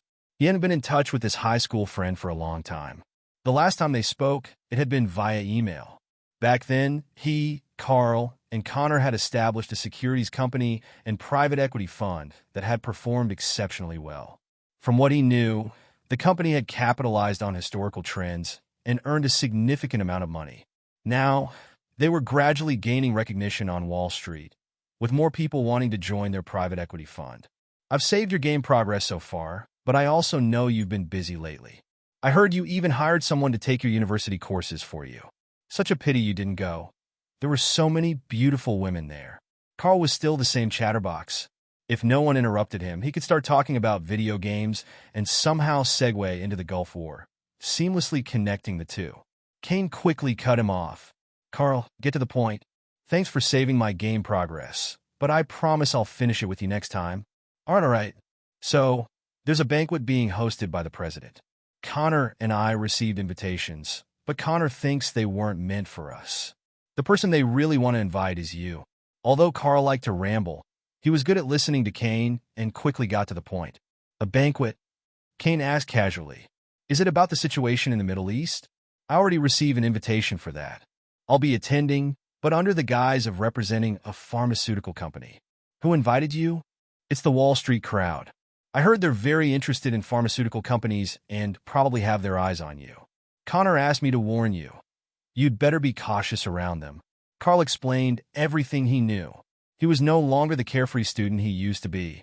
Now, he was a shareholder in their securities company and the helmsman of the private equity fund, though he generally deferred to Cain's decisions. It seems the split within Oscorp Group has something to do with them. Osborne didn't deliver the products they wanted, and they've probably heard about you, Carl added. Cain clicked his tongue thoughtfully. I see. I'll handle it at the banquet. He ended the call with Carl. The Oscorp Group had initially thrived thanks to military sponsorship. They had done well in developing armaments, but had ambitions to dominate the military's human enhancement programs. Cain recalled Ross mentioning that the super soldier program was being pursued by multiple factions within the military. Everyone wanted to control their own squad of super soldiers. Captain America's performance had already demonstrated how super soldiers could excel on the battlefield. The military had its own channels to assess their efficiency in completing missions. In truth, several biomedical companies were conducting research in this area. However, Cain had intercepted the extremist virus and was the first to achieve a breakthrough.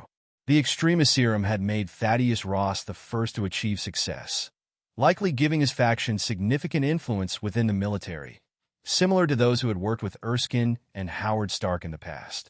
Back then, the military gained victory and power. Howard secured lucrative contracts, and everyone involved benefited. Cain considered this for a moment, but felt there was too little information to draw firm conclusions. He realized that Betty Ross was still an essential ally. Although she hadn't been in close contact with her father for years, her recent interactions with the military might have provided her with insights that Cain lacked. After returning home, Cain contacted Betty. She informed him she would need a day, but promised to return by then. Washington International Airport. After half a month of negotiations, Betty Ross finally concluded talks with the wealthy backers of UGN Laboratory. The discussions marked a significant breakthrough, paving the way for future collaborations. Ms. Betty this way? As soon as Betty exited the airport, she noticed a young man in a suit waiting for her at the exit, calling out her name. Why are you here? I thought you'd be waiting for me at the hotel, Betty said, smiling brightly as she approached Cain. Two bodyguards followed her closely, both elites trained by Umbrella. They bore the chakra mark, a sign of their loyalty and unique conditioning. If the super soldier serum were to be produced, individuals like them would be the first recipients. While others might need to worry about potential side effects, those under the influence of the chakra curse didn't have to. If the serum amplified the good or evil within a person's heart, Cain's subordinates would only grow more loyal. For them, loyalty and recognition were ingrained instincts. Head back to New York for now, Cain told Betty's bodyguards. Consider this time a vacation. I'll contact you after Betty returns. The bodyguards exchanged brief glances, nodded, and left without protest. Meanwhile, Betty climbed into Cain's car without hesitation. I need a dress now, she said. Tomorrow's event won't be simple. It's not just about appearances. You probably can't even imagine their true intentions. Cain glanced at Betty's outfit and remarked, I've already ordered a dress for you, but I think you look stunning in this one. Very sexy. Betty rolled her eyes at his comment before responding. Didn't you read the file I left for you? To be honest, I didn't have time, Cain admitted. I've only been back for a day. Where were you? How do you still manage to lose contact in the 21st century? Did you board a spaceship to another civilization? Betty had long wished Cain would at least stay in touch via phone or video when he disappeared for days at a time. However, she didn't know this was nearly impossible for him. Unless she had access to the same system Cain used, she couldn't expect him to change. My father suddenly ordered an extra batch of extremist virus serum. This is definitely not for backups or research. The most likely reason is that more super soldiers are needed, Betty said, shifting the conversation to business. She quickly shared the information she had gleaned from her father. There's no reason to rush the expansion of the super soldier squad. This batch of serum is unplanned, and my father seems a little scared. Scared? Cain asked, puzzled. What could frighten a general, especially one who oversaw the super soldier squad? Just yesterday, Thaddeus Ross had sounded perfectly calm when they spoke on the phone. Yet here was his daughter, claiming he was scared. There's no one in that wasteland of a Middle Eastern conflict who could threaten the super soldier squad, right? Betty shook her head. I can't think of any other explanation for why they'd suffer heavy losses. And I haven't seen those soldiers in 3 months. This revelation surprised Cain. Super soldiers injected with the extremist virus serum suffering heavy casualties? Although it was a scaled-down version of the serum, a single super soldier could easily take on a team of special forces. Without prior knowledge of their weaknesses, they were nearly impossible to defeat. Could it be S.H.I.E.L.D. or Hydra? Either way, it was inconceivable that the culprits were Middle Eastern insurgents. While those insurgents could handle common soldiers, super soldiers injected with the extremist serum were nightmares incarnate to them. As for the other parties suddenly expressing interest in him and the extremist serum, it all reeked of conspiracy. Cain had little patience for these kinds of entanglements. His travels and quest for strength had always been about avoiding precisely this kind of trouble. Cain, I know you're strong, but someone out there can deal with the super soldiers injected with extremist serum, Betty said urgently, noticing his distracted demeanor. She kept emphasizing the gravity of the situation, hoping he'd take it seriously. I know, Betty. I'm taking this matter seriously, and you'll understand more once we get to the hotel, Cain reassured her, patting her black hair gently.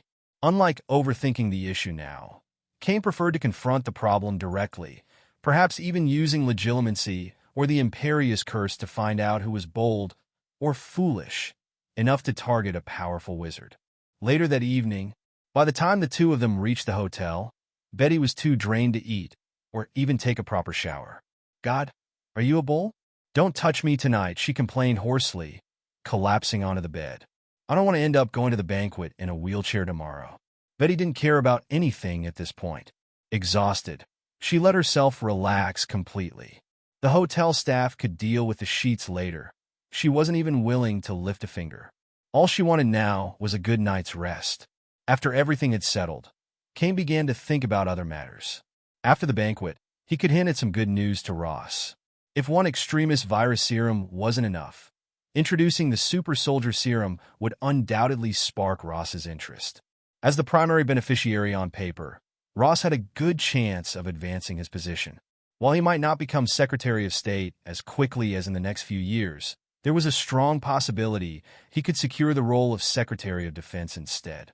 To be honest, Cain wanted Ross to wield more power.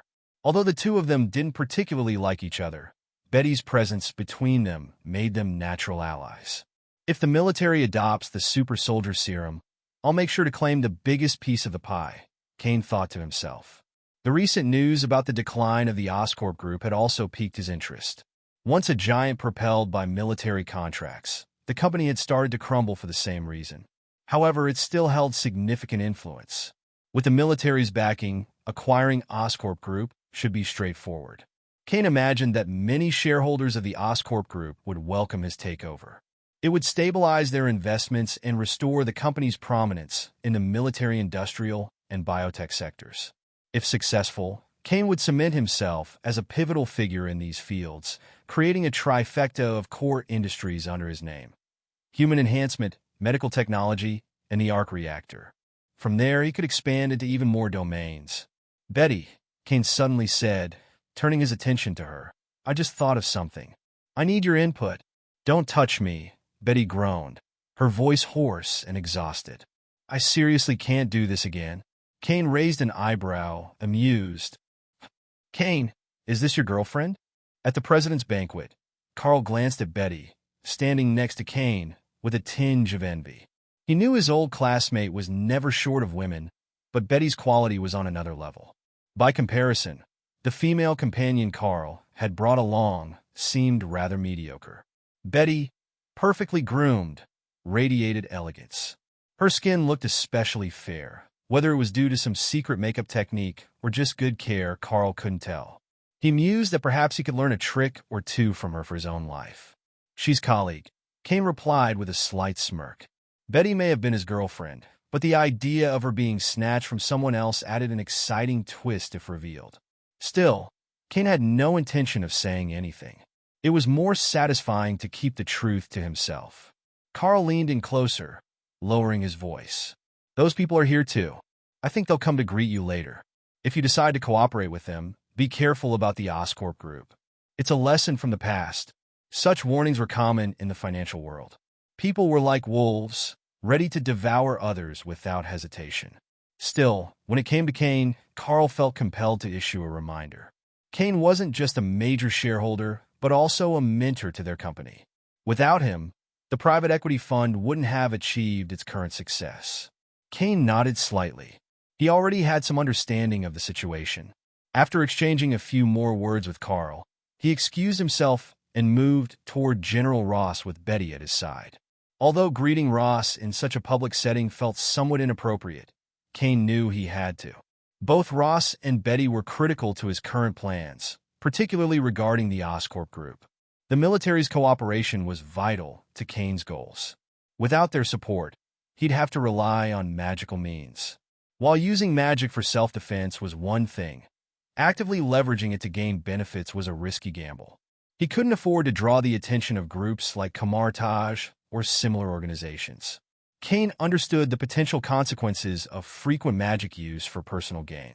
The thought of turning powerful politicians and capitalists into mindless puppets with an imperious curse was tempting, but it would also make him a universal target. If his abilities were discovered, they'd stop at nothing to eliminate him. The banquet was crowded with America's elite tonight. In this setting, Carl was clearly out of his depth. If it weren't for Cain's influence, Carl wouldn't have even known about the event, let alone attended. Cain made a mental note to remind Carl to keep a low profile and leave immediately after the banquet. Knowing Carl's cautious nature, Connor had likely already given him similar advice. Carl's greatest strength was his timidity. It was the one trait Cain could genuinely praise him for. Tony Stark was probably invited to the banquet, but he didn't show up. Instead, he sent his assistant Pepper Potts. The Playboy genius clearly doesn't care for such occasions. Regardless of the president's opinion, Stark Industries' weapons division remains an irreplaceable supplier for the U.S. military. No matter how much Justin Hammer of Hammer Industries tries to compete, without matching Stark Industries in heavy firearms and advanced weaponry, Hammer Industries will never take its place. The gap in research and development capabilities is just too vast. After Betty went off to socialize with some colleagues, Cain leaned in close to General Ross and whispered, "General Ross, you're quite the liar. You even keep things from your partners. If you won't think about it, maybe I should, especially considering what's in Betty's belly." Ross froze, his wine glass trembling slightly in his hand. His face reddened, and his mustache twitched with anger. "You bastard. How many months?" he growled. Cain chuckled. "About an hour. Betty had some toast and milk before coming here." Ross exhaled sharply, realizing he'd been duped. While it was a relief that there was no child on the way, Ross remained uneasy. He never saw Cain as someone Betty could rely on for a lifetime. In Ross's opinion, even Bruce Banner was a better choice. But Betty's will was unshakable. Despite Ross's attempts to convince her otherwise, she remained steadfast in her decision. He didn't see what was so appealing about Cain, yet his daughter seemed utterly committed to him. Meanwhile, Ross had heard that Bruce Banner had recently been recruited by the military, and that he had accepted. Cain, noticing Ross's distracted demeanor, decided to press the matter directly. "What's going on in the Middle East battlefield? Don't bother lying to me. I can tell you're a little preoccupied. This isn't the behavior of someone celebrating a decisive victory. Betty told me about the extra order of extremist virus serums. Why does the military suddenly need so many more?" Cain's tone was sharp, cutting through the formalities. If Ross was keeping secrets from his partners, Cain would consider ending their collaboration and finding others to work with. Extremist was in high demand. Buyers weren't an issue. Ross sighed deeply and downed the rest of his drink. The losses were heavy. The reason? Unknown. Cain blinked in surprise. It wasn't like Ross to give such an inept response. If his assessment was correct, the super soldier squad consisted of around 16 individuals. A heavy loss likely meant they'd lost at least 10 of them in what should have been a straightforward victory. If that wasn't a disaster, Cain didn't know what was.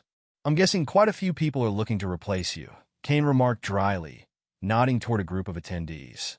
One of them was speaking with Betty, clearly attempting to flatter her.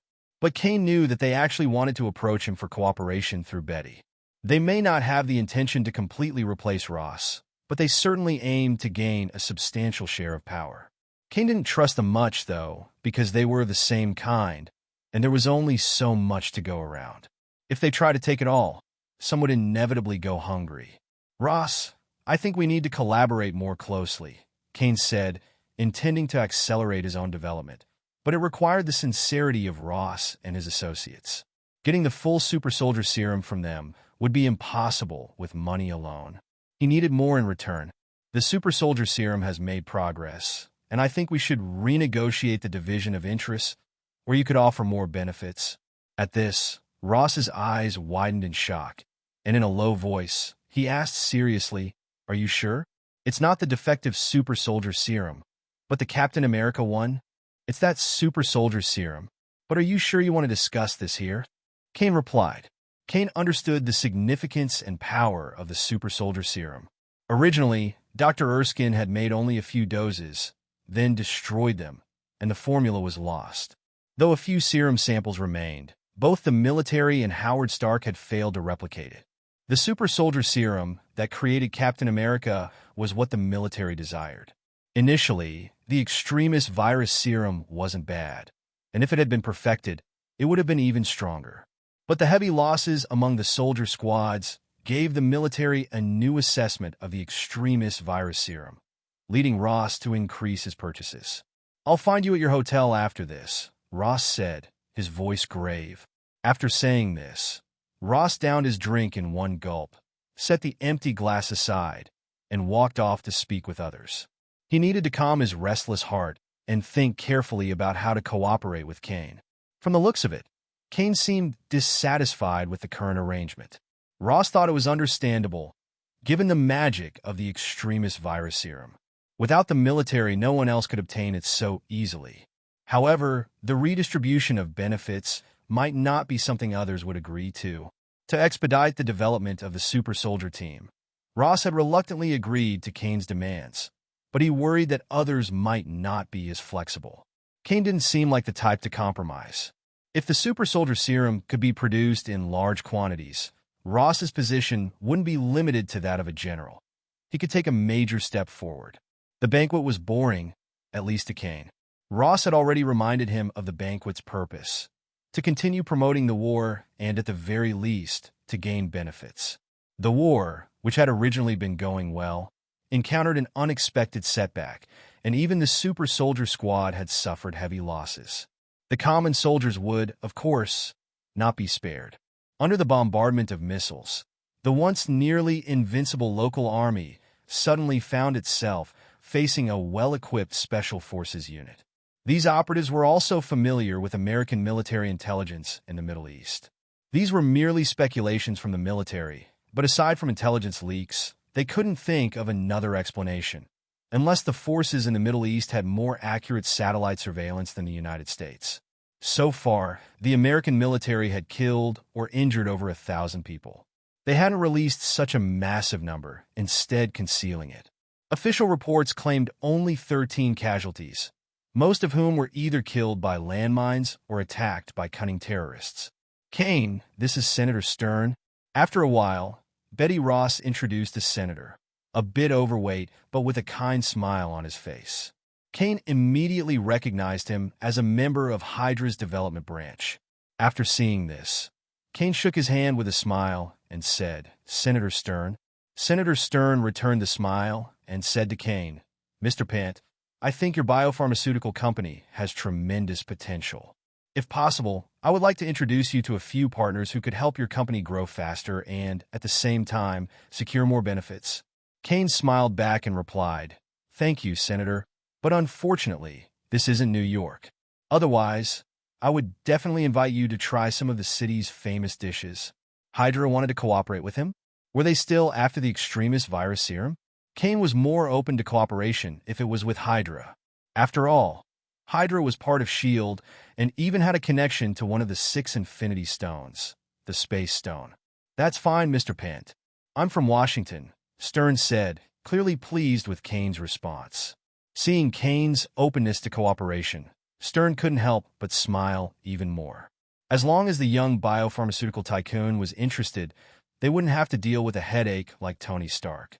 Are you sure you really want to work with Senator Stern? Betty couldn't help but question Cain's decision to collaborate with Stern. In her opinion, it seemed like another impulsive move. After all, there was no shortage of investors interested in their recovery potions and extremist virus serums. Letting someone like Stern join could make their products seem less exclusive, especially concerning the extremist virus serum, an essential step in the stable production of a super soldier serum. If it were leaked, it could lead to significant trouble. However, Betty admitted that if Stern could truly deliver what he promised, the partnership might be worthwhile. Her primary concern was Stern's potential greed.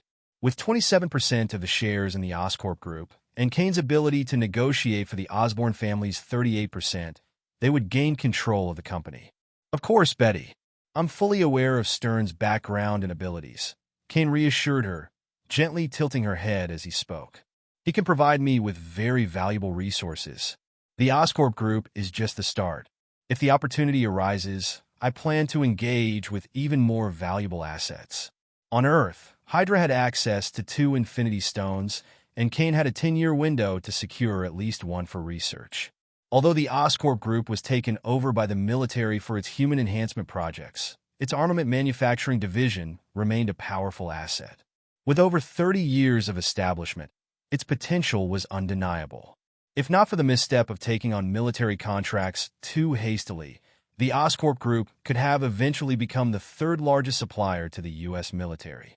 I just feel like you should think this through more carefully. Betty began to respond, but her words were cut off. She had been sipping milk, but now her mouth felt slightly sour. Dear Betty, Cain interjected with a smirk, I don't think this is the best occasion to discuss business. How about we change the subject? Betty quickly obliged, shifting the conversation. Bruce accepted a military invitation to manufacture weapons recently. I tried to persuade him against it, but he wouldn't listen. Is he competing with me? Cain asked, raising an eyebrow. Betty, it sounds like he still has feelings for you. I don't know, Betty replied evasively. Cain stayed in Washington for a week, meeting numerous individuals, especially those introduced by Senator Stern. While he wasn't sure how many Hydra agents were among them, he was confident there were many. Despite the undercurrents, they finalized the Oscorp group share negotiations. Cain also distributed shares in his biopharmaceutical company as part of the deal. Stern and his associates didn't attempt to devalue the shares, but instead worked sincerely to reduce the perceived value of the Oscorp group's holdings.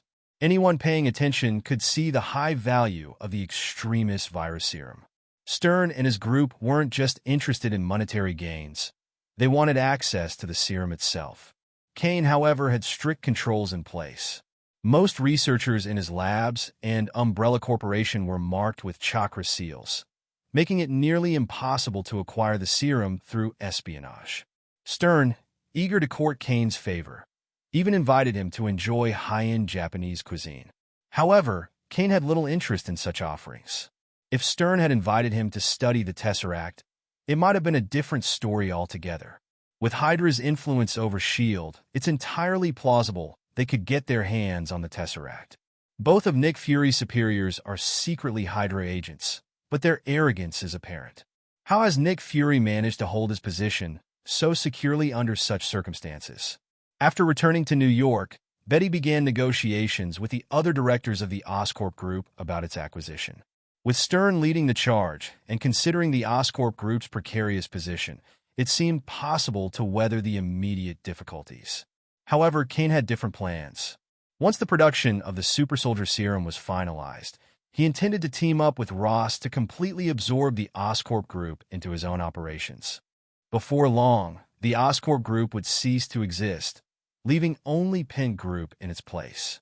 Doctor, the gamma bombs are still too unstable and aren't ready for production, an assistant reported to Bruce Banner. Their team had made significant breakthroughs in gamma-ray research, but weaponizing it was still far from practical. If pushed into production prematurely, these weapons would likely prove disastrous on the battlefield. It would be a national embarrassment if an explosion caused more harm to Allied forces than to the enemy. Everyone, head home. I'll be trying something different tonight, Bruce said, dismissing the team. They had worked tirelessly for days, but the results were far from satisfactory. This time, it seemed the research had taken a wrong turn, and they might need to start over from the equations. Unfortunately, their benefactors wouldn't tolerate such delays. With the conflict in the Middle East escalating, there was a growing consensus that weapon development and human enhancement projects were essential. The gamma bomb was being developed to fulfill that very need. Maybe there's another way to stabilize gamma rays, Bruce muttered as he walked into the lab. But upon entering, he frowned. Why hasn't the equipment I requested been delivered yet? He murmured. For this experiment, Bruce intended to test a new fusion equation. However, with mounting pressure from his superiors, he needed to produce results soon, at least enough to pacify them. Even a small, functional sample would suffice. Otherwise, his project might face cancellation. The future of military research seemed to be heading toward an arms race focused on advanced equipment, leaving decades-old human enhancement programs on the chopping block. Boss, we've successfully reproduced the serum. Would you like to come by and take a look? If everything checks out, can we proceed with the next round of human trials? Cain was still resting when he received this call from Rick. It had been a month since he'd handed over the super soldier serum formula to the research team, and while progress had been slower than he liked, the results were satisfactory. General Ross had been hounding him daily, almost to the point of wanting to camp out at Cain's biological research center, desperate for the serum to be completed. I'll come by this afternoon, Cain replied. If everything's in order, we'll move ahead with the human trials. After ending the call, Cain turned to Betty, who was still lying beside him, her long legs draped over the edge of the quilt. He gave her a playful pat and shared the news. Since their return from Washington, Betty had been increasingly astonished by the speed of Cain's breakthroughs. Both the extremist virus and the super soldier serum were monumental challenges for most human enhancement experts. Yet Cain had made them seem almost effortless. By the time Cain and Betty arrived at the Biological Research Center, it was already 1 in the afternoon. Security had noticeably tightened, with regular personnel rotations and an increase in manpower. Betty's 2 bodyguards followed closely behind. If all went as planned, they would be the first subjects for the super soldier serum trials. When Rick greeted Cain, he immediately presented the experimental product. This is it, boss. We've run tests and calculations 3 times, and the serum's effects can be confirmed. However, without a sample from Captain America, we can't verify if the results are identical. Cain nodded thoughtfully. He was aware that Steve Rogers wasn't the only one to have successfully received the super soldier serum. In the Falcon and the Winter Soldier, a black man had also undergone the procedure, though he had suffered inhumane treatment and now lived in seclusion. If a sample of his blood could be obtained, Rick would have additional data to refine the serum further. Turning to the 2 retired soldiers behind him, Cain addressed them directly. Mr. Rove, Mr. Carlo, are you willing to seize this opportunity? I can guarantee a 90% success rate. The stated success rate was fabricated, but Cain had complete confidence in their loyalty due to the chakra seals he'd placed on them. These spells enhanced their compatibility with the serum and ensured their unwavering allegiance. Of course, boss, the 2 responded without hesitation. Satisfied, Cain looked to Rick, who said eagerly, Boss, the injection equipment is ready. We can start at any time. It seems you're more impatient than I am, Mr. Rick, Cain joked as they moved to the experimental area. The first batch of tests included 3 serum samples. Once they reached the equipment, Carlo and Rove exchanged glances before Rove stepped forward. Following Rick's instructions, he lay down on the injection table. Rick and his team immediately got to work. Despite countless simulations, final preparations still took time. Once everything was in place, Cain pressed the injection button himself. The serum was slowly delivered into the experimental chamber, and changes in Rove's body data began displaying on the monitors in real time. Drastic transformations were evident: muscle growth, increased bone density, and accelerated heart rate. Meanwhile, Rove endured tremendous pain inside the chamber. The super soldier serum wasn't something one could take and then wake up stronger the next day. The process of physical enhancement demanded significant endurance and came with immense suffering. It's done. It's a success. Rick couldn't contain his excitement as the data fed back into the system. Rove's physical metrics were 3 times stronger than before, matching the expected baseline for a successful serum injection. Even his heart rate had stabilized back to normal levels. Cain's first super soldier was born. It's too powerful. It's worthy of being called a super soldier serum. The enhancement it brings is unimaginable. Rick kept muttering to himself. Except for Cain, most of the others felt the same way. Rove, who was currently lifting a 500-gene dumbbell, was doing the last endurance test. He had been repeating the movement for nearly 2 hours without showing any signs of losing strength. He was drenched in sweat, and his energy consumption was high, but his performance remained terrifying. After witnessing this, Carlo's envious eyes practically sparkled. Cain checked the time, his patience wearing thin. "Forget it," he said. "Let's stop here. This level of endurance doesn't need to be quantified further. Just knowing how strong he is suffices." Rove's results were staggering. His bench press strength exceeded half a ton. His 100-meter sprint was under 5 seconds, and he could single-handedly pull a 7 or 8-ton truck. These feats were undeniably superhuman. When Rove finished all the tests, Cain asked, "How do you feel?" "Pretty good, boss. Just a little hungry," Rove replied. After 3 hours of grueling tests, combined with the effects of the super soldier serum, Rove's metabolism had become incredibly fast. Now, he felt as though he could eat an entire cow. "There are 10 pizzas over there," Cain said, gesturing toward the food. "Have a quick bite." Once Carlo is injected with the serum, you can both eat properly. Hearing this, Carlo's excitement skyrocketed. After witnessing Rove's incredible performance, who in their right mind could refuse the serum? Rick led Carlo away to receive his injection. Meanwhile, Cain secretly used memory magic to observe Rove's thoughts. As expected, Rove's loyalty and identification with Cain had grown even stronger. Just as Cain suspected, the serum amplified the inherent traits of its recipients, both good and evil. However, thanks to the chakra curse on Rove, the serum only amplified his loyalty to Cain. In the future, Cain decided only individuals marked with the chakra seal would receive the serum. This way, he could ensure absolute loyalty and soon assemble a squad of super soldiers, more powerful than anything the military could muster. The serum's amplifying effects on good and evil were something to be cautious about, but with the chakra seal, Cain could bypass those risks. His super soldiers would be bound to him in body and mind. "Betty," Cain called out, "contact General Ross for me. Tell him I'd like to treat him to dinner tonight." Betty rolled her eyes. "After hearing your news, he's definitely not going to have much of an appetite," she said, though she made the call anyway. Business was business, after all. As Carlo prepared for his injection, Cain began planning his next steps. With the successful development of both the extremist virus serum and the super soldier serum, the creation of an army of super soldiers rivaling Captain America was inevitable. Cain had also established contact with Hydra.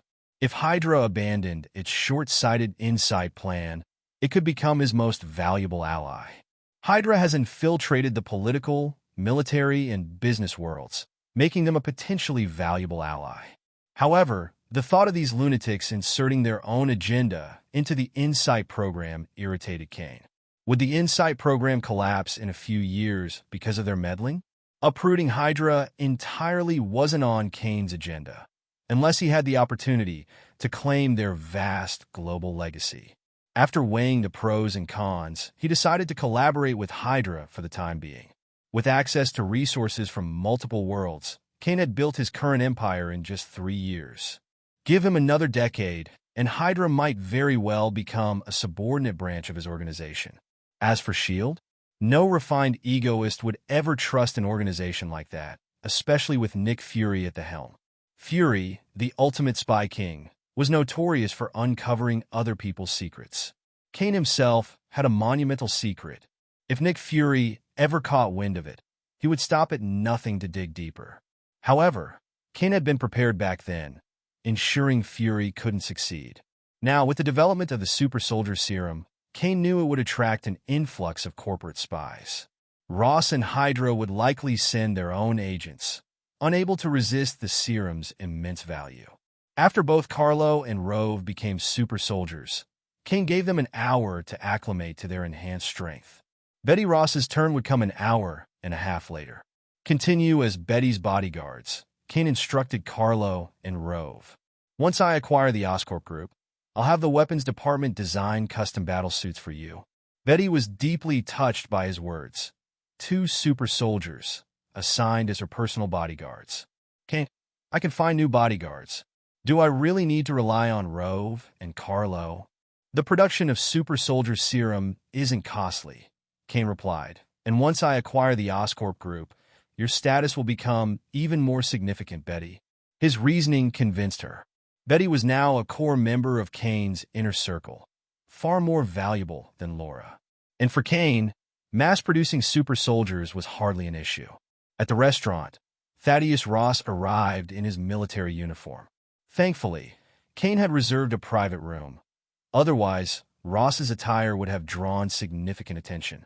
If my daughter hadn't called me, I'd still be at the office working through my mountain of files. You have no idea how chaotic things have been lately, Ross grumbled. Betty smiled and interrupted him. Dad, you might want to take that back later. What do you mean?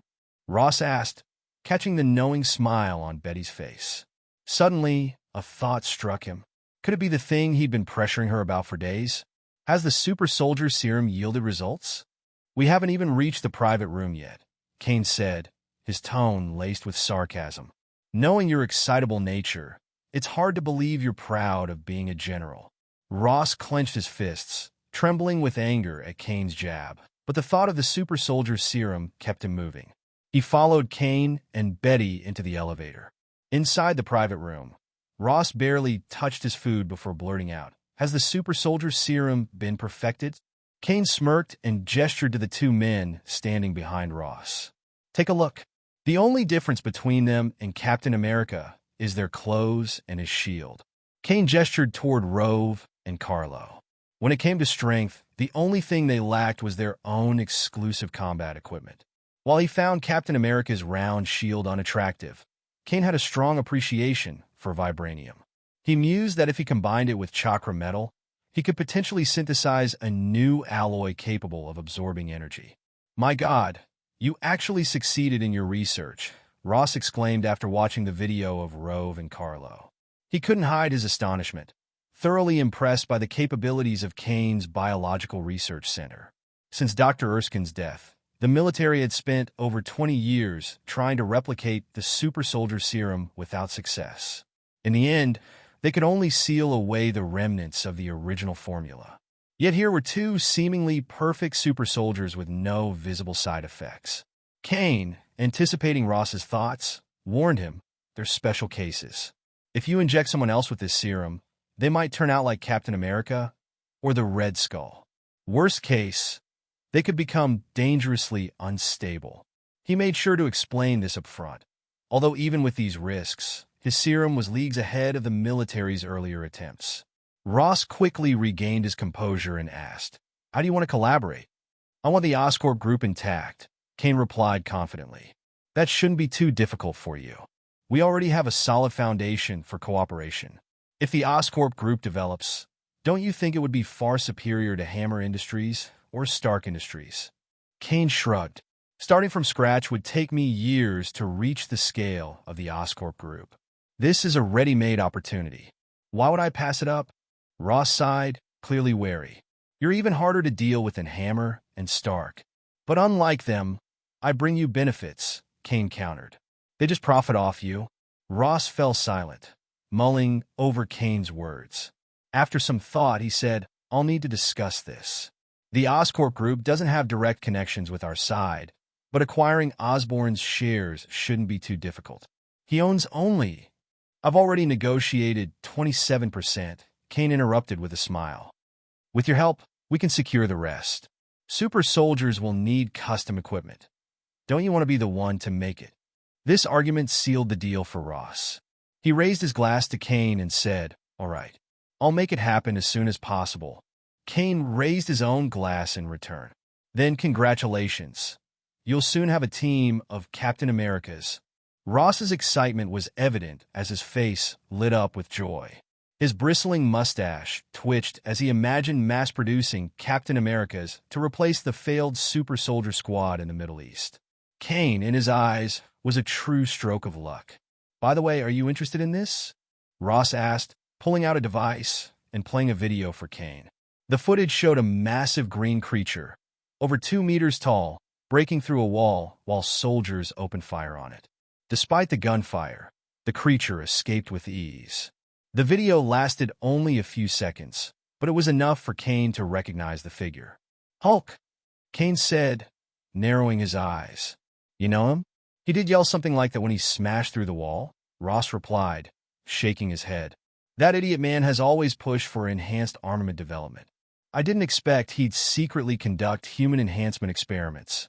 It looks like a failure, but this green monster is undeniably powerful." Cain nodded. This was likely an accident. "If I'm right, Bruce Banner became this after exposure to gamma radiation. You might want to investigate further." "Bruce Banner?" Betty asked, stunned. Though she and Bruce had nearly broken up, seeing him in this state left her speechless. Ross, now intrigued by the possibilities, asked tentatively, "Do you want to study him? Whoever captures this green monster could have him for research." "Are you joking? Don't dump that trouble on me," Cain retorted. "You can't kill that guy, not even with a nuke. Conventional metals can't contain him. My biological research center is worth tens of billions. If he smashes it, who's paying for the damages?" Cain's refusal was immediate and firm. "The Hulk isn't an experiment subject. He's a walking bomb. The angrier he gets, the stronger he becomes. If he saw me as a threat, that 2-meter frame might grow to 5 meters. He scoffed. "No thanks. You can keep your green disaster far away from me." The trading system was operational again. Cain opened the panel and began searching for Next World. Immediately, glimpses of the Next World appeared. People in suits and leather collars walking down the streets of a highly modernized city. However, the scenes didn't provide any distinctive clues. After watching the trailer offered by the trading system, Cain couldn't deduce which world it was. A modern city with many people might suggest a market for his serum, but with such sparse information, he hesitated to act rashly.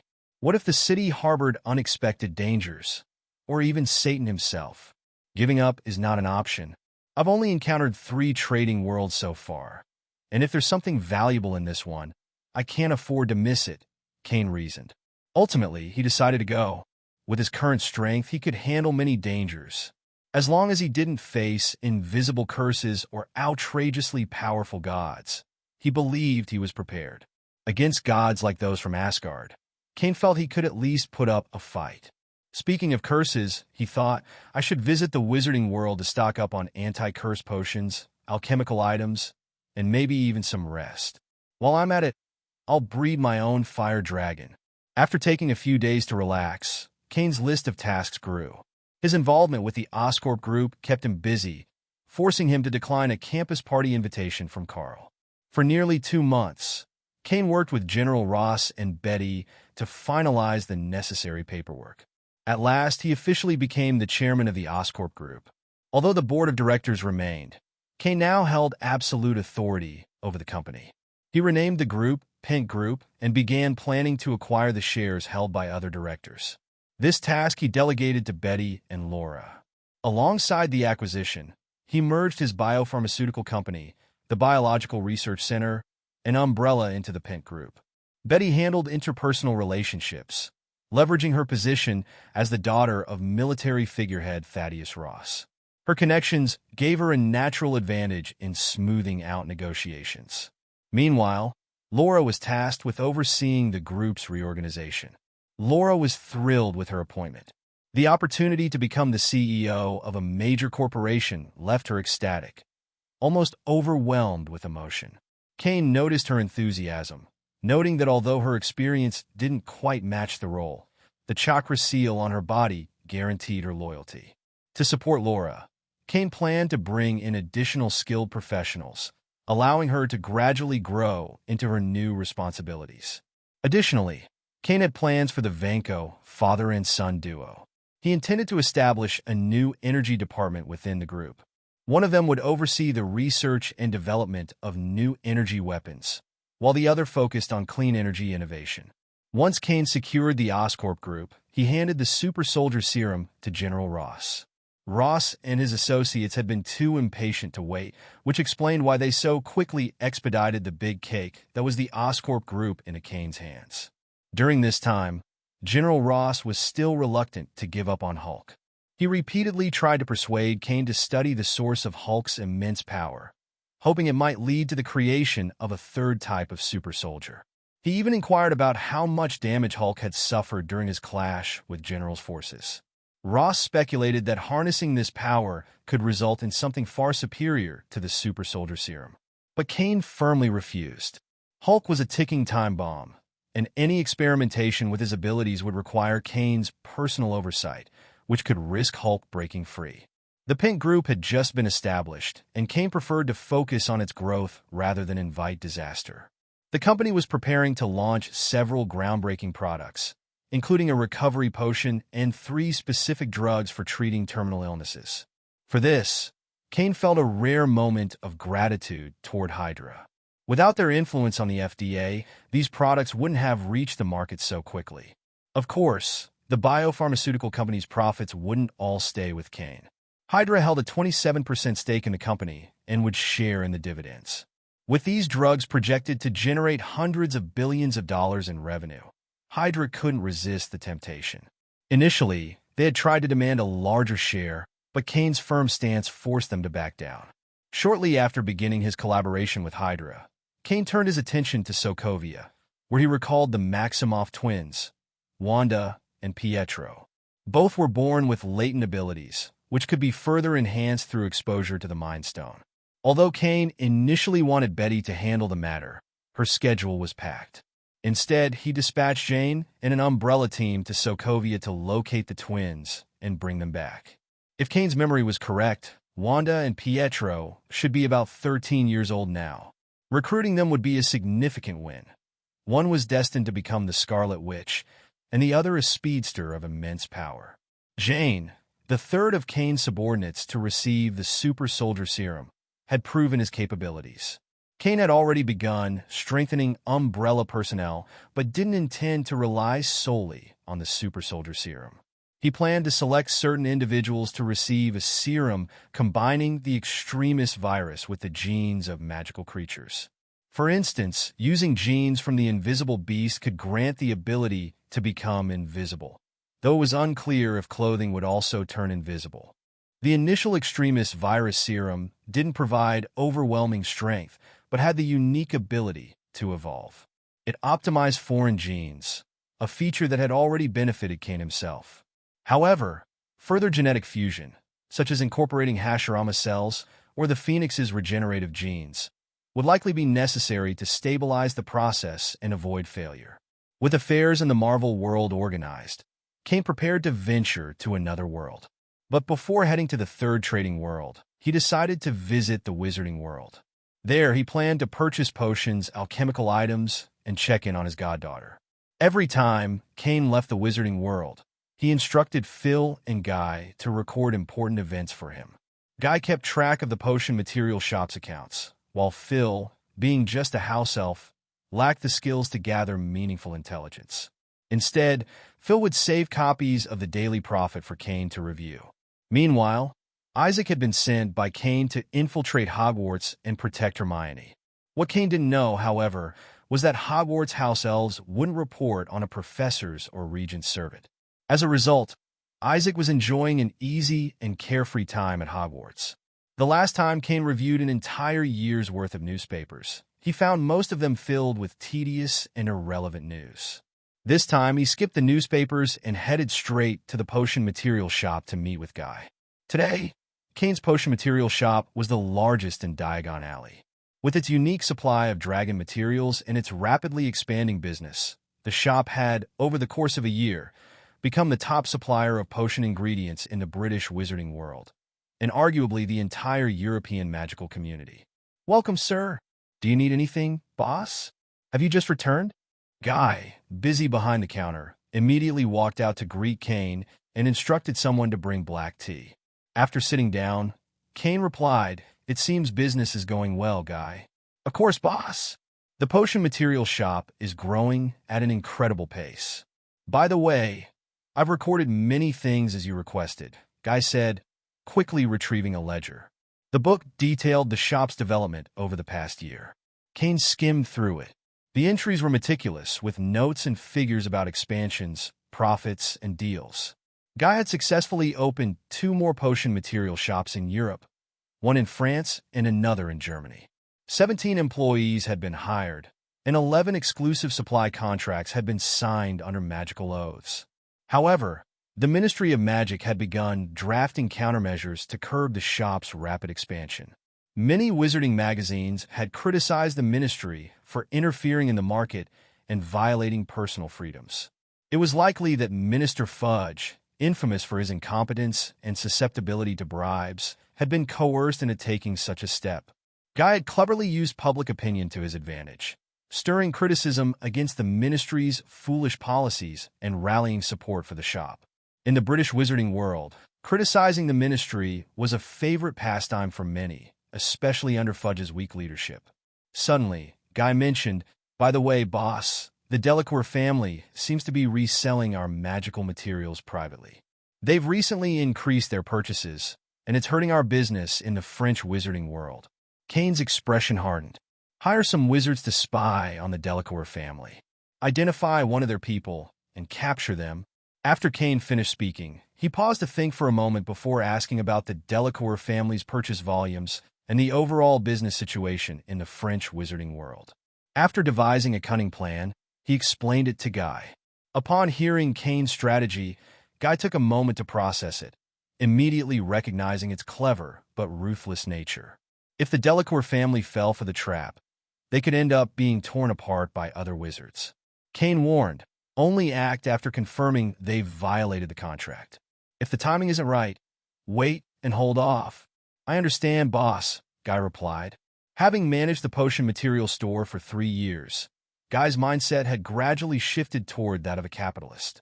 Moreover, since he received a share of the store's profits, the Delacour family's actions were directly cutting into his own income, making him more determined to address the issue. Suddenly, Guy seemed to remember something and said to Cain, "By the way, boss, Hermione seems a bit exhausted lately.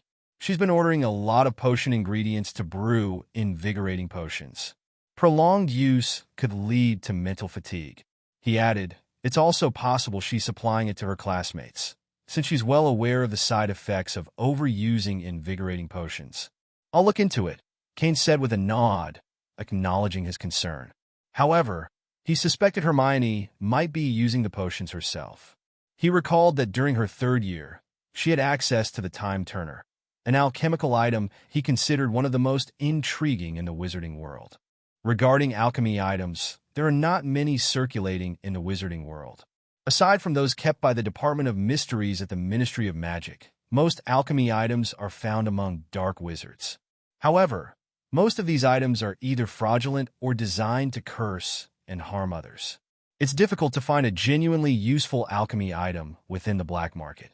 Even among dark wizards, anti-curse alchemy items are highly valuable.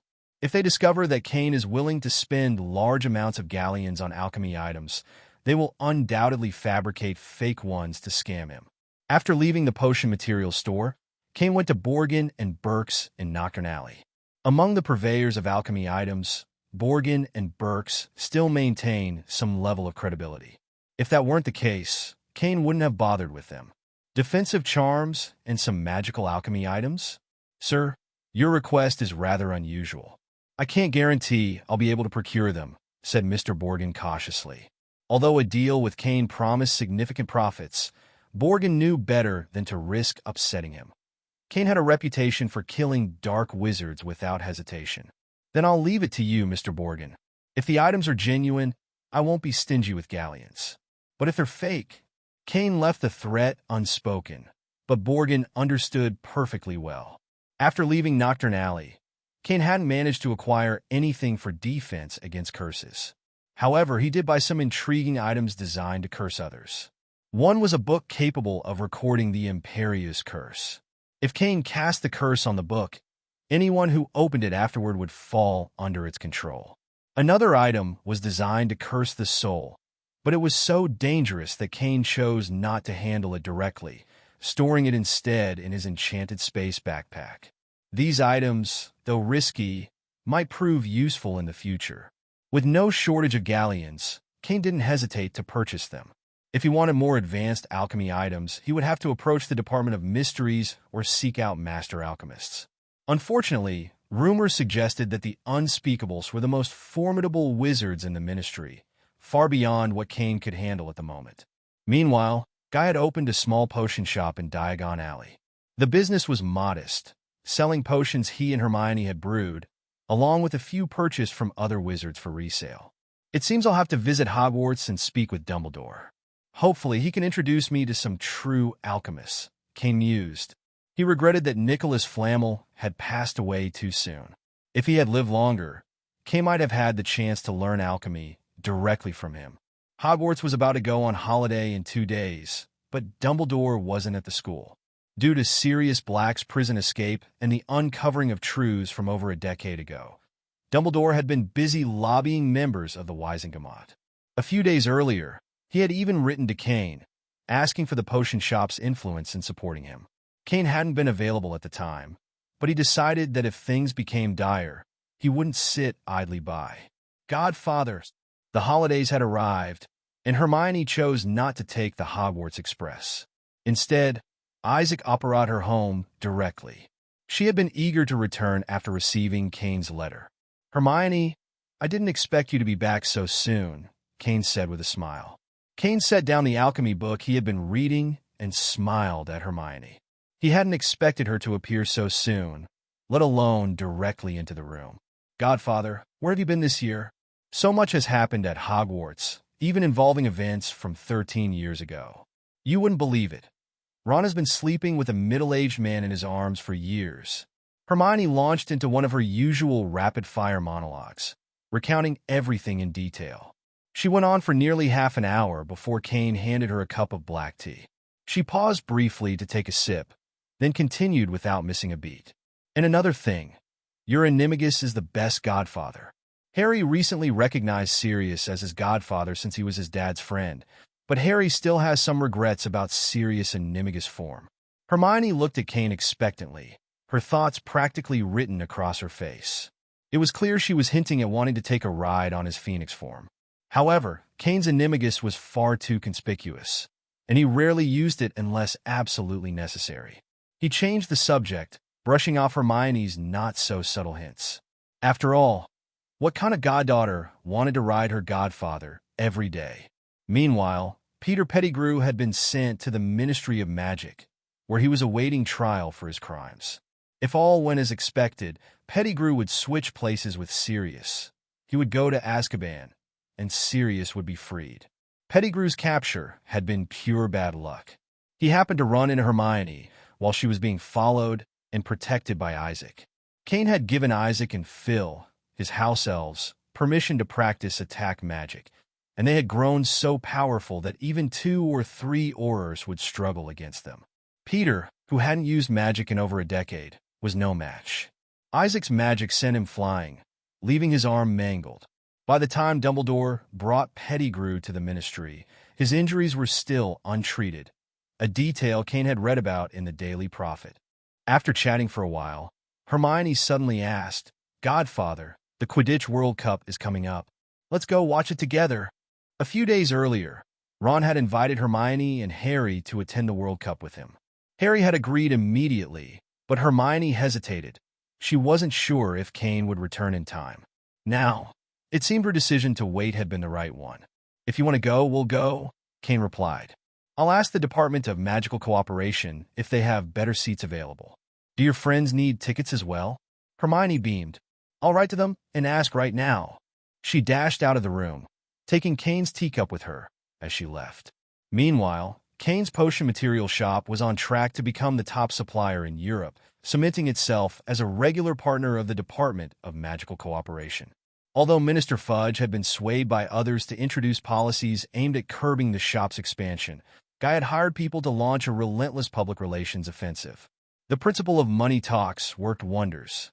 Recently, Cain had instructed Guy to rent a long-term ad spot in the Daily Prophet. They now used an entire page every day to criticize Cornelius Fudge, publicly lambasting him for his actions. This holiday, Hermione stayed home for 2 days before heading to Diagon Alley. Cain later took her to the Romanian dragon training farm for a few days. While there, he injected a dragon egg with a gene serum prepared by Orochimaru, including dragon DNA. The egg hatched in Romania during their stay. Raising a dragon privately was illegal, but Hermione had no intention of reporting her godfather. Besides, during their time in Romania, she witnessed a magical side of Cain she hadn't seen before, his extraordinary affinity with fire dragons. Even the most ferocious Hungarian horntail in the training arena behaved docilely around him, nuzzling its head against him like an oversized pet. Thanks to Cain, Hermione didn't get to ride his phoenix, but she did ride a fire dragon. Flying high above the ground, she took numerous photos, drawing envious looks from the dragon trainers. For many of them, simply touching a dragon was a feat. Hermione, however, had already become a dragon knight within days of her arrival. After a week of adventures in Romania, Cain and Hermione returned to England. By then, the Charmander egg Cain had been incubating had hatched. This Charmander was a hybrid infused with the genes of a white snake sage, courtesy of Orochimaru's experimentation. Cain wasn't sure how large it would grow, but he had prepared in advance. To house the creature, he had created a pocket solidified with an untraceable extension charm. For this, Cain visited Newt Scamander and expanded the pocket to the size of a city, simulating various weather conditions inside. When Scamander learned of Cain's plans to raise a fire dragon, he eagerly supported the idea. Scamander had once dreamed of raising a fire dragon for research, but their strength as adults made it too difficult to manage alone. The most powerful magical creature he had kept in his case was a Thunderbird, but failing to raise a fire dragon had always been one of his regrets.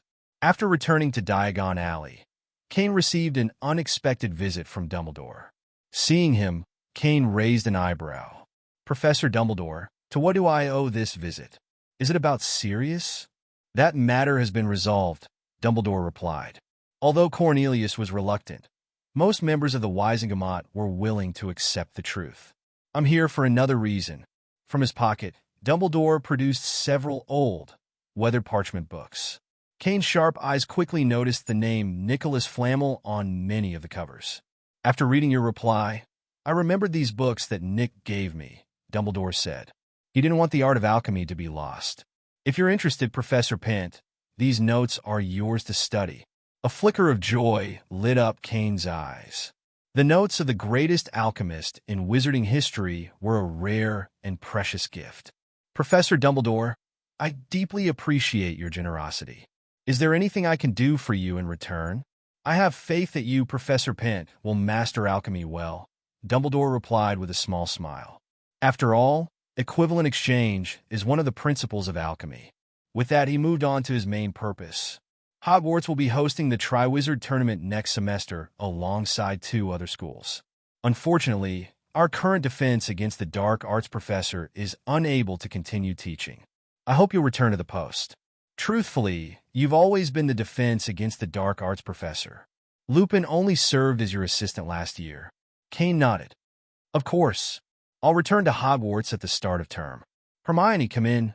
The tea is getting cold. As Cain finished his conversation with Dumbledore, he used magic to open the door. Standing outside was Hermione, holding tea and snacks, her face flushed.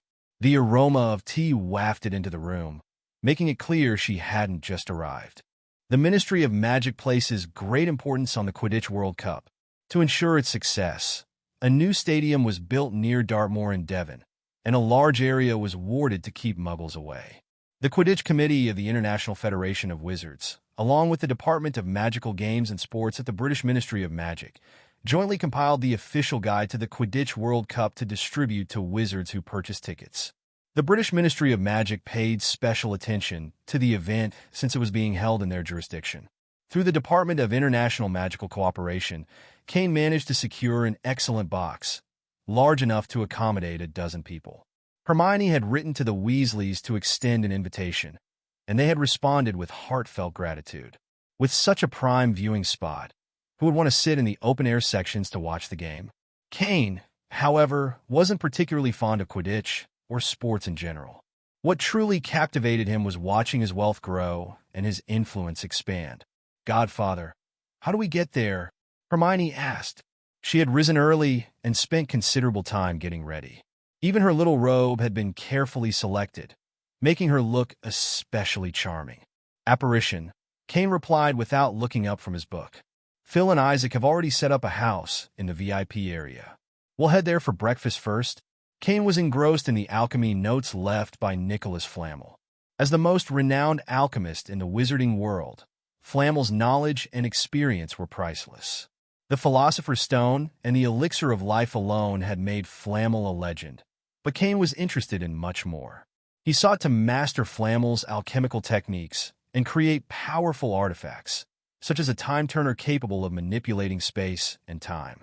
Ideally, he wanted to use alchemy to enhance all his equipment. Hermione noticed Cain's intense focus and asked, "Godfather, are you interested in alchemies?" "If it's Nicholas Flamel's alchemy, I believe few would lack interest," Cain said, glancing at her briefly. Then, with a small smile, he added, "You look lovely today, Hermione." Hermione beamed at the compliment, entirely missing the fact that Cain's tone had been somewhat perfunctory. Cain returned to Flamel's notes, where he was working through a critical section. Two shadow clones upstairs were helping him memorize the vast library of information. While Dumbledore had only a few of Flamel's alchemy notes, the full collection consisted of 6 entire bookcases. Dumbledore had stored all the books in an undetectable extension bag, and even with the clone's assistance, it would take Cain a long time to absorb everything. Alchemy required not only theoretical knowledge, but also practical application. Cain planned to begin experimenting soon. His talent for fire manipulation would at least make the crafting process more manageable. After finishing her breakfast, Hermione freshened up again and returned to Cain's side. "Godfather, I'm ready. Let's go, then," Cain said, extending his arm. Hermione placed her hand on it, and together they apparat to Devon. "Hermione!" No sooner had they arrived than a familiar voice called out. Turning around, they saw the Weasleys and Harry Potter approaching, smiling and waving. "Professor Pent." Several of the Weasley children stepped forward to greet Cain directly, followed by Arthur, who approached with a warm smile. "Thank you so much, Professor Penter. Without your help, we'd have been stuck watching the game from the very top of the stadium. It's just a box big enough for everyone. No need to thank me, Mr. Weasley. And this is—" Cain replied politely, his gaze shifting to the 2 men standing nearby. He recognized Cedric, but the man beside him, if he guessed correctly, must be Cedric's father. Arthur quickly introduced them. "This is Amos Diggory, my colleague at the Ministry of Magic. He works in the Department for the Regulation and Control of Magical Creatures." After brief introductions, Cain led the group to the VIP area, where temporary housing had been set up. The Weasley family's tent, the smallest among the accommodations, was dwarfed by Cain's residence, a modest-looking 2-story building from the outside. Inside, however, it was a different story. The space boasted at least a dozen rooms, 3 living areas, and an entertainment lounge. The total area rivaled that of some luxurious Muggle villas. Cain invited Arthur and Amos inside to rest and have some refreshments. Phil and Isaac had prepared tea and snacks in advance. Guy might have joined them, but he had recently left for France to monitor changes within the Delacour family. Not long after they had settled in, another visitor arrived. Reuven Emoto, president of the International Magic Trade Association. Even in the wizarding world, capitalism played a significant role, particularly in countries like Britain. Reuven Emoto had been instrumental in securing Cornelius Fudge's approval for Cain's potion materials shop, a partnership that had proven lucrative for both of them. The store's expansion had earned Emoto a considerable amount of galleons, making their collaboration mutually satisfying. As the group drank tea, Cain steered the conversation toward the Ministry of Magic. "Mr. Emoto," Cain began, "has Fudge been particularly close to the pureblood families lately? How many Ministry officials can he count as loyal supporters?" "Less than half," Reuven replied candidly. "Frankly, many believe Fudge isn't capable of serving as minister. He panders to the pureblood families for their support, but even his own followers question his competence." Reuven spoke with open disdain, calling Fudge by name. The man is so desperate for approval that he's willing to rewrite long-standing ministry regulations to please the purebloods. If this incompetent minister continues in office, the ministry's credibility will drop to an all-time low. Arthur and Amos sipped their tea silently, refraining from interrupting. Both were considered marginal figures at the ministry, especially Arthur, whose open support of Dumbledore made him unpopular with Fudge's circle. Cain's tone turned cold. "It's time for this mediocre minister to step down. He's already done enough damage." After setting down his teacup, Cain said to Reuven Emoto, "Even if Rufus Scrimgeour were to take the position, I'd accept it. At least he follows the rules and isn't a puppet of the pureblood families. Mr. Weasley, you should also consider what I've said." Arthur Weasley, despite his outsider status, had many friends within the ministry. If they could unite, opposition to Fudge would grow stronger.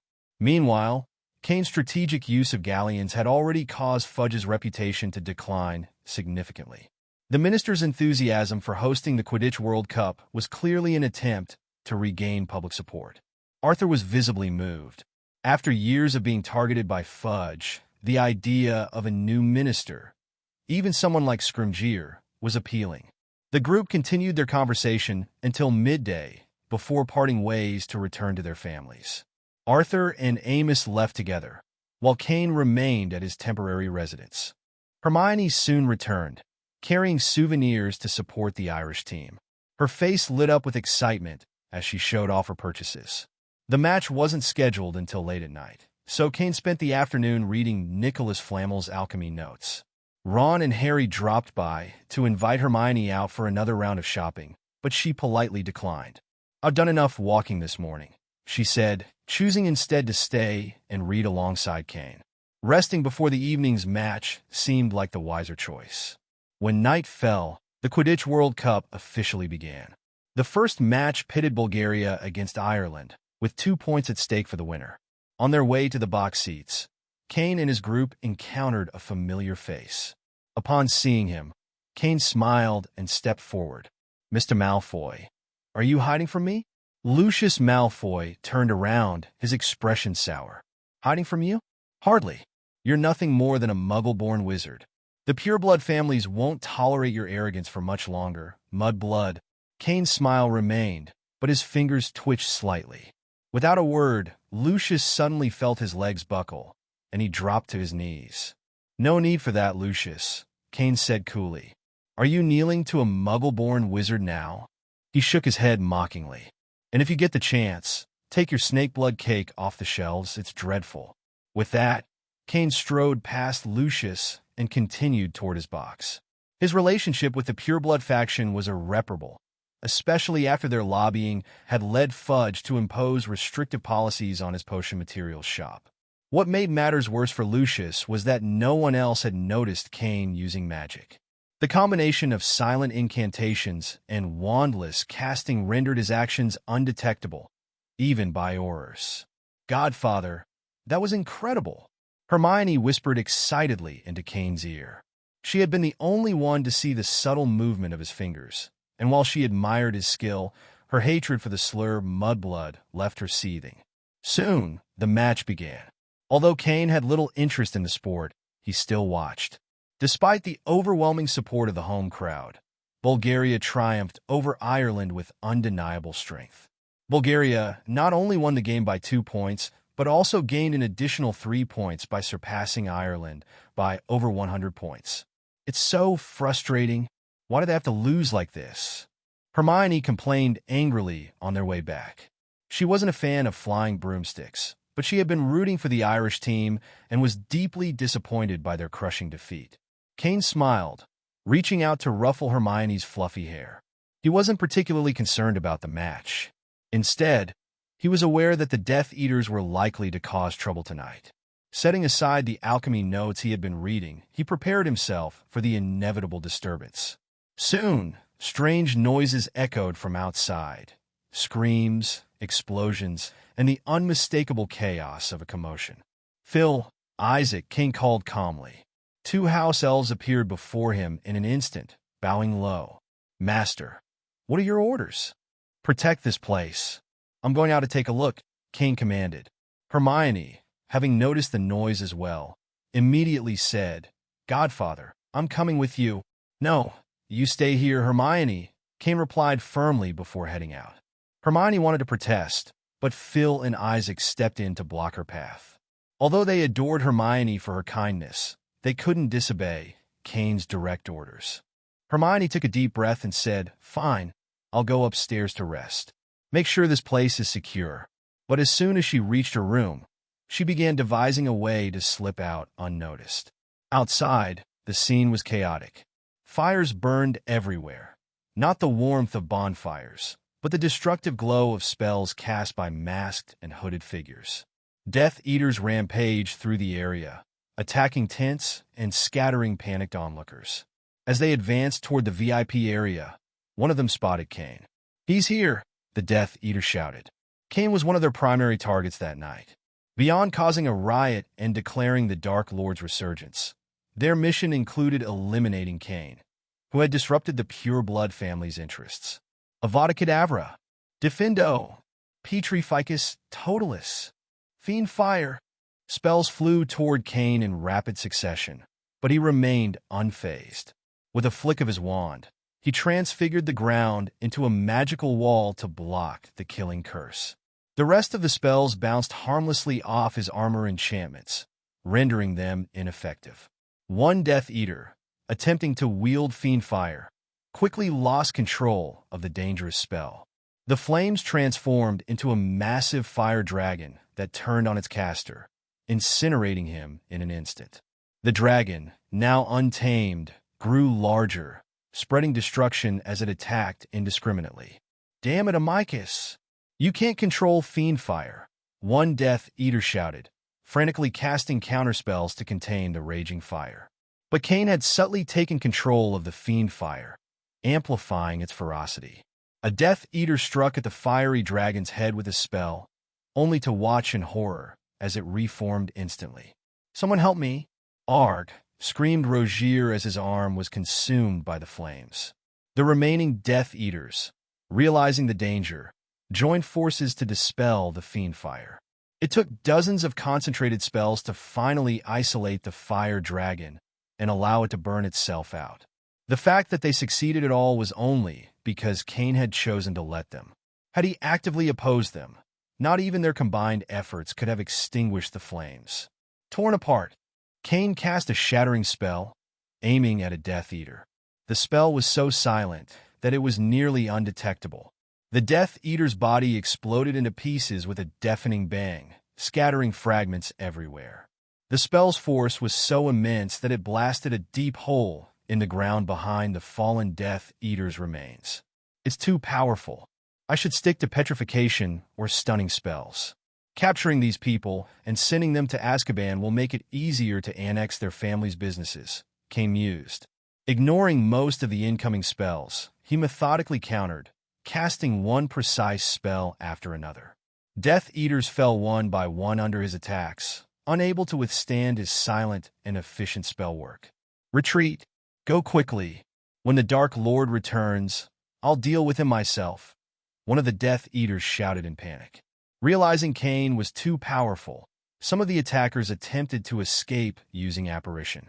However, Cain had anticipated this and cast an anti-apparition spell over the area beforehand. Their attempts to vanish into thin air were futile.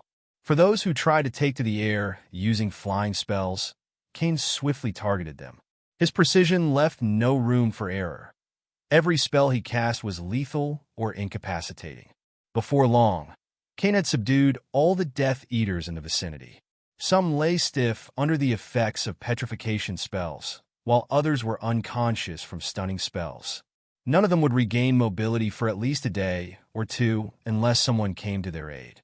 Once the area was secure, Cain cast a controlled shattering spell with just a trace of magic, breaking the masks on their faces. He glanced at their exposed identities. While most of them were unfamiliar, Lucius Malfoy was unmistakable. Godfather. Hermione came running toward him, her voice filled with worry. Once she reached his side, she began examining him closely. Godfather? Are you hurt? I saw several Death Eaters attacking you from a distance. I even took one down over there, she said breathlessly. Cain placed a hand on her head and gently ruffled her hair. I'm fine, Hermione, he assured her with a small smile. But you must promise me not to do anything this dangerous again. After a while, Aurors from the Ministry of Magic appeared on the battlefield. They saw the Death Eaters lying unconscious on the ground, and nearby, only Cain and Hermione standing. 7 or 8 Aurors instinctively cast a few stunning spells at them. However, when their spells struck Cain's armor curse, they only caused a negligible ripple. It would take hundreds of similar spells to break it. What are you trying to do, Mr. Barty Crouch? After the Death Eaters are defeated, are you planning to attack me? Cain asked coldly. With a wave of his hand, the ground next to the Aurors transformed into several clay statues wielding massive swords, raised as if ready to strike. It was not an attack, but a clear warning. If Cain wanted to, these Aurors could be taken down instantly. Stop, Barty. This is a friend of the International Magic Trade Association. Luinamoto came running from a distance, quickly intervening to stop Barty Crouch. He explained Cain's identity to him. Upon learning that Cain was a professor at Hogwarts and the owner of a potion ingredient shop, Barty Crouch lowered his wand. He secretly breathed a sigh of relief, realizing Cain was not a Death Eater. The thought of battling such a powerful wizard had shaken him. My apologies, Professor Pent, Crouch said in a more relaxed tone. It's dark, and I didn't recognize you. It's not a problem, Cain replied. These people on the ground are the Death Eaters who attacked the Quidditch World Cup tonight. You can take them back, Mr. Crouch. With another wave of his hand, Cain dispelled the clay statues, much to the Auror's relief. Having a stone statue holding a sword aimed at one's neck was far from comfortable. Under Lewin's introduction, Barty Crouch adopted a friendlier demeanor and stepped forward. Professor Pent, is this everyone? Aside from a few who managed to escape. Yes, Cain replied. Suddenly, a man appeared, camera in hand. Gentlemen, can I take a picture of you all? He asked. However, he had already taken several shots before asking. Stop! You are not allowed to take pictures right now. Crouch snapped angrily at the man. It's a small thing, Mr. Crouch. Let him, Cain interjected with a smile. These people disrupted the Quidditch World Cup, one of the few moments of joy wizards share. I think everyone has the right to know who ruined it. Cain recognized the photographer as Lovegood, Luna's father and the editor-in-chief of the Quibbler. He nodded in greeting. Mr. Lovegood, make sure to get clear pictures of these prisoners' faces, Cain said.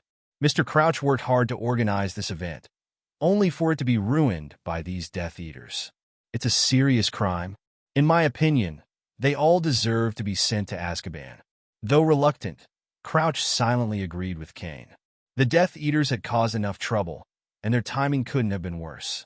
But Crouch understood why Cain had asked Lovegood to take pictures. He wanted to use these Death Eaters to undermine Minister Fudge's position. A quick glance at the fallen figures on the ground revealed that many came from prominent pureblood families, with some even being supporters of Fudge. Minister of Magic linked to Death Eaters disrupting the Quidditch World Cup? Crouch could already imagine the headlines in the wizarding newspapers tomorrow, likely causing a major uproar in the Ministry of Magic. After Lovegood finished taking the photos, Crouch, eager to avoid further complications, quickly said to Cain and Lewin, Professor Pent, Lewin, I still have matters to attend to. I'll take my leave and handle this situation immediately. With that, he instructed the Aurors to take the captured Death Eaters away. Due to their large number, he left 2 Aurors to guard the scene and sent for reinforcements upon his return. We'll head back as well. Mr. Lovegood, Lewin, Cain said, bidding farewell to the two before walking back toward the camp with Hermione. On their way, they passed the Weasleys, who were hastily leaving the area. It seemed their family was the only one left in the camp. Upon their return, Cain's house elves, Phil and Isaac, saw Hermione walking in from outside and immediately assumed their negligence had allowed her to slip away. Overcome with guilt but unable to harm themselves under Cain's orders, they cried profusely and blamed themselves. Hermione tried to comfort them to no avail. Finally, Cain instructed them to pack up and prepare to leave, which stopped their tears and sent them off to organize the departure. The Death Eaters had caused chaos at the Quidditch World Cup, and it was uncertain whether the tournament would continue. Many people had likely been injured during the attack. If the Ministry of Magic wanted to salvage the situation, it would need to act decisively, perhaps by imprisoning all the Death Eaters involved in Azkaban and demonstrating a firm resolve to deal with future troublemakers. Only such measures could restore public trust in the Ministry, which was now on the verge of collapse, especially under the influence of Cain's actions. After returning, Hermione expressed her disdain for the Death Eaters. However, she admitted that the one thing they had done right was ending the Quidditch match. Otherwise, the Irish team would have lost multiple times over. She proudly mentioned that she had managed to knock out a Death Eater and hoped for Cain's praise. Cain, however, refrained from complimenting her. While encouragement was important, Hermione was still too young, and it wouldn't be wise to foster a reckless attitude toward fighting Death Eaters. With the start of school approaching, Cain planned to focus on his alchemy experiments. Hermione, realizing the summer had already been thrilling, spending time in Romania and taking down a Death Eater at the Quidditch World Cup, decided it was time to set aside her adventurous thoughts and prepare for the term ahead. Hermione intended to continue refining potions. Potions had always been her strong suit, and according to Guy, she had a high chance of passing the NEWT Potions exam even now. However, Guy could no longer teach her anything new. To progress further, she would need instruction from renowned potions masters, but such individuals were notoriously difficult to hire. Grandmaster potion makers no longer valued galleons, as they could earn far more by selling a single bottle of an advanced potion. For now, Cain couldn't offer much assistance either, unless he monopolized the supply of potion ingredients across Europe, forcing 90% of potion makers to depend on him. After studying alchemy notes for over a month, Cain decided it was time to try his hand at creating an alchemical artifact. He purchased numerous magical materials and eventually selected 3 types to craft a necklace.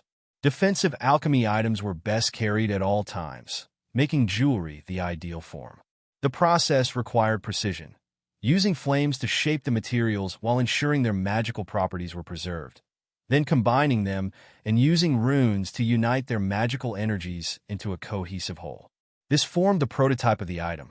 Finally, the runes would imbue the item with specific functions, completing the process. Nicholas Flamel, a master of alchemy, had summarized centuries of alchemical knowledge in the wizarding world and was considered a legend in the field. "I didn't expect constructing runes on alchemical items to be this difficult," Cain muttered. "And my ability to control magic power is still lacking." Cain attempted the process twice, but failed both times. Using ancient runes to stabilize the magical materials required immense precision and felt like multitasking on an overwhelming scale. Wait, shadow clones. Cain suddenly remembered Uzumaki Naruto's method of using shadow clones to develop the Raisin Shuriken. By distributing the workload among his clones, Naruto had successfully created his new technique. Inspired, Cain decided to adapt this approach.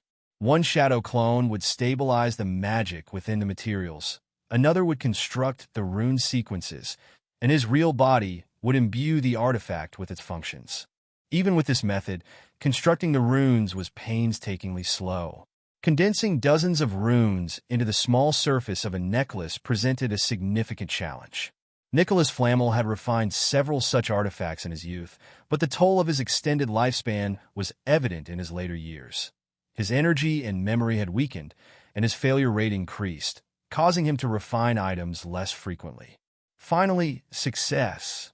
When Cain completed the final rune and imbued the necklace with its intended properties, the once glowing artifact became deceptively ordinary in appearance. This kind of alchemical item was remarkable It would protect its wearer from all external damage within its resistance threshold. Let's have Hermione test it, Cain decided. He called Hermione over, knowing she could spare a moment. Her potion was currently being prepared in an automatic stirring cauldron, leaving her free to help. When Hermione saw the necklace Cain handed her, she asked curiously, "Godfather, what is this necklace?" Its design didn't seem like a gift, and the style was rather unusual. Cain replied, "It's my first alchemy item. Put it on and try it out." As soon as Hermione put the necklace on, Cain suddenly cast a spell at her. Hermione gasped in surprise as the spell's red light shot toward her, only to be blocked by a transparent shield that appeared around her. "God, what was that just now?" Hermione exclaimed, clutching her chest. She examined the necklace closely and then said with admiration, "Was that the armor charm? Godfather, you're incredible. I've heard protective alchemy items are extremely expensive. Something like this, with an automatic armor charm, would cost at least several hundred galleons, maybe even thousands." Hermione's estimate was conservative. Necklaces imbued with an automatic iron armor charm rarely appeared on the market and were highly sought after. They were capable of even partially blocking unforgivable curses. Such items typically started at thousands of galleons, and if the materials used were particularly rare, they could fetch 4,000 or 5,000 galleons or more. The materials used in this necklace are fairly basic. It was just for practice, Cain explained. It's probably worth 1,000 or 2,000 galleons at most. Seeing the hopeful glint in Hermione's eyes, Cain smiled and added, "When I refine a better defensive alchemy item for you with more expensive materials, it'll be even stronger. This one already has some cracks." Hermione quickly took off the necklace and inspected it. Sure enough, she found faint cracks in the beads. Cain's magical power was exceptionally potent, so the spells he cast were incredibly strong. The fact that the necklace had successfully defended against his spell spoke volumes about its quality. Cain, having found the key to improving his success rate, was ready to refine more advanced items. Expensive materials were no longer an issue for him. As the largest supplier of potion materials in Europe, he could easily procure anything he needed, even goblin-refined mithril and adamantine. With some time left before the start of the Hogwarts term, Cain refined all the common magical materials in his inventory into alchemy items. He then instructed Guy to purchase more expensive materials, including mithril and adamantine, for which he allocated 30,000 galleons. A few days earlier, Guy had dealt with the Delacour family for violating a magical contract. He had cut off their supply of potion materials for the next batch, forcing them to pay a hefty penalty for the breach. If they failed to meet the deadline, they would face sanctions from the ministries of magic of both countries. Worse yet, their offense had alienated the largest potion supplier in Europe, Cain's business. It was likely the Delacour family would be unable to stay in the trade and would have to pivot to a different line of work. The day before the start of Hogwarts, Cain held a shimmering gemstone necklace in his hand and felt a deep sense of accomplishment. "It's finally finished. If this one had failed, I might have been a bit heartbroken," he mused. The necklace was crafted from a chain of mithril and fine gold, woven together with unicorn tail hair and phoenix feathers. At its center was a magical emerald imbued with powerful properties.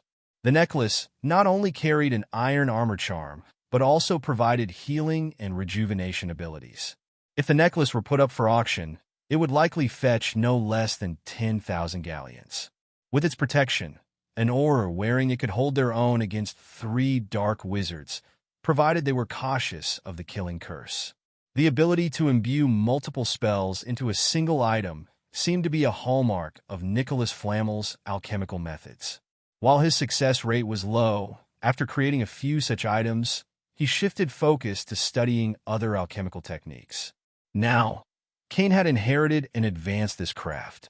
With the help of his shadow clones, which shared his memory and magical power, the process of refining alchemical items became significantly more efficient, producing results that were greater than the sum of their parts. The next day, as the Hogwarts term began, Hermione dressed in youthful and cheerful attire and said, "Godfather, it's almost time to go. You look lovely today, Hermione, but you're missing just one thing." Cain smiled, pulling out the alchemical necklace he had successfully refined the day before. Handing it to her, he said, "This is for you from your godfather. It's my first fully successful piece." Hermione's eyes lit up as she took the necklace. "This is for me? Thank you so much, godfather. I love it." Her excitement was evident, and she admired the necklace with delight. Cain explained its features to her. The materials used in the necklace were the highest quality. While Cain hadn't fully tested its limits, he estimated the protective power of the iron armor charm embedded in it to be at least 10 times stronger than his earlier attempts. It was likely capable of withstanding even his full-strength crushing curse. Whether it would shatter after blocking such a powerful attack remained uncertain, but the necklace's value was undeniable. After Hermione put it on, Cain escorted her to the Hogwarts Express. Once she was safely aboard, he instructed Phil to transport him to the school. With Hogwarts being heavily warded against apparition, Cain opted to arrive more conventionally. Upon arriving, Cain made his way to meet Dumbledore. He greeted the headmaster warmly, saying, "Professor Dumbledore, thank you for lending me Nicholas Flamel's alchemy notes. They've been immensely helpful." "It's nothing at all," Dumbledore replied with a smile. "Nick would be pleased to know someone is carrying on and expanding his work." He pushed a bowl of honey candies toward Cain, who politely declined, though Dumbledore himself picked one up and popped it into his mouth with a twinkle in his eye. "Professor Pent," Dumbledore began, "your office hasn't been used in quite some time. When Lupin was teaching, he used the office at the back of the Defense Against the Dark Arts classroom." "I'm aware," Cain replied. Then he added, noticing Dumbledore's hesitant expression, "But something seems to be troubling you." Dumbledore sighed. "It's the Death Eaters. So many were arrested, yet none will reveal their purpose. To gather so many of them, apart from Tom, I can't think of anyone else who could manage it. Why not use Veritasrum?" Cain asked. "It's prohibited, both by Cornelius Fudge and the influence of certain pureblood families." Cain chuckled. A puppet minister through and through. "Professor Dumbledore, don't waste too much energy on them. The reason those rats hide in the shadows is because they lack the strength and courage to live in the open. By the way, I was the one who... Show mercy, and next time, they won't be so lucky. I believe you on that, Professor Pent. In my opinion, your magical talent surpasses even Tom's." Dumbledore then added with a playful smile, "If you were headmaster, Hogwarts might be a safer place." After all the students arrived at Hogwarts via the Hogwarts Express, they gathered early in the auditorium. This year's freshman enrollment was completed ahead of schedule. Cain wasn't particularly interested in the freshmen, but his attention was drawn to the Sorting Hat. According to Nicholas Flamel's alchemy notes, it was possible to integrate thoughts and consciousness into alchemical creations, though this was advanced alchemy far beyond Cain's current capabilities. At present, Cain lacked the mastery of memory magic needed for such feats. When he could perfectly replicate personality, emotions, and habits using memory magic, he would attempt this level of alchemy. Strictly speaking, the Sorting Hat was akin to an artifact, containing the thoughts and will of the 4 founders of Hogwarts. Once the sorting was complete, Dumbledore stepped forward to make announcements. This year was a particularly special one for Hogwarts. Standing at the podium, Dumbledore began, "First, let us welcome back Professor Pent, who is already well known to students from 3rd year and above. He will once again be teaching Defense Against the Dark Arts this year." Applause broke out across the hall as students expressed their approval. Cain Pent's teaching methods were distinctly different from others. His approach was free-spirited and innovative, leaving a lasting impression on many. Moreover, Cain's generosity was memorable. For instance, Hermione's firebolt, a gift from him, was on the verge of becoming the exclusive broom for the Gryffindor Quidditch team. However, not all students shared this enthusiasm. Most Slytherins were less pleased, largely because Cain had recently sent 21 pureblood wizards to the Ministry of Magic after the Quidditch World Cup. The trial of those wizards had concluded just days ago, and they were likely on their way to Azkaban by now. Dumbledore then turned to the first years, delivering his customary warnings about the dangers of Hogwarts. As he spoke, Filch hurried into the Great Hall, tiptoeing up to Dumbledore and whispering something in his ear. After Filch left, Dumbledore announced loudly. This year, Hogwarts has been selected to host a legendary event, and the school will soon welcome some very special guests. While Dumbledore continued addressing the students, Professor McGonagall moved to remove the sorting hat and return it to the headmaster's office. Noticing this, Cain's eyes lit up. "Professor McGonagall, would you mind placing the sorting hat on me?" McGonagall looked puzzled. "Place it on you?" "Professor Pent, the sorting hat will be returned to the headmaster's office after the banquet." Cain smiled. "Leave that to me, Professor. I have a small question I'd like to ask the sorting hat." McGonagall hesitated but ultimately relented, setting the hat beside Cain. It was a minor request, and the sorting hat wasn't likely to get lost or damaged, though it was admittedly a bit dirty. Meanwhile, Dumbledore welcomed the students from both towns, and Cain used the opportunity to study the sorting hat. He wondered if he could later convince Dumbledore to allow the hat to remain in the Defense Against the Dark Arts office for further examination. "What are you planning to do?" "I carry the vision and critical thinking of the four founders. Your eyes reveal dangerous thoughts. It reminds me of witch hunting prison. Perhaps you should go there." The sorting hat suddenly spoke in a panicked tone after being placed beside Cain. However, Cain's curiosity only deepened. He sighed lightly before using detection magic, an alchemical spell, to analyze the sorting hat's composition. The results fascinated him. The hat was inscribed with ancient runes, complex and intricate. Among them, Cain noticed certain runes that were different, yet strikingly similar to others he had encountered. He couldn't tell if these runes were of elven origin or something else entirely, but one thing was clear. The sorting hat had immense research value. Cain's expression grew, increasingly intrigued, but he suddenly became aware of many eyes on him. Hagrid, Hermione, and others from below the dais were watching him intently. One particular gaze caught Cain's attention. It belonged to a Beauxbatons student, a girl with hair like a silver waterfall and piercing blue eyes filled with complex emotions. One of those emotions, unmistakably, was hatred.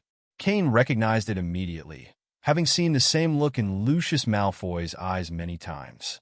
If he recalled correctly, the girl was Fleur Delacour from Beauxbatons. The hostility might be due to family reasons, but Cain didn't dwell on it. Risks had consequences, and anyone who decided to take them had to be prepared. It wasn't child's play. With this in mind, Cain tempered his actions toward the sorting hat and continued his study after Dumbledore had finished recounting the story of the Triwizard Tournament. By then, the students and staff from Beauxbatons had already taken their seats, and Dumbledore was welcoming the delegation from Durmstrang. Once the Durmstrang group entered the Great Hall and found their seats, Dumbledore announced the start of the feast. The Triwizard Tournament itself wouldn't be officially announced until after the meal. Otherwise, some students might be too distracted or too excited to eat. Tonight's dinner featured far more variety than the traditional British fare, likely a thoughtful gesture by Dumbledore to accommodate the guests from Beauxbatons and Durmstrang. After everyone had eaten, Dumbledore waved his hand, and the tables were cleared of food. He then revealed the enchanted object at the heart of the tournament, the Goblet of Fire. While Barty Crouch explained the rules of the Triwizard Tournament, Mad-Eye Moody entered the hall through a side door. Dumbledore had invited Moody specifically to prevent potential incidents during the competition. Cain observed the man closely. He couldn't be sure if this was the real Mad-Eye or an imposter. During the chaos of the Quidditch World Cup, Cain wasn't certain if he had managed to kill Barty Crouch Jr. or not. This left the door open to doubt, but Cain resolved to investigate further when an opportunity presented itself. As for Voldemort, Dumbledore already knew the locations of the Horcruxes, rendering the Dark Lord's resurrection almost impossible. With the Death Eater's power greatly diminished, Pettigrew already sent to Azkaban, and Voldemort's resurrection reduced to a near-impossible feat, the idea of his return was nothing more than a far-fetched dream. After the banquet, Cain asked Dumbledore if he could borrow the sorting hat. Dumbledore, without much thought, agreed but reminded Cain to return it to the headmaster's office once you're done. Cain took the sorting hat and ignored its constant, meaningless accusations. While alchemical items with independent thinking were indeed remarkable, they could also be annoyingly talkative. Before heading back to his office, Cain stopped by the library and the restricted section to borrow all the books on ancient runes he could find before Madame Pants left. The sorting hat contained many unfamiliar runes in its composition, and tonight Cain planned to study and cross-reference these with the borrowed texts. At the door of his defense against the dark arts office, he encountered a strange black cat. "Whose pet is this?" Cain mused, levitating a magic book in the air while approaching the black cat to observe it. Surprisingly, the cat showed no fear. Instead, it let out a delicate and sweet meow, its voice charmingly soft. "What a sweet meow. Wait, it's a male cat." "Oh, guess I was wrong," Cain remarked, lifting the black cat for a closer look. However, the cat began to struggle, likely displeased with being picked up. At Hogwarts, it wasn't uncommon for students to bring pets. While most opted for owls, some had more unconventional choices. For instance, Hermione's cat, Crookshanks, was particularly intelligent, likely due to its part Kneasel heritage. After setting the cat back down, Cain assumed it would return to its owner by morning. However, as Cain opened the door to his office, the black cat darted inside ahead of him. It leapt onto his desk, gracefully climbed onto a stool, and then perched itself neatly on the desk, gazing at Cain with vivid, intelligent eyes. Cain paused, reconsidering his initial plan to shoo the animal away with magic. Its behavior and appearance were oddly captivating. "If it were a mouse sitting there, it would already be in pieces," he muttered. "You can stay," Cain said, "but behave yourself. No noise or mess." With a wave of his hand, Cain conjured a soft cushion and a small litter box for the cat. He even retrieved a piece of fish to tempt the creature, but the black cat turned its head away, clearly uninterested. It cast him a dull glance, as though unimpressed. "Quite proud of yourself, aren't you?" Cain murmured. The cat's sleek fur was smooth to the touch, and when Cain reached out to pet it, the animal didn't resist. In fact, it seemed to enjoy his touch, purring softly as he stroked its back. After a short while, it settled onto the cushion, curling up as if ready to sleep. Satisfied, Cain left the cat to rest. He then turned his attention to the books he had borrowed, flipping through volumes on ancient runes. Meanwhile, he continued using detection magic to document the unique runes that made up the sorting hat. His shorthand quill moved across parchment, recording each detail with precision.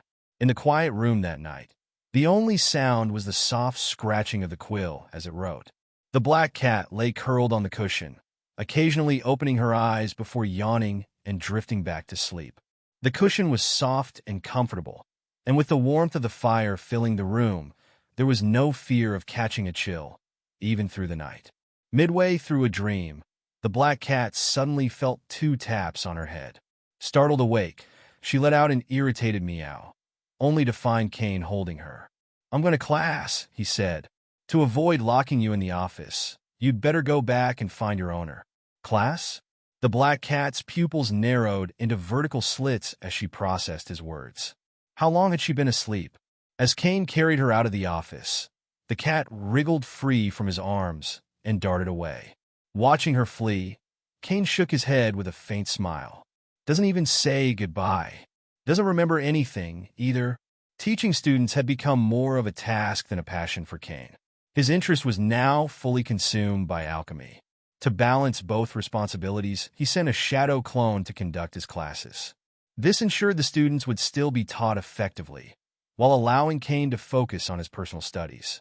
If an emergency arose in the classroom, the shadow clone could simply be dispelled. By now, Cain had thoroughly studied black magic, having read every book on the subject available at Hogwarts. Voldemort had been researching Horcruxes at the age of 16, but Cain's extensive knowledge, some of which he had coerced from Tom Riddle himself, was enough to teach 4th, 5th, and 6th-year students how to defend against such dark magic. The Beauxbatons and Durmstrang students occasionally joined the Hogwarts classes. Most of them were in their 7th year, so only a few needed to attend lessons alongside the younger Hogwarts students. In recent nights, however, Cain noticed a peculiar visitor. The same black cat from before had taken to sitting outside his office door, as if treating it like a hotel. Meanwhile, Cain continued his research on the sorting hat. "Amazing," he muttered, inspecting the runes he had recorded. What magical craftsmanship! The construction method seems tied to advanced sealing techniques. If I can stabilize these runes, I might be able to create something similar, a hat capable of emotions, thoughts, and judgments.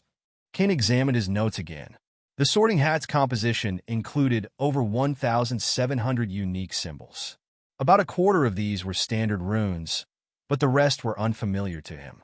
From his analysis, 2 symbols seemed derived from magical creatures, while another defied classification entirely.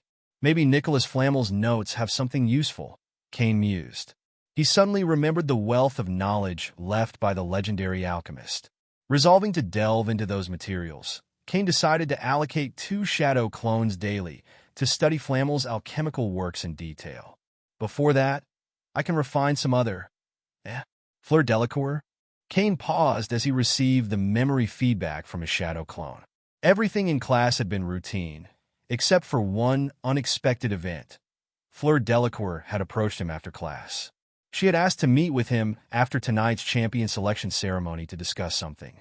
It wasn't difficult to guess that Fleur's motives were tied to the Delacour family. However, Cain had no intention of assisting the proud flower of the court. The Delacour family was notoriously greedy, and if he let them off easily, where would his reputation stand? Worse, the Delacours might take further liberties, pushing their advantage. Still, Fleur's approach served as a reminder. Tonight was the Triwizard Tournament's champion selection ceremony. Cain had almost forgotten about it. If Fleur hadn't sought him out, he would have spent the evening refining magical items in his office. The Goblet of Fire, though a fascinating magical artifact, was something Cain hadn't studied in depth. Its power lay in its unbreakable magical contract. Once a name was selected, not even Dumbledore could undo or alter the agreement. By the time Cain arrived at the Great Hall, he was late. Dumbledore had just announced the Beauxbatons champion, Fleur Delacour. "Professor, over here!" Hermione waved to Cain from behind the crowd. As the Goblet of Fire prepared to reveal the second champion's name, Cain avoided drawing attention and quietly joined her near the professor's section. "Professor," Hermione whispered, leaning close to Cain's ear, "Harry's been having some trouble lately. After the champion selection is over, can I bring him to see you?" Harry, standing nearby, caught Cain's gaze and gave him a quick nod. Clearly, the two had already discussed the matter. Cain nodded. "Of course. Come to my office afterward." As they spoke, the Goblet of Fire announced the remaining champions, Victor Crumb for Durmstrang and Cedric Diggory for Hogwarts. The Great Hall erupted into applause. However, before Dumbledore could continue, the Goblet of Fire flared to life once more. A 4th piece of parchment flew out, and as Dumbledore caught it, the lines on his face deepened. He frowned, then loudly proclaimed, "Harry Potter!" The hall fell into stunned silence. Hermione gasped, "A 4th champion? And it's Harry? Why are there 4 champions in the Triwizard Tournament? Professor Penner, why does this somehow feel reasonable all of a sudden?" Cain gave her a knowing look. "You're under the enchantment of logic, Hermione." He glanced toward Mad-Eye Moody. The man appeared genuinely shocked. If this were indeed an imposter, his acting was impeccable. Cain had read the original events.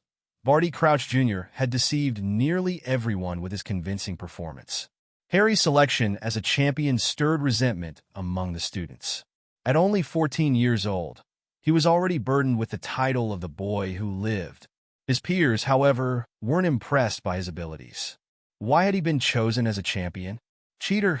That was the prevailing thought born from jealousy and frustration. Even Ron, Harry's best friend, doubted him. Only Hermione believed it to be an accident, knowing Harry lacked the magical prowess to bypass Dumbledore's enchantments. If he were truly that skilled, she thought, I wouldn't have to help him with his homework so often. After Dumbledore confirmed Harry's participation as the 4th champion, he dismissed the students, signaling that he and Barty Crouch would discuss the matter further. As the Great Hall emptied, Hermione turned to Cain. "Godfather, what should we do now?" "We wait," Cain replied calmly. "Dumbledore will decide how to handle this, but there's no changing the facts. Harry must compete. The Goblet of Fire's magic contract is unbreakable. Even Dumbledore cannot stop it. After Cain finished speaking, he turned to Hermione and said, "Once Harry comes out, if he still wants to speak with me today, bring him to my office." Hermione nodded in agreement. Cain didn't want to waste time. While waiting, he could return to his designs for the next alchemy item he planned to refine. At the moment, metal and magical materials remained his primary focus. Once he had a better understanding of the runes, he intended to experiment with incorporating them into clothing. Not long after Cain returned to his office, there was a knock on the door. With a wave of his hand, the door swung open, and Hermione entered, looking distracted and unhappy. She glanced at the magical materials scattered across Cain's desk, then spoke. "Godfather, there was an issue when I came here, so I wasted a little time." Cain waved it off, turned his chair to face Harry, and asked, "It's fine." "So, Harry, what's troubling you?" Harry, with a sullen expression, responded, "Professor, my biggest problem right now is becoming a warrior. Is there any way out?" "Of course there is," Cain replied. "The key is figuring out how to deal with the Goblet of Fire. Honestly, I've been wanting to study it for a while. Since it's a magical artifact, there has to be a way to crack it. But I only started studying alchemy recently, so it'll probably take a few months, maybe even half a year, to figure it out." Cain paused and added, "I really want to study it, but Dumbledore and Barty Crouch would never agree to that." "But I really didn't put my name in," Harry protested. "Of course not," Cain responded.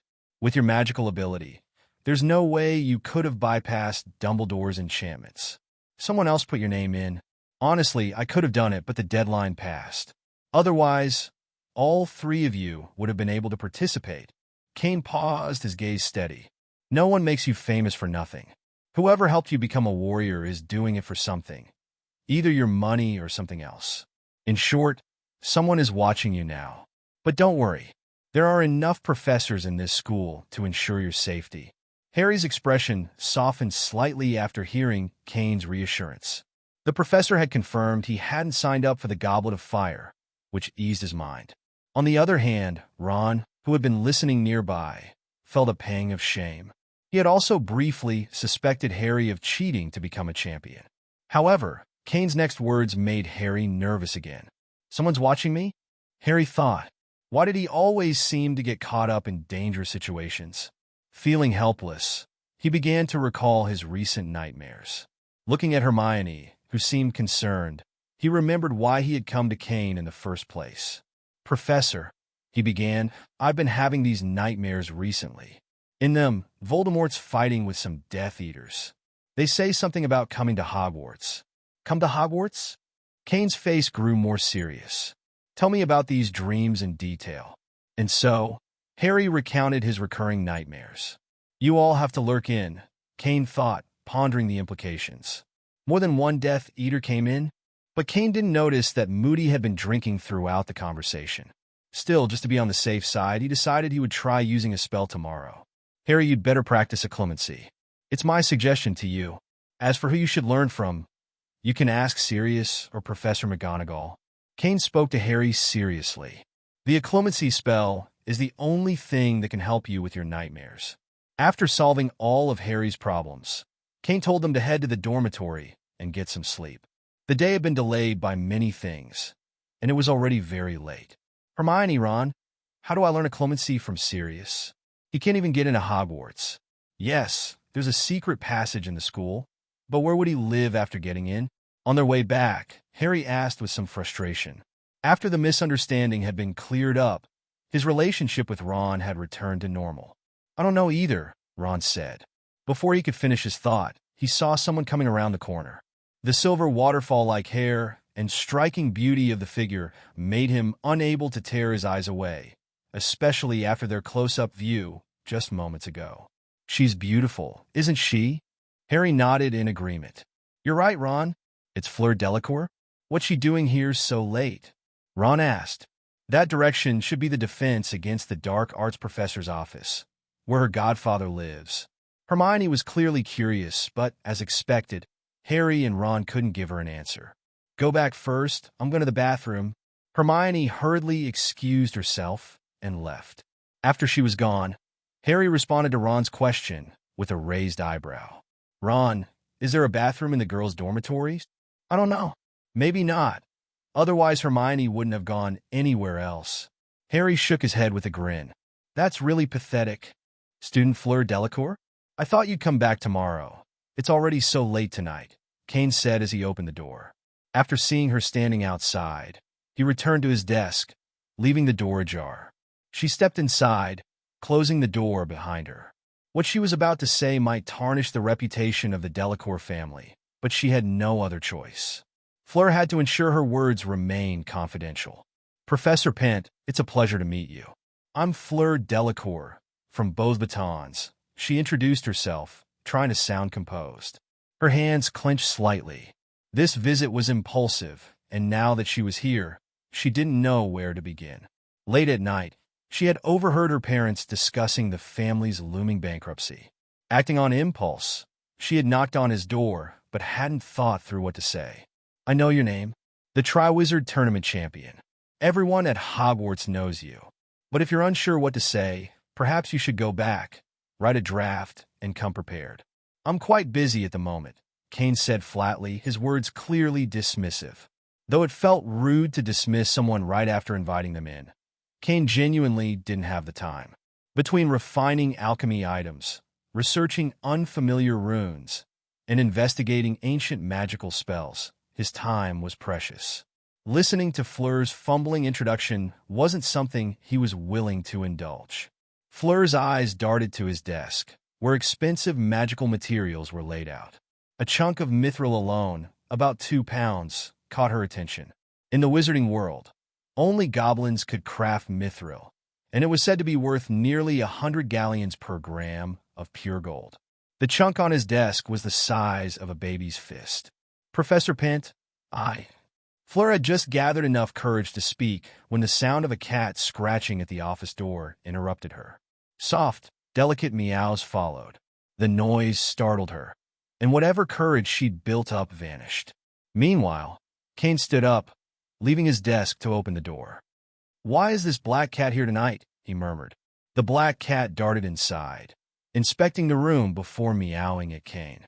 Noticing the absence of its usual cushion, it stared at him expectantly.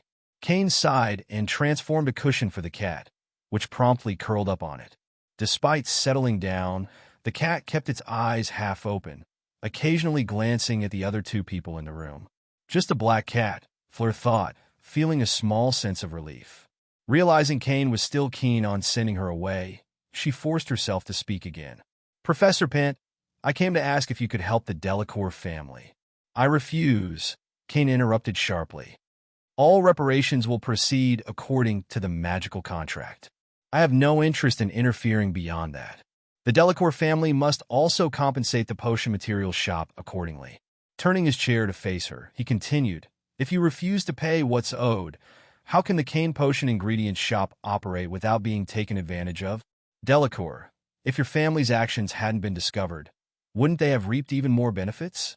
They wanted all the rewards without taking any risks. What's the point of that? Cain's words made Fleur anxious. She felt his reasoning was valid, yet her parents were the ones struggling and suffering. As their daughter, all she could do was plead with Cain Pent, the owner of the largest potion materials store in Europe. I understand. My parents may have made a mistake, she said, her voice trembling slightly. But, Professor Pent, I hope you can give them another chance. Her hands clenched the slim fabric of her dress tightly, her body language betraying her unease. The gesture, combined with her natural beauty, made her look particularly enchanting. As a Quartervila, Fleur exuded an irresistible charm, one that often made others yield to her requests when she appeared vulnerable. However, Cain was unaffected. His response was firm. Impossible. Instead of coming to me, why don't you persuade your parents to sell off some of the treasures in your home before this news spreads further? That might give them a chance to recover in the future. Professor Pent, if you have nothing else to say, go back and rest. Focus on preparing for the next Triwizard Tournament, he said curtly, clearly signaling the conversation was over. Cain didn't have the time or inclination to entertain Fleur's pleas any longer. With a firm but polite gesture, he ushered her out of his office. After she left, Cain turned to the black cat lounging on the cushion. What a troublesome woman. Wouldn't you agree? He scratched the cat under its chin, eliciting a satisfied purr. Amused, he recalled another way to comfort cats and decided to try patting it on the rear. But after a few pats, the black cat meowed angrily and swiped a paw at him. Cain narrowly avoided getting scratched. Well, lesson learned? Some cats don't like their butts touched, he muttered, withdrawing his hand. He stared at the feline, shaking his head. You're a tricky one. I wonder who your master is. Setting the cat aside, Cain refocused on his alchemy project. This time, he was crafting a pair of magical earrings designed to defend against soul-based attacks. The smaller the magical item, the more difficult it was to balance the runes inscribed on it. He also had to carefully consider the fusion of magical materials. Following notes left by Nicholas Flamel, Cain treated this new creation with the same meticulous care as if it were his first time, even though he made similar earrings before. Using memory magic like a clemency as the foundation, he planned to integrate ancient runes into the earrings. While Cain worked, the black cat stretched lazily on its cushion. It stared at him for a while, grew bored, and yawned before curling up to sleep. The next morning, Cain sent his shadow clone to teach his classes. He instructed the clone to discreetly cast a revealing spell on Moody. If someone were using Polyjuice Potion, the spell would reveal their true form. However, the spell had no effect on Moody. It turned out he was the real Alastair Moody, not Barty Crouch Jr. in disguise. Realizing his mistake, Cain approached Moody and offered an immediate apology, explaining his reasoning. Moody, to Cain's relief, held no grudge. On the contrary, he admired Cain's approach to teaching. In the magical world, Moody said gruffly, dark wizards are far more dangerous than magical creatures, 10 times more so. But very few defense against the dark arts professors understand that. Moody was also well aware that Cain had single-handedly defeated over 20 Death Eaters during the Quidditch World Cup, sending them all to Azkaban.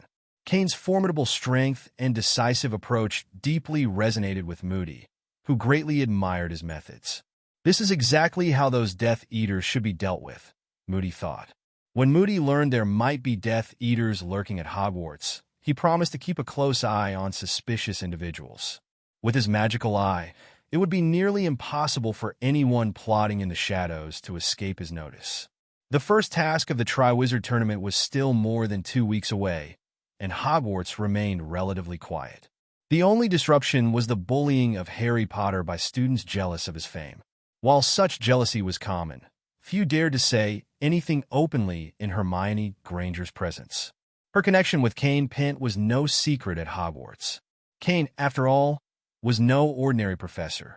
He was the defense against the dark arts teacher, a school governor, and the wizard who had defeated more than 20 Death Eaters at the Quidditch World Cup. His exploits were frequently reported in the Daily Prophet, where he was described as the most powerful wizard since Dumbledore. With Cain's reputation casting a long shadow, even the senior Slytherins, normally eager to antagonize Gryffindors, kept their distance from Hermione. Others wouldn't even think of crossing her. Despite this, Hermione had been unusually busy lately. Apart from attending classes, even her roommates mentioned rarely seeing her in the dormitory. Meanwhile, students from Beauxbatons and Durmstrang had integrated into Hogwarts life, attending classes diligently. Some 7th years from both schools had even decided to stay at Hogwarts to prepare for their NEWTS, taking advantage of the resources available. It wasn't unusual to spot students from Beauxbatons or Durmstrang poring over books in the library or elsewhere. In the restricted section of the library, a young woman with a graceful figure flipped through a book titled Powerful Potions. As her eyes scanned a particular page, they lit up with interest. A trace of hope flickered across her delicate features. The love potion can make the target fall deeply in love with you and obey your every command. Combined with confusion spells, the effects become nearly impossible to resist. Although the love it creates is false, there is an antidote. The mention of an antidote reassured Fleur Delacour. She had no intention of permanently entrancing a Hogwarts professor. Her plan was simple: resolve her family's crisis, then administer the antidote to undo the effects. If there were no evidence afterward, the Delacour family might yet recover from their dire situation. Fleur saw no other way out. Even Madame Maxime, for all her influence, couldn't resolve this issue. The compensation demanded was enormous and had been sanctioned by the trade departments of the ministries of magic in both countries. Unless the opposing party willingly withdrew their claim, the Delacour family would lose everything. Generations of wealth and effort would vanish, and even that might not be enough to settle their debts. Before coming to Hogwarts, Fleur had seen her father pacing late into the night, overwhelmed by stress. The date on the contract loomed closer with each passing day, and Fleur knew time was running out. After careful consideration, Fleur decided this might be the most effective solution. Even if the other party discovered the truth later, by then her family's crisis would already be resolved. Since love potions rarely left evidence, she planned to apologize profusely afterward. Fleur considered tearing the page from the book, but quickly dismissed the idea.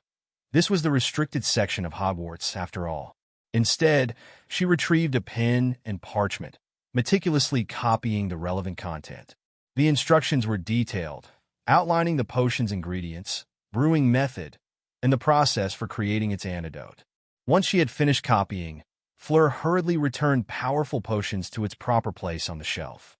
The deadline for the Delacour family loomed just 1 month after Christmas.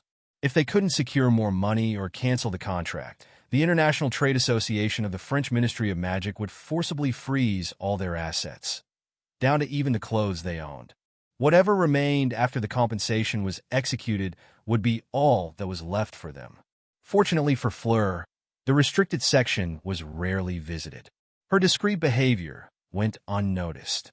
Slipping the copied notes into her pocket, she composed herself and exited the restricted area, appearing as if nothing unusual had happened. "Hermione, I'm miserable. I need you to save me." When Harry and Ron found Hermione in the library, she was drowsy and nearly asleep. Their loud voices startled her awake, and in the process, attracted the wrathful glare of Madame Pants. The three of them were promptly shooed out of the library under a barrage of scolding. Once outside, Hermione, trying to hide her embarrassment at being caught nearly dozing, took the lead in reprimanding them. "The library isn't a place for shouting and noise. I've told you both this 100 times. Now, what's the matter with you?" "I'm sorry, Hermione," Harry said quickly, trying to appease her. "But if you're sleepy, you really should go back to your dormitory or the Gryffindor common room. It's warmer there than the library." Hermione glared at him, but Harry, sensing her patience was wearing thin, hurriedly changed the subject. "It's the dragon, Hermione, the first task of the Triwizard Tournament. Hagrid took me to see it. It's just so terrifying. I honestly want to curse whoever threw my name into the Goblet of Fire." Fire dragons were among the most dangerous creatures in the wizarding world. Their tough skin could repel most spells, and even the killing curse might not work unless cast by a wizard of exceptional power. In Romania, taming a dragon required at least 2 highly trained dragon handlers working in tandem. These experts had a variety of strategies to subdue the creatures, but even so, it was a challenging task. Letting a group of young, inexperienced wizards face off against dragons, even with precautions in place, was unquestionably reckless. Injuries were almost inevitable. Harry pressed on urgently. "Hermione, I remember you went to the Romanian Dragon Reserve during the summer and even rode a dragon. Do you know any weaknesses they might have?" Ron chimed in, his voice hopeful. "Yeah, Hermione, maybe you know a secret about riding dragons?" "That'd be brilliant." "There's no secret," Hermione replied matter-of-factly. "I only managed to ride a dragon because of my godfather. Even the dragon trainers were surprised it worked. That said, I can tell you some of a dragon's weaknesses. But, Harry, every dragon has a different temperament. Which one are you facing?" Balancing a stack of books in her arms, Hermione looked at Harry. She knew that handling a dragon depended heavily on understanding its habits, which varied greatly between species. "Actually, forget that," she said after a moment of thought. "You should come with me and ask my godfather. He keeps a dragon with him." Harry and Ron's jaws dropped. They stared at Hermione in disbelief before exchanging shocked glances. Then, without hesitation, they hurried to follow her. As the first task approached, Harry knew he wasn't the only one aware of its dangers. Other champions were undoubtedly preparing their own strategies to face the dragons. The three of them reached the defense against the dark arts professor's office just in time to see Fleur Delacour stepping out. Hermione froze, her breath catching. Why was she here in the middle of the day? Hermione took 2 quick steps forward, clutching the book in her arms, her tone sharp and questioning. Ms. Delacour, the professor should be in class right now. Why are you coming out of his office? Class, Fleur replied with a delicate smile. But Professor Pent is inside. I just stopped by to ask him a few questions and to deliver some French desserts. Her tone was light and casual, but Fleur's intentions were more calculated. Though she planned to use a love potion to alleviate her family's crisis, she couldn't simply hand it over without building a foundation first. Gradual steps were needed. Bringing desserts to the professor every day seemed like a good approach. Over time, Fleur hoped it would become a habit for him to accept her offerings, paving the way for her true plan. Hermione frowned, raising her voice slightly. Inside? That's impossible. This morning is the defense against the dark arts class for the lower years. Everyone at Hogwarts knows that. Are you suggesting the professor skipped his lesson? Right, Ron? Harry? But the 2 boys didn't respond. Fleur's smile was too captivating for them. With her Vila charm and striking beauty, few young wizards could resist her allure. Hermione glanced back and saw their dazed expressions. She stomped her foot in frustration. Fleur, still smiling, turned slightly and gestured toward the door. But Professor Pent is inside. If you need to speak with him, feel free to knock and go in. Hermione bit back her retort, though the words, "This doesn't need your suggestion," burned on the tip of her tongue. She didn't want to appear overly hostile, though she prided herself on her good manners. Something about Fleur always set her off. Suppressing her irritation, Hermione walked past Fleur to the door of the defense against the dark arts office and knocked twice. Within seconds, the door opened. Hermione stepped inside, motioning for Harry and Ron to follow. Cain was sitting at his desk, engrossed in a detailed rune chart on magical beasts. He looked up as Hermione entered. "Godfather, didn't you have class this morning?" she asked. "I did," Cain replied, setting the chart down. "But I used an avatar. That's still me, and the lesson's already finished." Hermione raised an eyebrow, but didn't comment. Cain looked at the trio curiously. "So, what brings you 3 here? Is it about what happened last time?" "No, Godfather," Hermione replied quickly. "It's about the first task. Harry found out it involves dragons, and he's hoping to get some advice." As she spoke, Hermione's gaze drifted to a box of beautifully arranged desserts on Cain's desk. They were delicate and intricate, clearly not the work of Phil or Isaac. "Dragons," Cain said thoughtfully. "Technically, as a professor, I'm not supposed to help you. The tournament prohibits any form of assistance." Harry's face fell at those words, but Cain's lips curled into a faint smile. "That said, if you want to meet my pet, I suppose I can arrange that. And Hermione, if you're hungry, help yourself to the desserts. They're not Phil's work, but they seem decent enough. You 2 can try them as well," he added, glancing at Harry and Ron. Harry's face brightened instantly. Cain pushed the box of desserts toward them. Harry and Ron eagerly thanked him before diving in. Hermione hesitated for a moment. She hadn't planned on eating, but hunger won out. She reached for one of the cakes, her irritation with Fleur momentarily forgotten. After the 3 of them finished eating the desserts, Cain waved his wand to clear the plates and debris. He then pulled a small pouch from his robe and said, "Come in." Harry and Ron exchanged confused glances. "Going? Professor, do you mean?" Before they could finish, Cain cast a spell, and the next moment, the 3 of them were sucked into the pouch. Hermione followed without hesitation, while Harry and Ron flailed in surprise. Once they were all inside, Cain levitated the pouch onto the table and flew in himself, transforming into a wisp of smoke. Inside the pouch, Harry and Ron were utterly stunned. They had never seen anything like it before. What seemed like an ordinary pouch on the outside contained an enormous space. A vast prairie stretched out before them, with a sparkling blue lake and dense woods in the distance. "Harry, look at that!"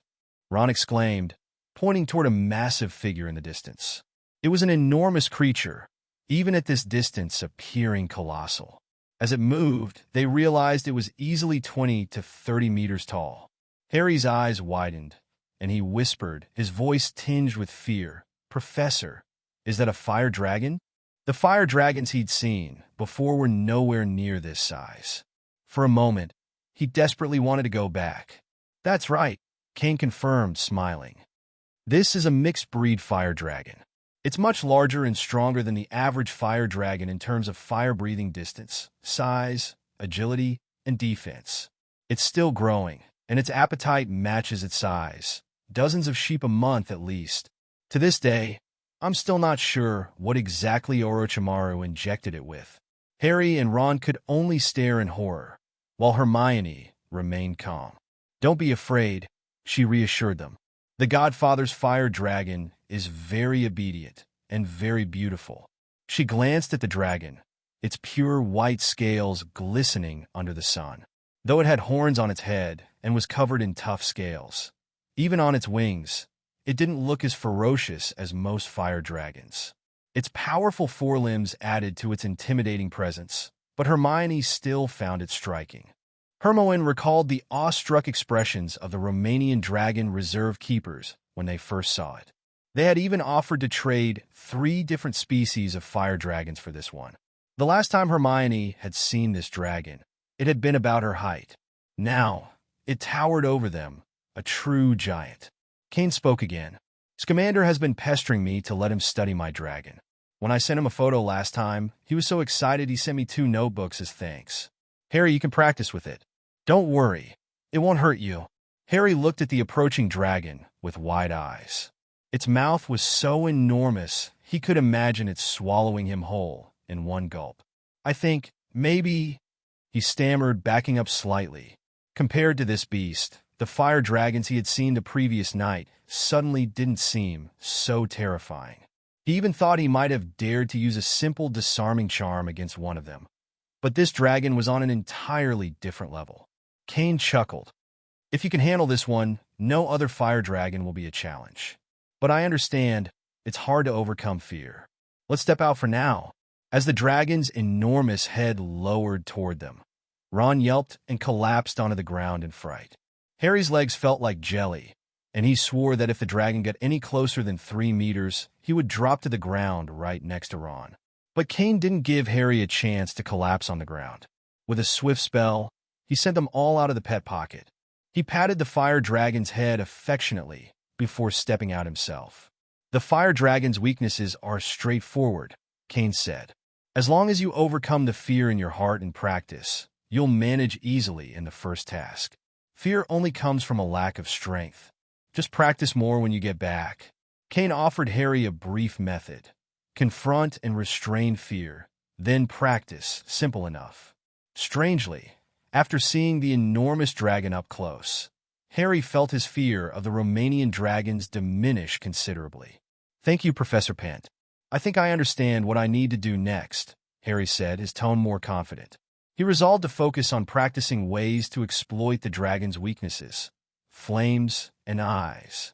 He recalled that there were spells to counter flames and disrupt sight. "Professor, we'll head back now." Harry grabbed Ron, who was still a bit shaky on his feet. The 2 of them bowed respectfully to Cain before taking their leave. Cain didn't stop them, but turned to Hermione. "Hermione, stay for a moment." After Harry and Ron closed the office door behind them, Cain looked at Hermione and asked gently, "Have you been staying up late? You don't look well, and it seems like you've caught a bit of a cold. If you're free this afternoon, feel free to rest here. No one will disturb you." "Maybe I didn't sleep well the past few nights," Hermione admitted. "It's fine, Godfather. I've already made myself a cold potion. But I didn't need to bother you for a while. Mrs. Pants kicked me out of the library because of Harry and Ron's recklessness." As she spoke, Hermione instinctively glanced around the room, searching for something. Realizing there was no need to, she turned her attention back to Cain. "Godfather, could you make the wall fire burn a bit bigger?" At her request, the flames in the wall-mounted fireplace flared up, and the room grew warmer almost immediately. Satisfied, Hermione sank onto the nearby sofa. Moments later, she felt a blanket drape gently over her. With Hermione settled, Cain returned to his work, engrossed in the study of strange runes. These peculiar markings, he believed, were linked to the magic of magical creatures. After consulting with Scamander, he had confirmed his suspicion. Many of these runes originated from the inherent magical power of such beings. Scamander shared Cain's theory that magic itself originates from magical creatures, and that by understanding the power in their blood, one could grasp the true essence of magic. Cain himself was a testament to this. Thanks to the genes of the Phoenix and the Fire Dragon, his mastery over magical power was extraordinary. After his discussions with Scamander, he was inspired to consider building runes directly into his body. However, he realized the runes alone might not be enough. Ancient wizards had initially developed runes by studying the ones used by elves. Cain knew he would have to incorporate other ancient runes into his research. If his hypothesis was correct, and he successfully integrated these ancient runes into his body, he would unlock the true source of magic. With such a foundation, he would not only master magic, but wield it tenfold more proficiently than he ever had before. It is not an exaggeration to call him a master of magic.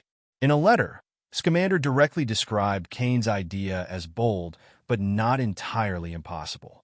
This was because, when magical creatures use their abilities, they consistently draw magic from a specific part of their body.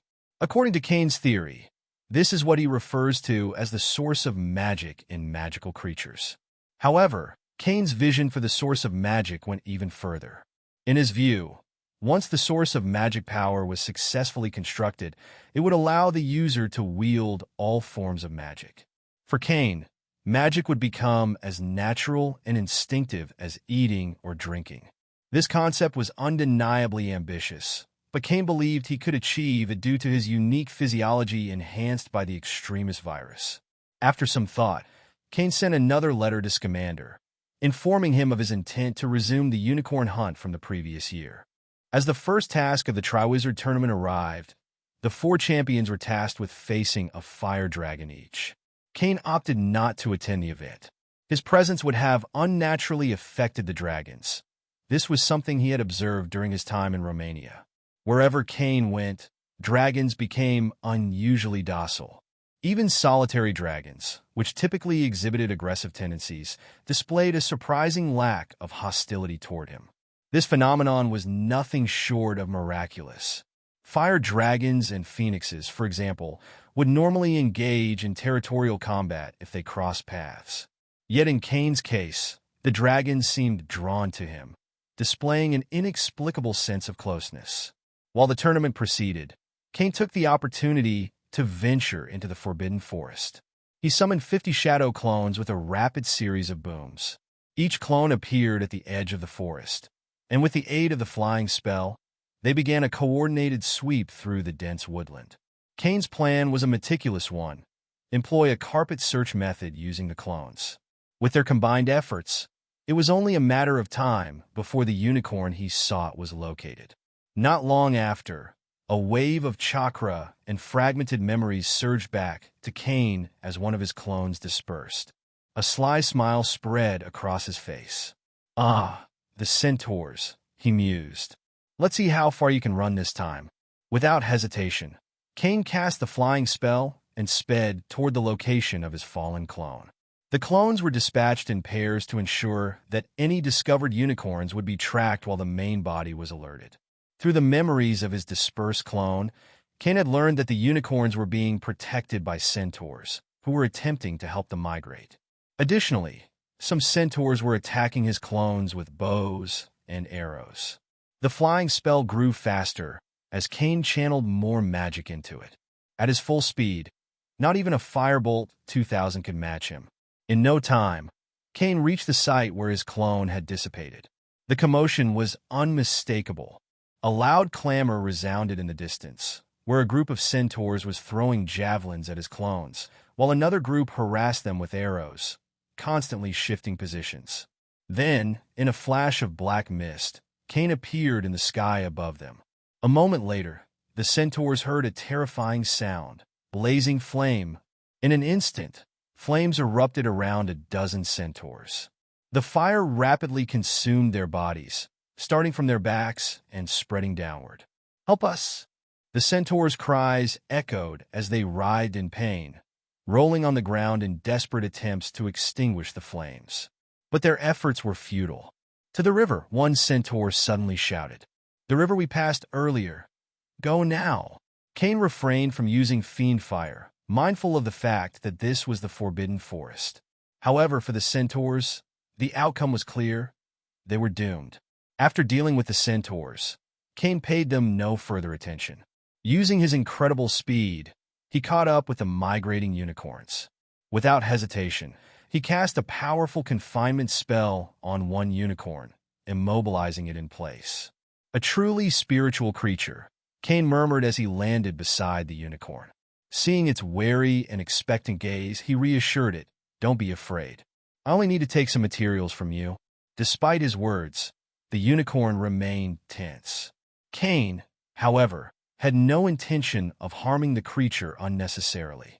The centaurs, on the other hand, had been a persistent nuisance, delaying his efforts. Without their interference, he would have secured the unicorn's materials much sooner. Before proceeding, Cain used detection magic to assess the unicorn's magical properties. His findings confirmed a strong magical reaction centered in its lungs. Based on his conversations with Scamander, this was likely the unicorn's source of magic.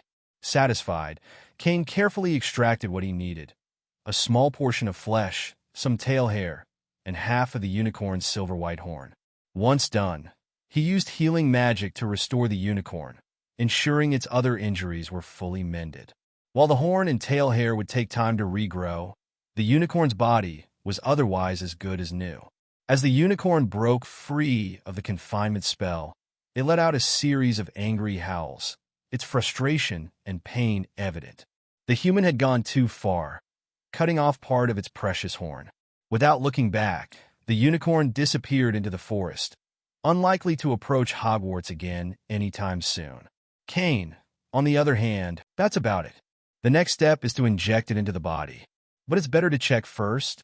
In the space of the pet pocket, Cain extracted the unicorn's genes using experimental equipment, and then made a gene injection. He had the entire process of Rick's last experiment in his hands, allowing him to repeat it step by step. Killing a unicorn fills its blood with numerous curses. Many wizards speculate that this is related to the soul of the unicorn. The soul and magical power of this creature have cursed attributes. Cain, however, did not attack the unicorn, and after testing it with magic, there seemed to be no curse left in the flesh and blood.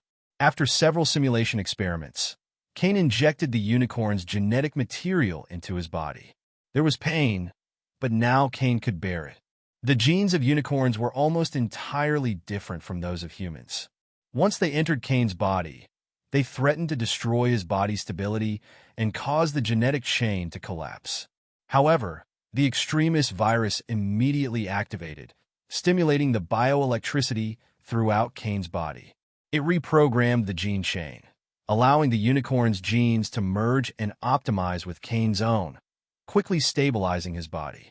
After a while, the unicorn's genes had fully fused, and Cain, drenched in sweat, reluctantly sat up from the experimental bed, feeling a bit weak. But the weakness lasted less than 10 seconds before the strong recovery ability of the extremist virus kicked in, and Cain quickly regained his strength. "Clean it up."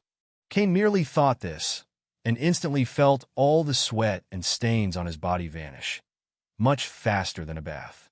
The fire dragon nearby sensed a stronger pull from its master and moved closer, its massive head wanting to nuzzle Cain. But Cain gently pushed it away. It's a completely different feeling now than before. It seems easier to construct ancient runes. There's another kind of emotion carried in the magical power. Could it be the curse ability of the unicorn? Cain murmured in contemplation as he wrote in the air with his finger. Ancient runes began to form, alongside other strange symbols that Cain had detected in the Sorting Hat a while ago. A few days ago, it had been difficult to build these runes, but now Cain found it extremely easy. Moreover, there was a special power in his magic, almost like the curse characteristic in black magic. If Cain used black magic now, the power would be several times stronger than before. His magic now carried a cursed attribute, derived from the unicorn's ability. This was far more potent than the emotion required by dark wizards to wield black magic. There's still blood. Cain felt the strong resilience and energy surging in his body. Unable to resist, he slit his finger, controlling the extremist virus to quickly repair the wound. A few drops of bright red blood dripped into a petri dish, and Cain clearly saw a glimmer of gold within it. It's worth researching, but this should be considered a tonic for ordinary people. Someone's coming. Cain noticed a change in the office, but Hermione's key should be the only one that could open his office door. He placed all the experimental equipment into his space backpack, then used the flying spell to leave the pet pocket space and appeared in front of Hermione in the office the next second. "My God, Godfather, you startled me." Seeing Cain suddenly appear, Hermione couldn't help but pat her chest to calm her rapidly beating heart. Then she opened her eyes wide and looked at Cain carefully. She didn't know whether it was because she was so tired lately, but she suddenly felt that the Godfather had changed a lot. Her appearance hadn't changed, but her temperament now seemed very noble. Hermione had never seen a noble prince from the Middle Ages, but now that she saw Cain, she felt that his noble, princely aura must be similar to what she imagined one would have. Noticing Hermione standing still, Cain couldn't help asking, "Hermione, what do you need from me?" Hermione snapped back to reality and hurriedly replied, "It's Professor Dumbledore. He seems to be looking for you, but since you didn't go to the first game, he asked me to show you to your office. If I went to the game, it would affect the fire dragons. They'd get the golden egg with their eyes closed." Cain explained casually, then wondered what Dumbledore wanted. Had the centaurs come to complain so soon? Cain then adjusted the pet bag on his body and said to Hermione, "Let's go." As he left, Cain also put on the sorting hat. He had memorized all the runes in it, and besides the magic related to separating emotion and character, the sorting hat no longer had much use for him. In addition to refining alchemical items, Cain was now focusing more on the source of magical power. Building runes was so easy for him that he could keep them suspended in the air for a long time. If they were placed within his body, the likelihood of them stabilizing into a source of magical power would be even higher. Cain and Hermione separated midway. She still had classes, so Cain went to the principal's office alone. Either Hermione had forgotten to mention it, or no one had told her the password to the headmaster's office, but Cain was now stuck at the door. The stone statue at the door of the office spoke, "Password." "There's no password, or rather, fiend fire is the password." A ball of fiend fire appeared in Cain's hand, and as he moved closer to the stone statue, it quickly cried out, Okay, I understand, the password is honey sugar. You can go in." The stone statue quickly moved aside. Cain couldn't help but wonder when a professor from Azkaban had come to Hogwarts. Why was he using fiend fire at the drop of a hat? Cain walked up the stairs to the principal's office and saw Dumbledore, who was meditating in his seat. When Dumbledore noticed Cain's arrival, he smiled and said, "Professor Pent, the sorting hat is over there." "It's fine. Would you like to try these new candies?" "No, I still prefer normal desserts." Cain shook his head in refusal. Dumbledore's candies were super sweet, and many of them were not the type most people would consider edible. After the sorting hat was placed down, it continued to clamor for Dumbledore to protect it. The crimes it had suffered in recent days were worse than ever, but when Cain pointed his finger, the sorting hat immediately fell silent. "Professor Dumbledore, what do you want from me?" Dumbledore took out a ring, placed it on the table, and said, "Actually, it's about this ring. But the centaurs came to protest near Hogwarts, though it's a trivial matter. I asked Hagrid to communicate with them. But Professor Pent, have you noticed that your temperament has changed quite a lot?" As he asked the last question, Fawkes jumped directly onto Cain's shoulder, like a bird seeking affection, and was very affectionate with Cain. Seeing this, Dumbledore couldn't help but say with some acid in his voice, "I've known Fawkes for so long, and it's never been like this before. Maybe there's been a breakthrough in my magical studies. Don't worry about it. Let's take things one step at a time. As for the centaurs daring to come to Hogwarts, what do they want? If you didn't know better, you'd think the wizards were the victors in the last war. But I'll deal with them. He was already being very merciful. How dare these centaurs chase him all the way to Hogwarts? Before Cain could finish speaking, Dumbledore quickly interjected. "It's okay, Professor Pent. Leave it to Hagrid to handle. Let's talk about this Horcrux." Dumbledore likely understood the situation. He had seen the centaurs earlier and used legitimacy to learn what had transpired from the centaur leader. For this, Dumbledore could only say that the centaurs had been in too much contact with well-intentioned people, leading them to assume that all wizards were kind-hearted. Wizards might be a little troublesome for races like elves or goblins, but for centaurs, who knew little magic, a powerful wizard could deal with a dozen of them. They posed no real threat to wizards at all. The Forbidden Forest was a protected habitat for the centaurs, and Hogwarts was used to prevent wizards from being poached, but the long-term relationship had caused the centaurs to gradually forget this fact. Let's focus on this. Based on the information you gave me the year before last and what I've gathered, I conclude that Tom made more than one Horcrux, and there may be many. This ring is one of them. Cain asked, "Have you figured out how to destroy it?" Dumbledore picked up the ring and studied it carefully. "Tom has cast powerful dark magic on it, but I wonder if I can use this ring to track down Tom's other Horcruxes. Take Fox with you when you destroy the Horcrux. It will help you." Cain's suggestion could very well save Dumbledore's life. Otherwise, he might still suffer from the black magic in the Horcrux. As for the remaining Horcruxes, except for Nagini's whereabouts, they were relatively easy to destroy.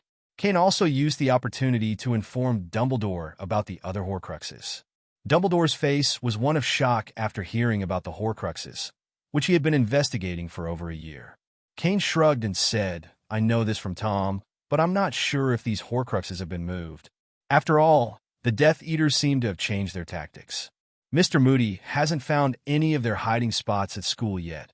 Dumbledore was aware of this and said, "Alastor believes that Death Eaters have infiltrated among the students. His ideas are a bit extreme. I'm trying to persuade him to use other methods to locate them. If it were any other time, Dumbledore might consider Moody's approach, but with the Triwizard Tournament taking place, there would be Ministry of Magic officials and reporters at Hogwarts every day. If a large-scale search for Death Eaters were conducted now, it would lead to serious consequences. Among other things, Bagman and Crouch would not agree to such a move. If Moody insisted on it, they would immediately report it to the Ministry of Magic. The tournament was jointly organized by the Ministries of Magic from 3 countries, and Dumbledore was in a difficult position. Then Dumbledore spoke to Cain about other matters, mainly concerning the Forbidden Forest.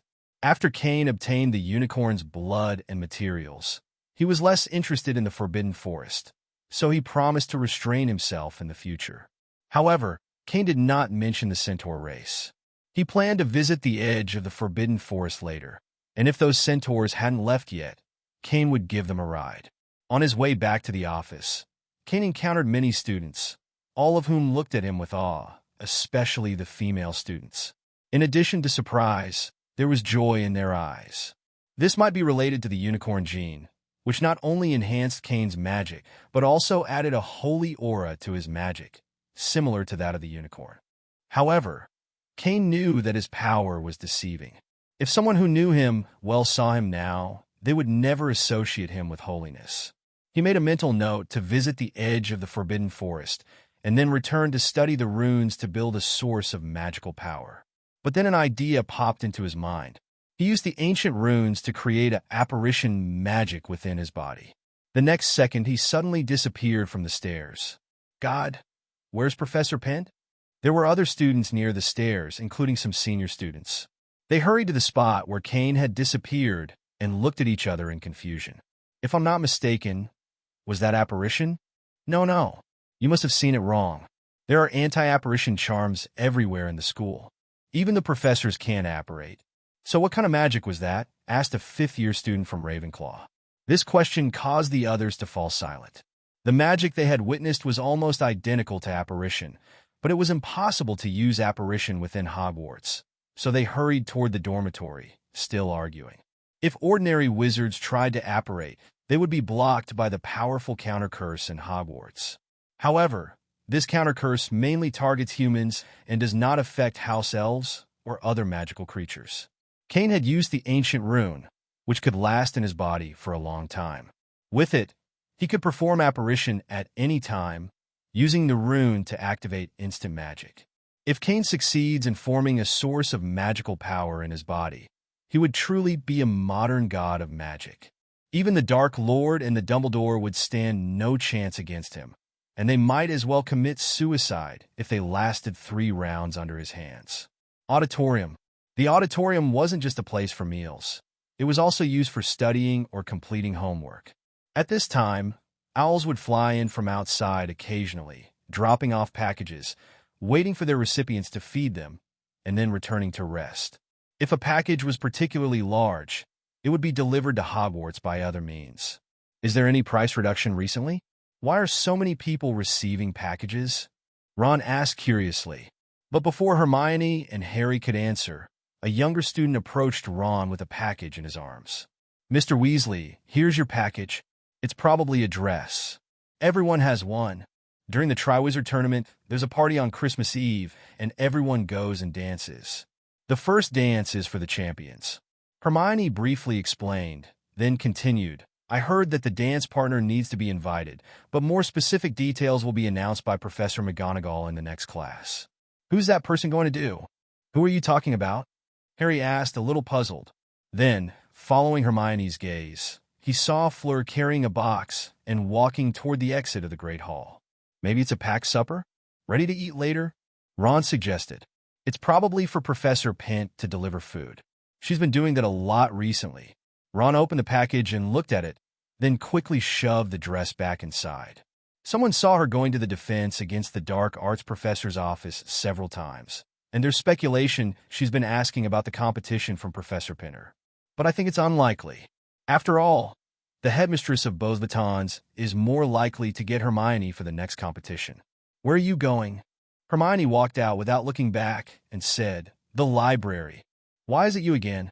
If you have time to come to me, why don't you go to Beaux Batons and seek help from a few pureblood families?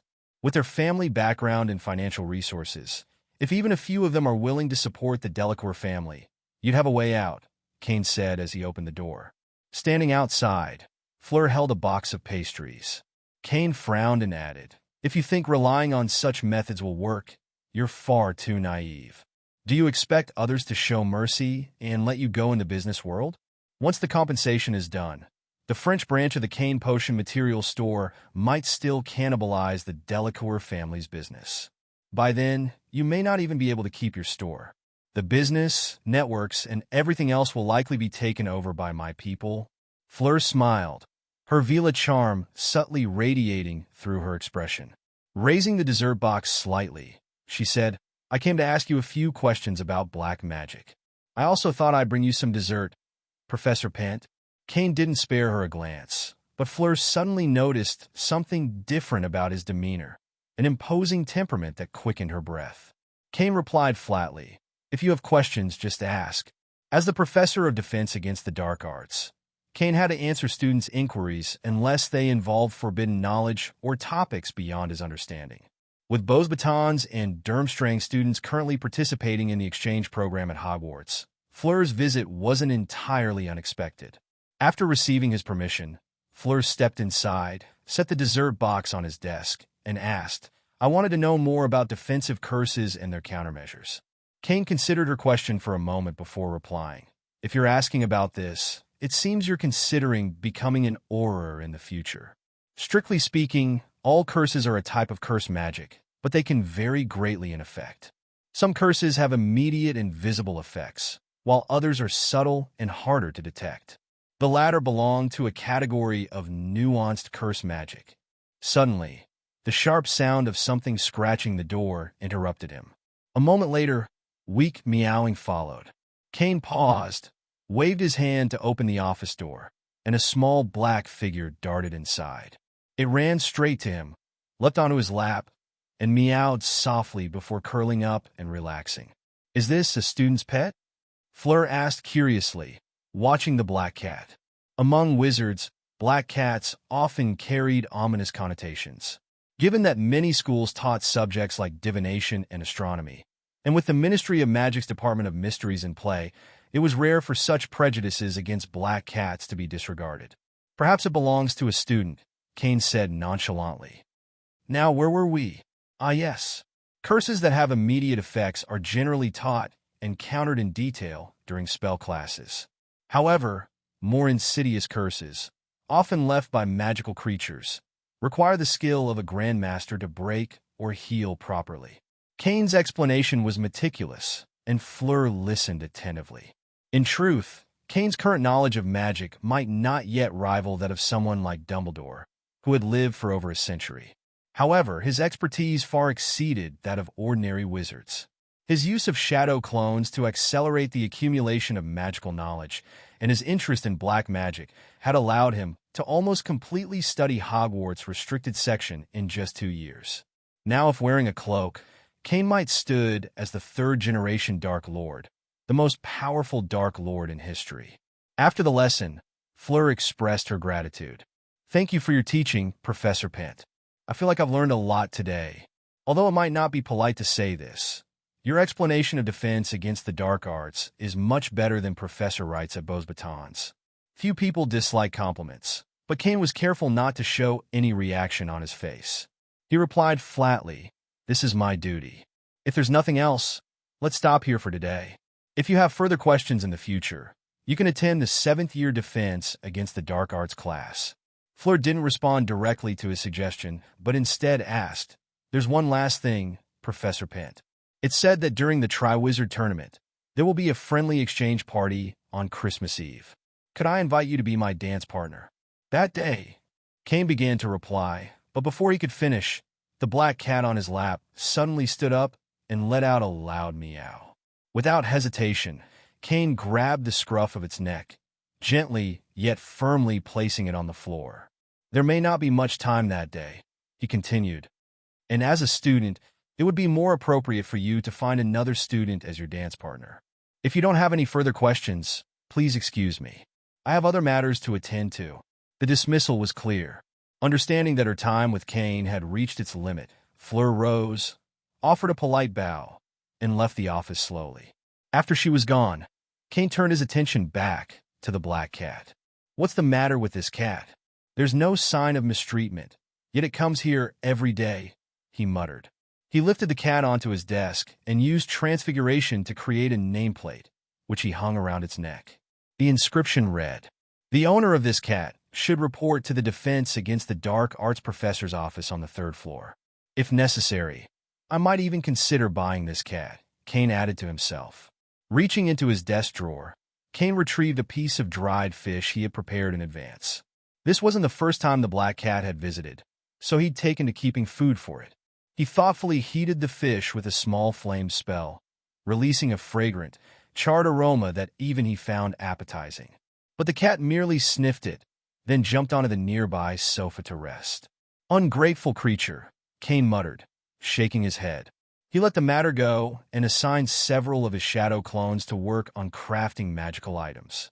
Meanwhile, he turned his focus back to his primary research, constructing the source of magical power. From the corner of his eye, Cain noticed the black cat watching him, its pupils narrowing into sharp vertical slits. The creature seemed astonished by what it was witnessing. "Is this the cloning magic the Godfather mentioned?" it wondered. The intricate runes and spiraling designs Cain was drawing appeared to be a complex combination of ancient and modern symbols. However, the black cat's curiosity eventually waned. Exhausted from its own day, attending classes, brewing potions, and even assisting those 2 fools with strategies for the tournament, the creature yawned and fell asleep on the sofa. Occasionally, it also had to patrol the grounds in its animagus form. "After the Triwizard Tournament, I'll need a proper rest," it thought sleepily before dozing off. Meanwhile, Cain's focus remained unwavering. The source of magical power was integral to his control over the culmination of his magical studies. It was no simple task, and while he'd tried numerous configurations, none were entirely satisfactory. The current iteration still fell short of perfection, and Cain knew he couldn't afford carelessness in this endeavor. The more perfectly the source of magic was constructed, the greater the benefits it would bring to Cain in the long run. Unlike ordinary wizards, whose magical power hardly increased after adulthood, Cain was different. Thanks to the effects of the extremist virus, his genes were continuously optimized toward perfection, enabling him to absorb natural energy and expand the upper limit of his magical power. However, if the source of magic he constructed now was even slightly flawed, it could limit him significantly in the future. Life at Hogwarts was far from dull, though Cain rarely left his office. Instead, he relied on his clones to teach his classes. Despite his reclusive nature, whispers about him continued to grow among the students. Recently, some students had witnessed an incident where Cain confronted the centaurs at the edge of the Forbidden Forest. The scene was described as cold and became a hot topic of discussion. At the time, Cain had no intention of negotiating with the centaurs. They had acted aggressively upon seeing him, so he used a levitation charm to hurl them back into the Forbidden Forest. He issued a clear ultimatum. If they dared to behave arrogantly and try to dominate humans, he would ensure they became an endangered species. The centaurs were tossed aside, many with broken legs or arms. Hagrid, ever the kind soul, eventually helped return them to their tribe deep within the Forbidden Forest. Since that day, no centaurs have been spotted within 10 miles of Hogwarts.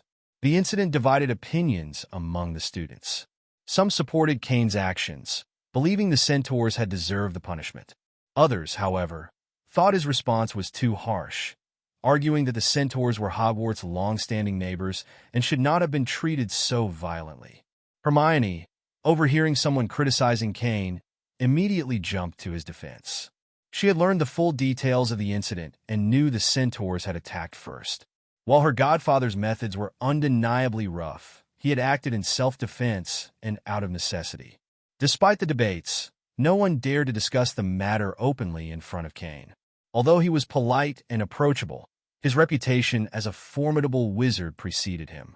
Whether it was defeating over 20 Death Eaters or dealing with the centaurs, Cain had become one of the most intimidating figures at Hogwarts. In his defense against the dark arts classes, even the Slytherins listened attentively, not daring to disrupt. Time passed and Christmas Eve finally arrived. The students' attention was consumed by preparations for the upcoming party. Beau's Batons, renowned for its beautiful witches, drew much attention, and many students, including Flur, received invitations from admirers. It was a time of heightened emotions and hormonal chaos, with everyone striving to look their best for the evening. The 3 school styles of evening attire varied slightly, but all were designed to showcase elegance and charm. Cain and Hermione, however, had no such concerns. They wore exquisitely tailored evening attire from one of London's finest boutiques, ensuring they looked impeccable for the occasion. Godfather. At the door to the defense against the dark arts professor's office, Hermione appeared, dressed in an elegant evening gown. Her hair was styled into a neat bun, and she had applied light makeup. Her transformation was stunning, radiating sophistication. She had rested well in the days leading up to the party, and although her complexion had improved, the light makeup she applied enhanced her beauty further. Cain didn't hesitate to compliment her. "You look beautiful today, Hermione, but you should head to the Great Hall first." Hermione feigned embarrassment and replied, "That might be difficult, Godfather. Lately, I've been so focused on researching the brewing process of Felix Felicis that I overlooked the need for a dance partner. Attending a party like this without one is rather embarrassing for a girl." "Felix Felicis? Are you already attempting to brew that potion?" Cain asked, a surprise evident. Hermione was delving into one of the most complex and valuable potions known to wizards. With such talent and dedication, it was no wonder that even Snape had begrudgingly awarded her out-of-class bonus points for her potion-making skills. "No dance partner, you say? Then I'll be your dance partner," Cain offered, though I suspect this may draw some curious attention. Over the past few months, Cain's temperament had been subtly altered by the unicorn gene within him, giving him an aura that was difficult to ignore. For this reason, he had rarely ventured out. Becoming Hermione's dance partner would undoubtedly attract a lot of eyes. According to his calculations, however, once the source of magical power was fully established within his body, this noble and ethereal aura would likely become more subdued. Hermione beamed with happiness at his reply, but she quickly composed herself, saying, "Thank you, Godfather. I'm grateful. Traditionally, I would have sent Filch to deliver this to your dormitory tonight, but since we've already met, I'll give it to you now," Cain said, pulling out a pair of earrings. "This is my third alchemical creation, imbued with defensive enchantments." Before he could finish explaining, Hermione interrupted excitedly. "Cleansing, recovery, and offensive magic?" Cain raised an eyebrow in mild surprise. "Impressive. You got 2 out of 3 correct.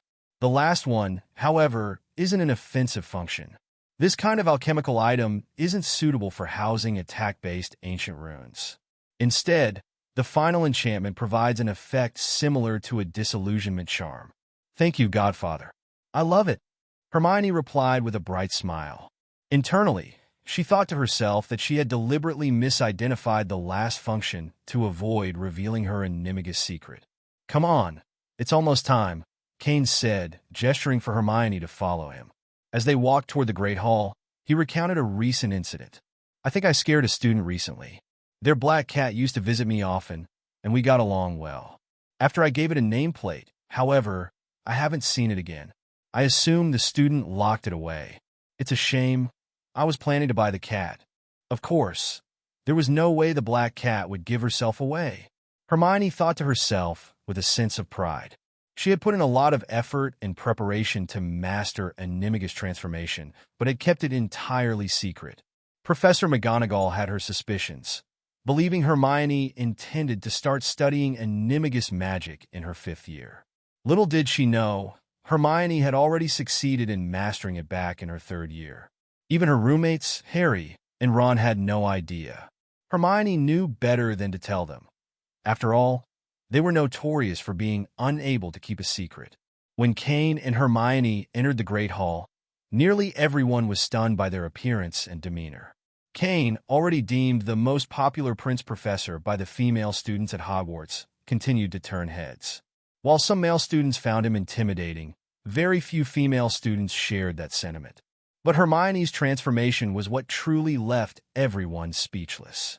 With styled hair, an elegant dress, and light makeup, she had shed her usual bookish image. Instead, she exuded the poise and beauty of a noble young woman, especially as she stood beside Cain. Merlin's beard, who is she? How is she Professor Pent's dance partner? Why not me? She's only slightly prettier than I am. I want to stand by Professor Pent, hold his arm, and dance with him too. Wake up.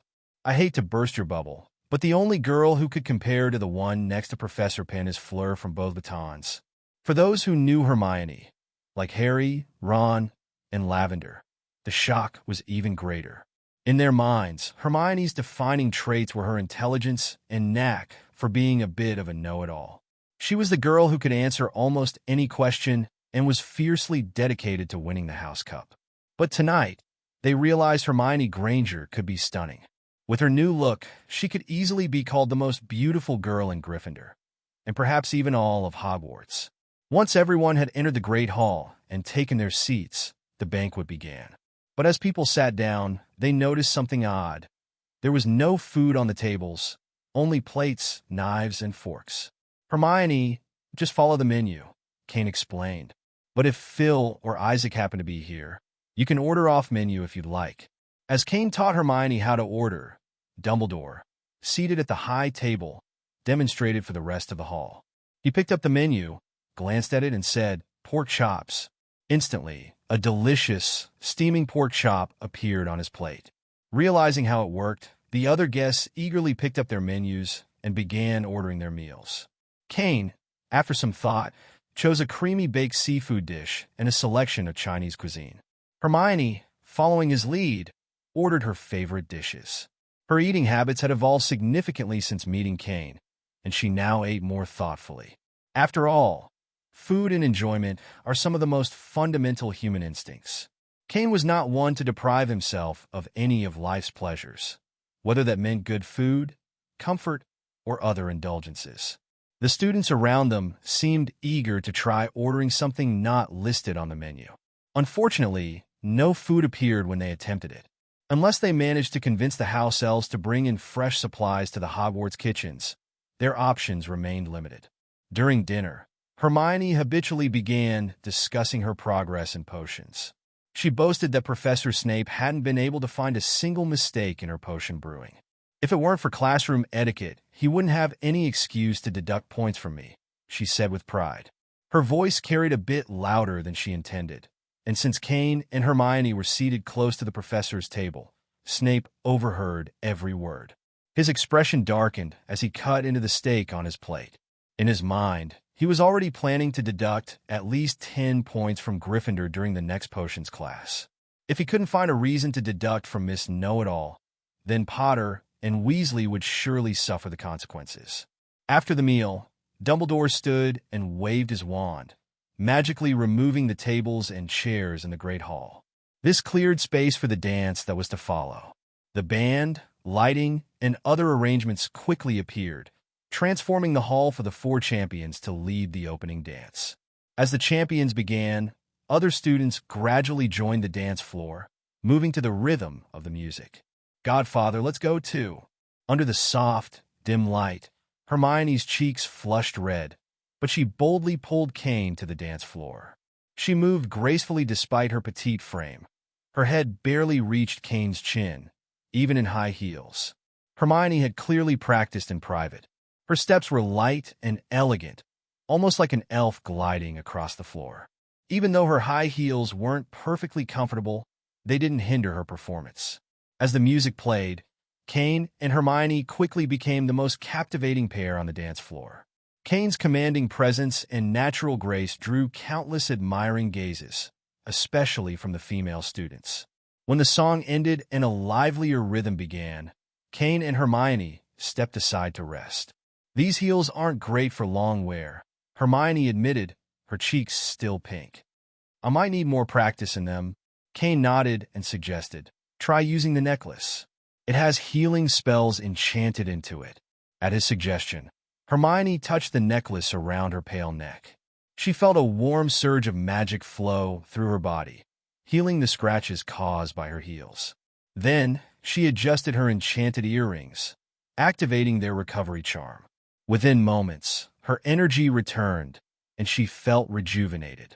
"This is incredible, Godfather," Hermione said with amazement. "If people knew about this, they'd go crazy trying to get one." Cain smiled at the compliment and replied, "Even if they wanted one, most wouldn't be able to afford it. Nicholas Flamel's alchemy items are rarely sold, and when they are, the price is astronomical. After all, alchemists never lack galleons." Hermione nodded but found herself wondering if she should ask her godfather to dance with her again, now that her energy had been restored. However, as she glanced at the crowded dance floor, she dismissed the idea.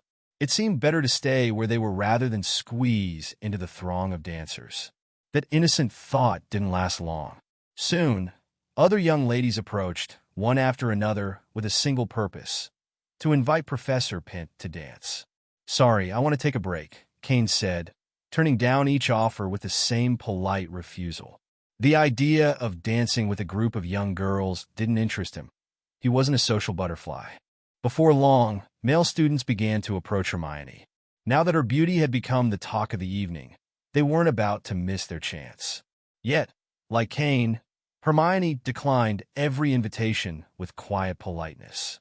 As the evening progressed, Hermione tugged on Cain's sleeve and pleaded, "Godfather, let's dance again before the night ends."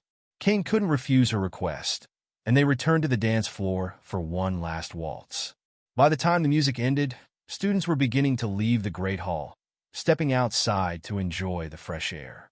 Staying inside for hours had made the room feel stuffy and oppressive. After the dance, Cain escorted Hermione back to the Gryffindor Tower before heading toward his office. His mind was already preoccupied with plans for the evening. He intended to experiment further with creating a self-sustaining source of magical power, perhaps even one capable of reshaping and evolving on its own. This idea came from a hypothesis he'd found in one of Nicholas Flamel's old notes. Cain had already read about a third of Flamel's texts, and the knowledge he'd gained so far was vast. His current level of alchemy rivaled the very best in the magical world. In terms of the success rate for creating alchemical artifacts, it wouldn't be an exaggeration to call him the best. After all, in his later years, Flammel's declining energy prevented him from sustaining the same level of focus and productivity. As Cain approached his office, he noticed someone following him. He paused at the door and turned to see Fleur Delacour standing there in an elegant evening gown. "You should be enjoying the party," Cain said coldly, "instead of wasting your time on me.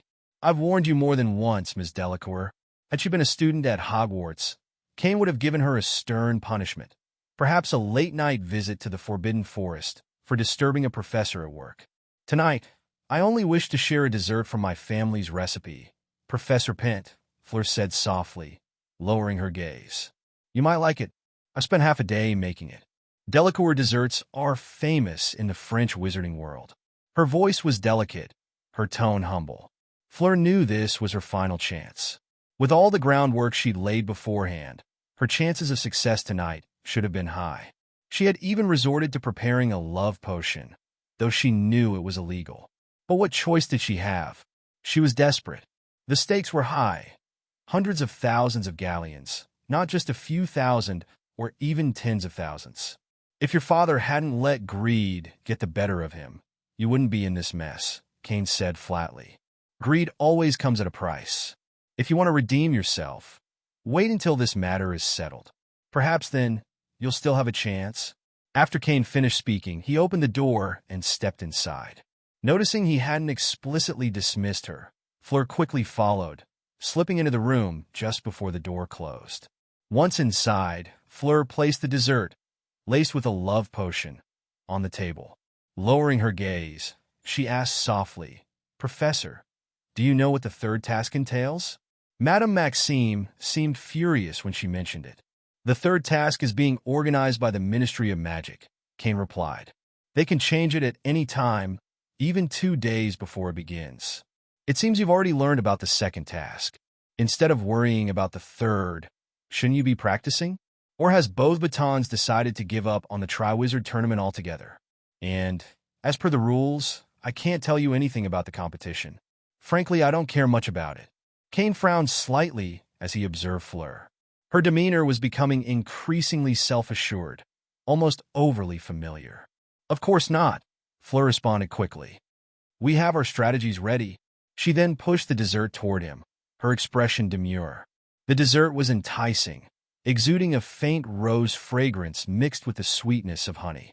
It was visually appealing, almost too perfect. Cain picked up a piece and tasted it. The flavor was pleasant, but something felt off. Thanks to his unique physiology, a combination of a phoenix, a unicorn, and the extremist virus, Cain had an extraordinary resistance to toxins and poisons. Any harmful substance he ingested would be broken down into harmless molecules and expelled from his body. However, enchantments like love potions worked differently. While they didn't harm the body, they affected the mind and nervous system. The extremist virus could repair any neural abnormalities caused by such substances through bioelectricity, neutralizing their effects. Still, some remnants lingered, primitive impulses that Cain could suppress with effort. He hadn't expected Fleur Delacour to have the audacity to drug him, let alone with a love potion. For a brief moment before the potion's effects dissipated, his thoughts had been filled with Fleur's image. But as the extremist virus nearly eliminated the enchantment, Cain regained his composure. "Professor Pent," Fleur began, her tone soft and imploring. "Can you help me? I need you to cancel the magical trade contract with the Delacour family." Cain leaned back slightly, his expression unreadable. "That's a very complex process. It would require involving the International Trade Standards Association of both Ministries of Magic. The timing would be tricky, perhaps even impossible." Fleur's confidence faltered. The potion should have worked by now. Why hadn't he agreed to her request? Was the dose too small? Or was Cain Pent's resistance to enchantments simply too strong? This man, after all, was no ordinary wizard. He was the defense against the dark arts professor at Hogwarts, the same one who had single-handedly defeated over 20 Death Eaters. His extraordinary magical power must have shielded him from the potion's effects. Fleur's mind raced. She was running out of time, If anyone at Hogwarts, especially Dumbledore, discovered what she had done, it would spell disaster. Desperate, she made a bold move. Gathering her courage, Fleur rolled up her gown and sat directly on Cain's lap. She cast a charm spell, an ability passed down from her grandmother, and gently took Cain's hand, her voice soft and pleading as she whispered his name. "Cain, please," Fleur pleaded, her voice trembling. "I have no one else to turn to in this matter. Help me? Rely on me?" Cain's tone was calm, but laced with a sharp edge. "Or were you planning to rely on the love potion instead?" "You're bold, Ms. Fleur Delacour, attempting to use a love potion to manipulate a Hogwarts professor." Fleur's eyes widened in shock as his words sank in. She lifted her head to meet Cain's gaze and was struck by the clarity in his eyes, clear, focused, and entirely unaffected. He resisted the love potion? Panic gripped her as the realization set in. She tried to rise from his lap, but Cain's firm grip on her waist and hands kept her firmly in place. To her dismay, the dessert slices from the table floated into the air, guided by Cain's wandless magic, and disappeared into a pocket that had been enchanted with an undetectable extension charm. The sight of this made Fleur's heart sink further. Not only had her plan failed, but the evidence was now in his possession. If this incident came to light, the repercussions would be catastrophic, not just for her, but for her family. "Professor Pent, it's not what you think," Fleur stammered desperately. Save it," Cain interrupted, his voice cold and authoritative. "Oris would uncover the truth soon enough. And if that fails, there's always Veritaserum. Would you like to give it a try?" The mention of Veritaserum shattered Fleur's last defenses. The thought of her actions being exposed, coupled with the potential downfall of her already struggling family, filled her with dread. If Cain reported this, her future would be over. Even Madame Maxime's influence might not be enough to protect her. "I'm sorry," Fleur whispered, her voice breaking as tears began to stream down her face. "Please forgive me, Professor Pent. I didn't know what else to do." "You're sorry," Cain said, his tone steady, "but only because the love potion failed and I caught you. If it had worked, would you have regretted using it at all?" Fleur's tears fell faster, and Cain couldn't help but notice the way her Vila charm amplified her beauty even in such a vulnerable state. Her mixed lineage made her allure almost irresistible, but Cain's resolve remained firm. "What do you want me to do?" he continued. "Should I report this to Madame Maxime? Or do you plan to fix things in the aftermath of the failed potion?" Fleur froze, her breath catching in her throat. The mere idea of involving Madame Maxime was unthinkable. The repercussions would be swift and merciless. As for Cain's cryptic suggestion about the second option, she wasn't sure what he meant at first, until she felt the physical evidence of his arousal beneath her. Her face turned crimson as the implications became clear. For someone as inexperienced as Fleur, this was unfamiliar territory, and her mind raced with conflicting emotions. "Professor Pent," she murmured, barely audible, "if I choose the second option, the dessert." Cain leaned back slightly, his expression unreadable. "If you choose the second option, I'll consider this matter resolved and won't speak of it to anyone." He released her from his grasp, and Fleur stayed where she was, torn between two unbearable choices. She could either preserve her chastity and face the full wrath of the Ministry of Magic and public scorn, or she could make a private sacrifice and ensure the incident stayed buried forever. Seconds ticked by as Fleur wrestled with her decision. "I understand, Professor," Fleur said softly, her voice trembling slightly. "I hope you will keep your promise." With those words, she slowly stood, her graceful figure outlined in the dim light, before lowering herself carefully into a kneeling position. "If you perform well," Cain said, his tone sharp yet measured, "the Delacour family may still have a future. But everything depends on your actions." In the Gryffindor girls' dormitory, when Hermione returned to her room, she was immediately surrounded by her curious and excited dormmates. "Hermione, what was it like dancing with Professor Pent? How did it feel?" "Merlin, when I walked past him yesterday, I could smell his cologne." "You're so lucky." "Professor Pent was absolutely enchanting tonight," another girl added. "Can you name a wizard more handsome than him?" "Forget wizards," someone else chimed in. Even among Muggle celebrities, there aren't many who could match his charm. Hermione, basking in the attention, tried to appear nonchalant.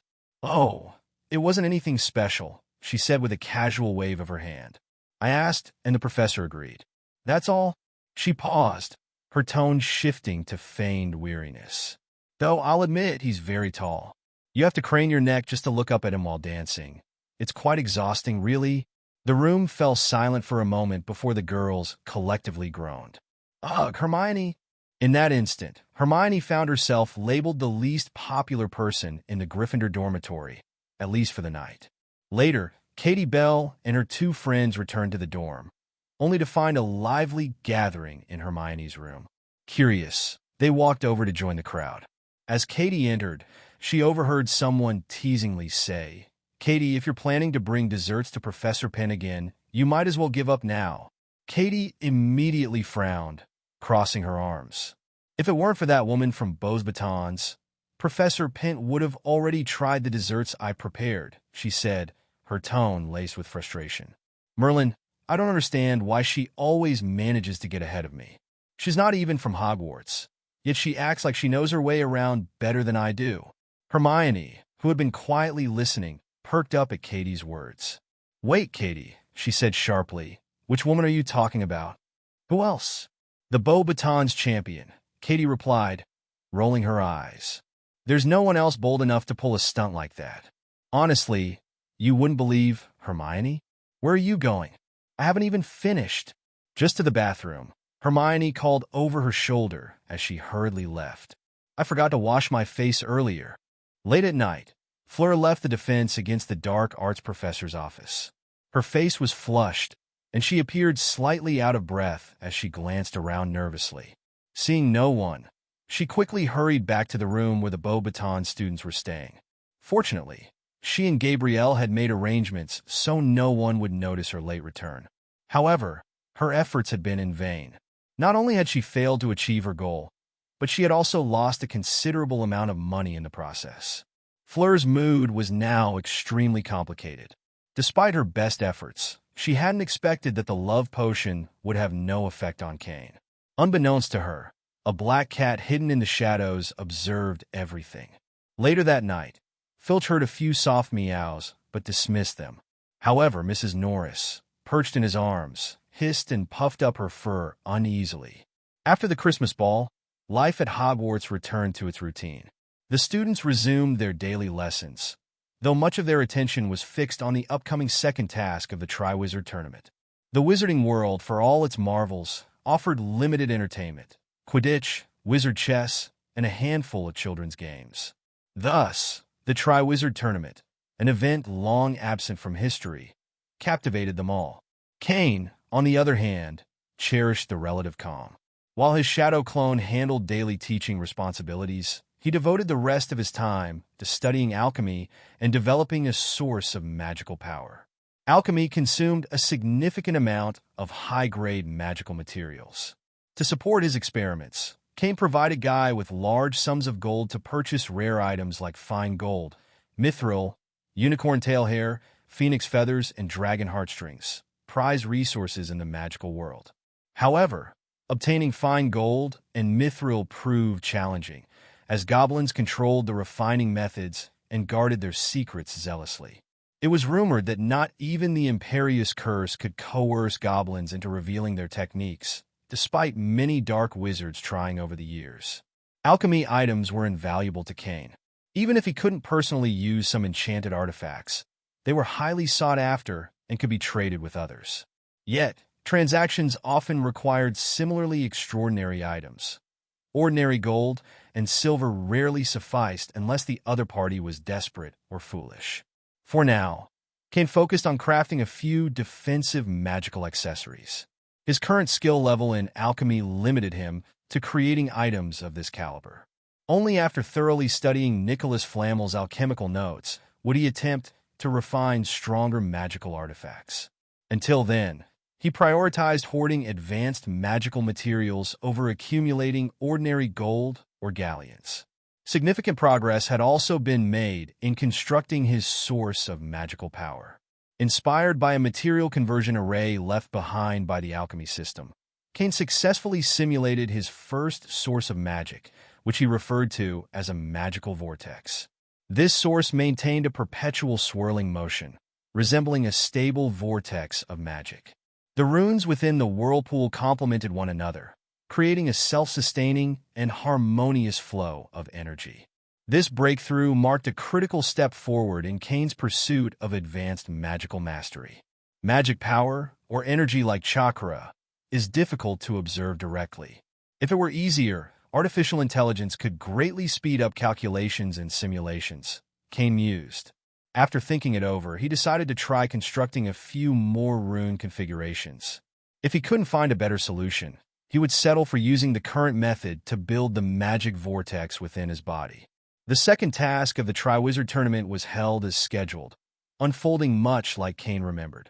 The challenge involved rescuing a person most precious to each champion from the depths of the Great Lake. It tested intelligence, adaptability, and courage, especially given the natural fear of deep water and the presence of magical creatures in the lake. It was no small feat to retrieve someone from such a treacherous environment. Cain had skipped the first task without much issue, but he couldn't justify missing the second. After all, Dumbledore had invited him back, specifically to enhance his coping ability within the framework of the tournament. Avoiding participation entirely would seem unreasonable. When Cain arrived at the arena for the second task, preparations were nearly complete. Spotting Hermione, he walked over to her. "Hermione, have you been researching Felix Felicis lately?" he asked casually. However, he quickly noticed her expression was off. Concerned, he added, "Is something bothering you?" Hermione hesitated for a moment before replying. "It's about Harry. He hasn't even learned a single spell for this task. If he had cracked the secret of the golden egg earlier, he wouldn't have to rely on gillyweed, which has effects he doesn't fully understand." Though this wasn't Hermione's true concern, she used Harry as an excuse to deflect. Cain smiled and reassured her. Teenage boys in their hormonal prime are like that. No pressure, no help, and certainly no motivation. Don't worry too much. Hogwarts has a good chance of winning the tournament anyway. Hermione's face softened slightly as she pulled out a small vial of potion and held it up. "Godfather, I've successfully brewed Felix Felicis," she said calmly. The neutral expression on her face belied the effort she had poured into the potion.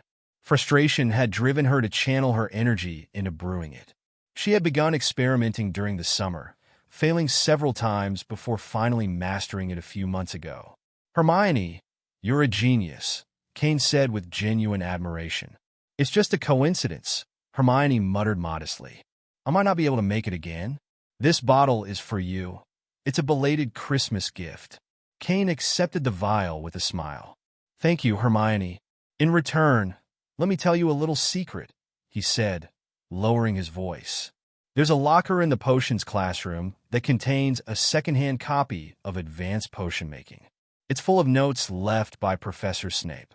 Many of his observations on potion improvements and herb extraction have been verified. You should retrieve that book." Hermione's eyes widened in surprise. "Professor Snape's textbook notes? Doesn't he want them anymore?" Cain shook his head. He left them when he was young. Back then, Snape's talent in potions was unmatched. While others were still learning the basics, he was already innovating and conducting his own research. He sighed, reflecting on their comparative talents.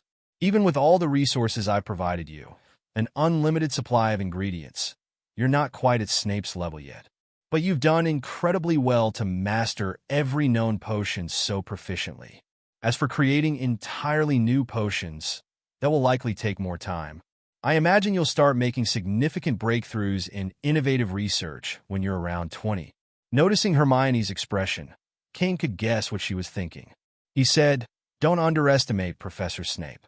If he hadn't wasted so much time joining the Death Eaters in his youth, and instead devoted himself entirely to potion research, there would be almost no one in the entire wizarding world who could surpass him."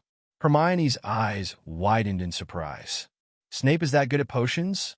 "It's not an exaggeration at all," Cain replied. "If he weren't so difficult to communicate with, I would have asked him to teach you directly." Hermione quickly shook her head. Forget it. Even if he's brilliant, learning from him might end up being counterproductive. As for that advanced potion-making textbook, I'll take a look at it when I get back. While the two continued chatting, the second task of the Triwizard Tournament was nearing its conclusion.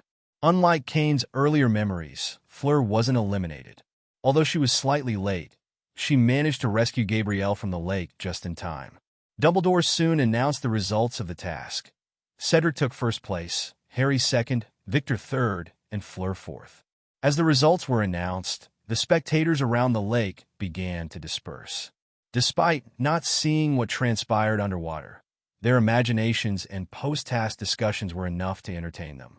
Seeing that everyone had been rescued safely, Hermione suddenly turned to Cain and asked, "Godfather, if I were the one in the lake, what method would you use to save me?" "Waterproof and moisture-proof charms," Cain replied casually. "I'm not a fan of getting my clothes wet." Hermione gave him a skeptical look. "Godfather, this is a lake. Waterproof and moisture-proof charms are just family-level spells." Cain smiled knowingly. "Hermione, any spell, if infused with enough magic power, can be elevated to a much higher level, even if it's a simple household spell." To demonstrate, Cain pointed at the lake. Suddenly, the calm surface of the water was forced apart by an invisible power, revealing the lake bed for over 10 meters. Plants and magical creatures that hadn't managed to escape were now visible. You see, the story of Moses parting the sea spread to Muggles because of a wizard. With enough magical power, even dividing a lake like this is possible, Cain said, his voice steady. Hermione's eyes lit up in astonishment. "I understand, Godfather," she replied, her tone filled with awe. As Cain withdrew his magic, the lake returned to its normal state. A few students still lingering nearby were equally stunned by the display. Before they could call their friends to witness it, Cain and Hermione had already made their way back to the castle. At this stage, Cain's strength lay primarily in his immense magical power. However, once he successfully constructed the magical vortex, his magic would undergo a transformation, becoming even stronger. The title of Archmage wasn't something Cain invented for himself. It was a claim he could back with countless calculations. To construct the vortex, Cain chose the inner space of his pet pocket, which was large, safe, and isolated enough to ensure no disturbances. He also drank a small dose of Felix Felicis for good measure. Despite spending additional time searching for alternative methods, Cain ultimately concluded that his initial design for the vortex was the best option. He abandoned further research and focused on execution. "Construct the runes, transfer them into the body, and stabilize them," Cain murmured, recalling the sequence. He had meticulously prepared for this and was confident there would be no mistakes. With steady hands, Cain began inscribing ancient runes. Each one formed precisely under his control before being guided into his body. The first 100 runes were designed to mobilize the magical power across his entire body, creating the foundation for the vortex. Slowly, the runes began to align, forming the structure of the maelstrom. The next step was the most critical, maintaining both stability and adaptability. Keeping the magic vortex balanced would allow Cain to access his magic effortlessly, making spellcasting far more intuitive. Of the thousands of runes left to construct, many were only partially understood by Cain.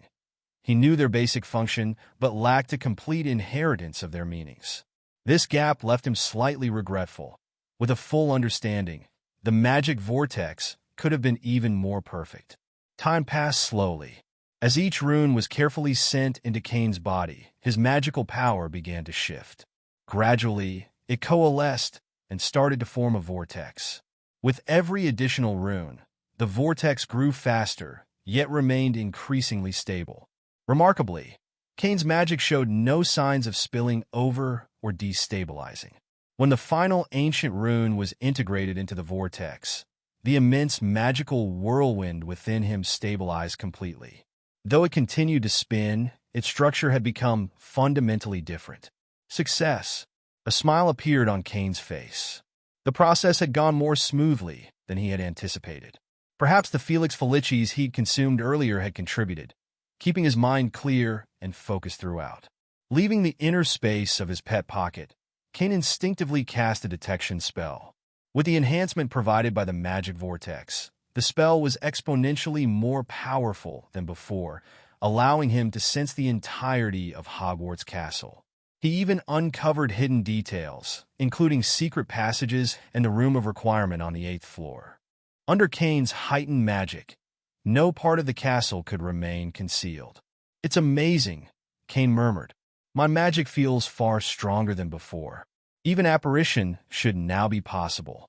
He realized he could likely apparate out of Hogwarts with ease, a feat that was previously impossible for him without external assistance. This newfound freedom marked a significant shift in his abilities. At least Phil is still here in Hogwarts, Cain thought. Otherwise, I'd have to eat whatever the house elves prepare.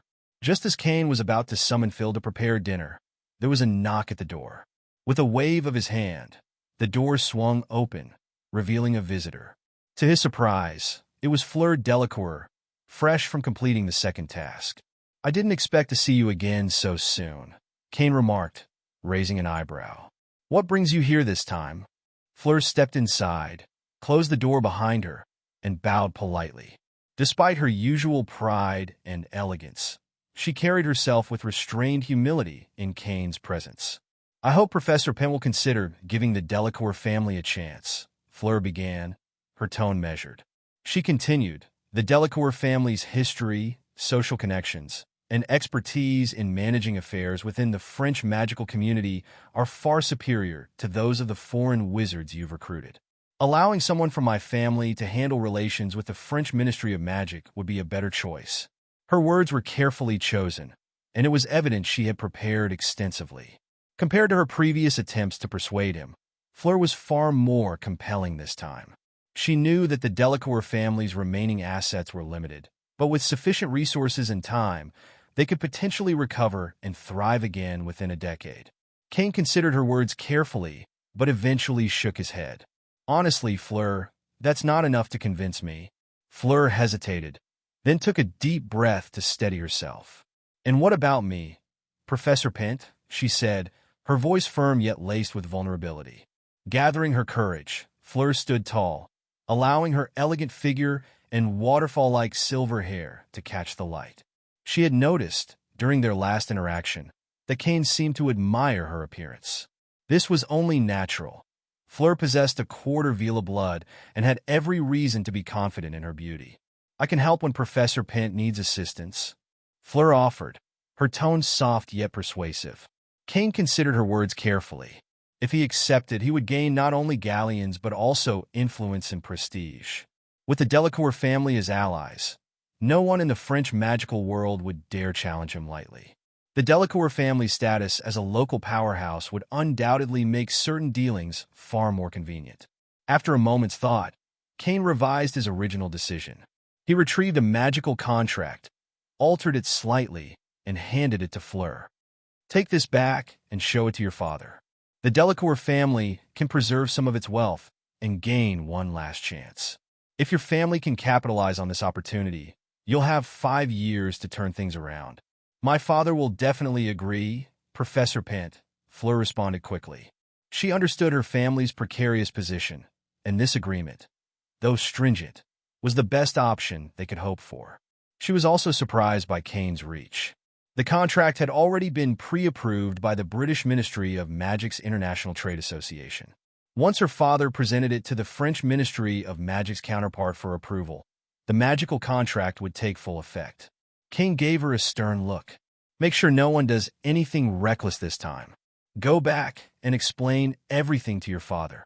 "I understand, Professor Pent," Fleur replied, bowing slightly. Yet, instead of leaving, she hesitated, her cheeks flushing red. Lowering her gaze, she reached for the zipper of her robes. The Triwizard Tournament continued, with the third and final task fast approaching. The year-long event had brought unparalleled excitement to the British wizarding world. However, the credit for its success did not go to Cornelius Fudge. Instead, it was claimed by the Department of International Magical Cooperation. Fudge, whose reputation had already suffered, now faced almost certain defeat in the next ministerial election. It was clear to most that he lacked the competence to remain in power. During this time, Cain balanced his teaching duties and defense against the dark arts with his alchemy studies. He began experimenting with crafting enchanted clothing for himself. Though the task was challenging, it was well within his capabilities. What fascinated Cain even more was Hogwarts itself. In his free time, he explored the castle, meticulously studying its enchantments and alchemical properties. He dreamed of applying some of these formulas to his seaside villa, making it more secure and self-sufficient for defense and repelling unwanted visitors. In addition to his personal projects, Cain secretly helped Flur further develop her Vila bloodline late at night. Under his guidance, her abilities as a Vila grew noticeably stronger, enhancing both her magical potential and her natural allure. As preparations for the third task were finalized, Alastair Moody conducted numerous covert inspections, uncovering 2 Death Eaters hiding among the staff. The culprits were Goyle and C. Laboon, 2 of Malfoy's loyal lackeys. Moody even caught them tampering with the portkey for the third task. However, before he could act, Dumbledore intervened, stopping him. "I need to know what they're planning," Dumbledore said firmly. The Death Eaters' power had dwindled significantly, and most pureblood families were under constant surveillance by Aurors. Other than targeting Harry Potter, Dumbledore couldn't imagine what motive the Death Eaters might have for infiltrating the tournament. Moody relented, keeping a close eye on them. The portkey, disguised as the champion's trophy, was meant to transport the victor to the podium. Yet, the Death Eaters had altered its destination. Originally, when a champion found the trophy, they would be transported directly to the award presentation area. However, after being tampered with by the Death Eaters, the destination was altered to an entirely different location. Fortunately, Dumbledore had placed a magical marker on the trophy as a precaution. Unbeknownst to even him, Cain had also left his own unique mark on it. Cain knew he might be away for a while the following day. If Voldemort truly intended to be resurrected during the Triwizard Tournament, then Cain would put an end to him once and for all. He had been eager to find a worthy opponent to test his mastery of magic. If Dumbledore were 30 years younger, Cain would have certainly challenged him to a duel. But for now, Voldemort would suffice. If this is another plan of the Death Eaters, their primary goal is likely to resurrect Tom. If we disrupt their plan, Tom won't be able to return for a long time. That will give me enough time to destroy the remaining Horcruxes, Dumbledore said slowly. Present in the room, besides Cain, were Moody and other members of the Order of the Phoenix. However, many of them were unaware of Dumbledore's plans or the existence of Voldemort's Horcruxes. Cain was the only one who fully understood. The more Horcruxes we destroy, the weaker Tom will become. If all 6 Horcruxes are eliminated, Tom's remaining strength will barely match that of an Auror. He will no longer pose a serious threat to the wizarding world. 2 Horcruxes had already been destroyed, the second by Dumbledore himself. At this point, Dumbledore looked at Cain with gratitude. "Fortunately, you reminded me to bring Fawkes. Without him, I would have been ensnared by the dark magic on the ring Horcrux. It was Fawkes' cry that saved me." That experience had made Dumbledore far more cautious when dealing with Horcruxes. The black magic Voldemort had embedded in them was formidable. Even a single misstep could prove disastrous. Moody's magical eye swiveled continuously as he said sharply, "Then we should go through the other end of the portkey together and eliminate Voldemort and the Death Eaters while we can.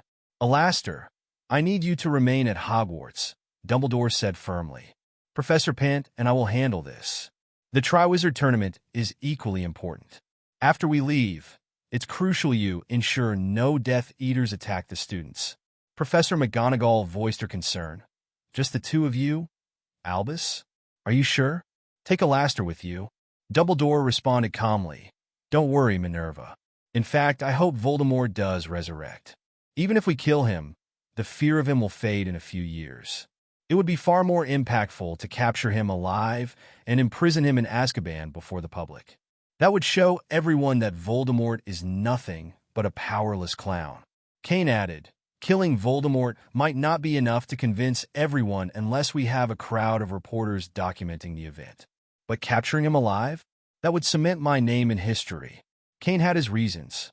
He needed a strong reputation to protect his estate, Hermione, and others in his absence. If Voldemort's name had kept the wizarding world in fear for 12 years, then Cain, who was even more powerful, could do the same to command respect and ensure security. Moody, however, was unconvinced. Voldemort's resurrection? I'll never condone such a thing. If we can stop his plan, we should act immediately. You don't understand the darkness Voldemort brought when he was in power. I don't need to experience it, Cain replied flatly. My strength is already greater than Voldemort's. As he spoke, a phoenix formed entirely of fiend fire appeared on his right shoulder. Its appearance was strikingly similar to Fawkes, down to the feathers and subtle movements.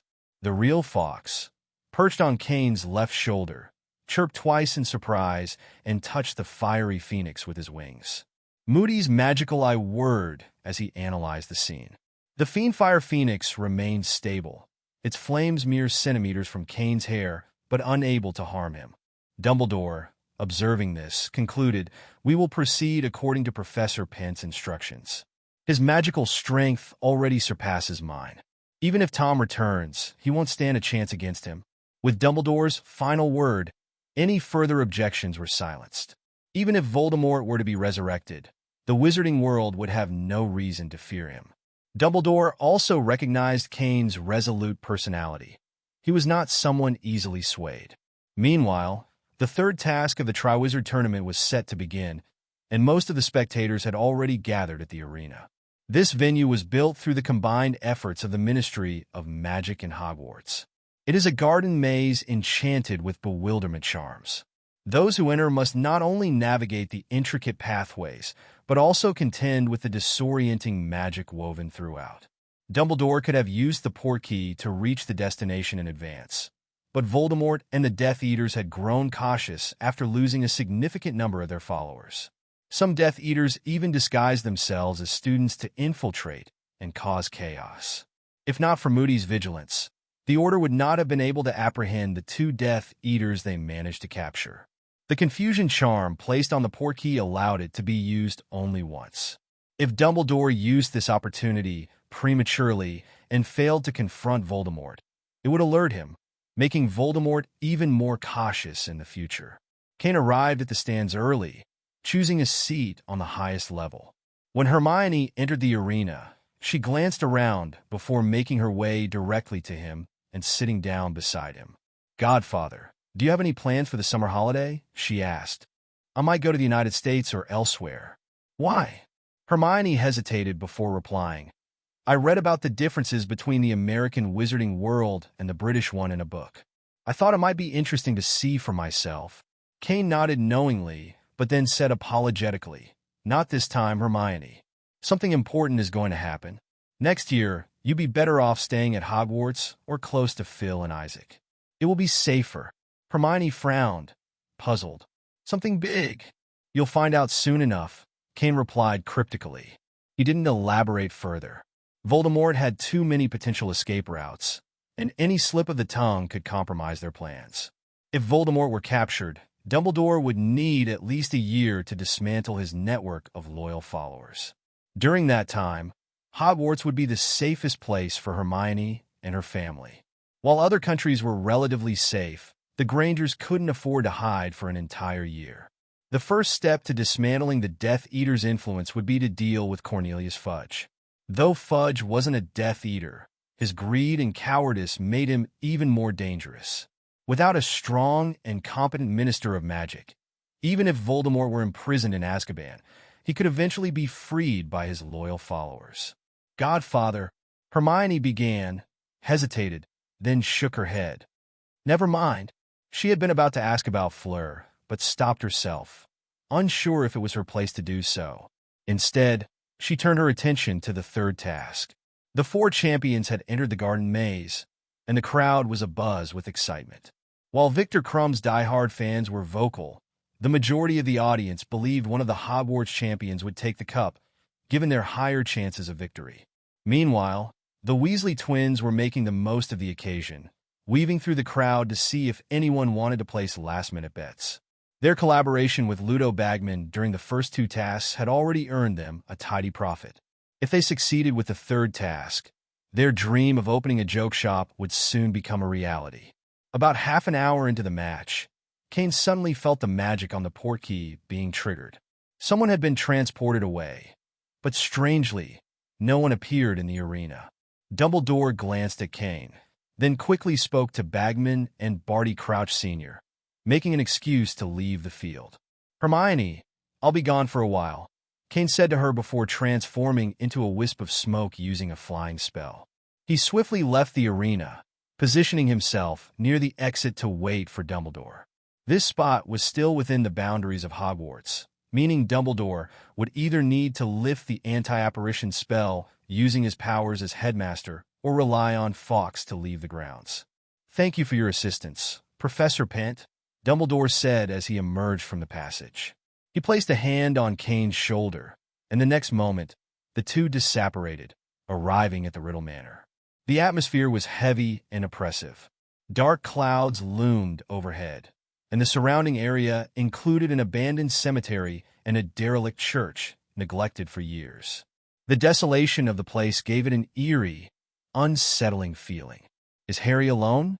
Dumbledore asked as they appeared tens of meters from the manor. Ahead, a potion brewed near the cemetery, its purpose unclear, though Dumbledore had no doubt it was connected to Tom Riddle. "Yes," Cain replied quietly.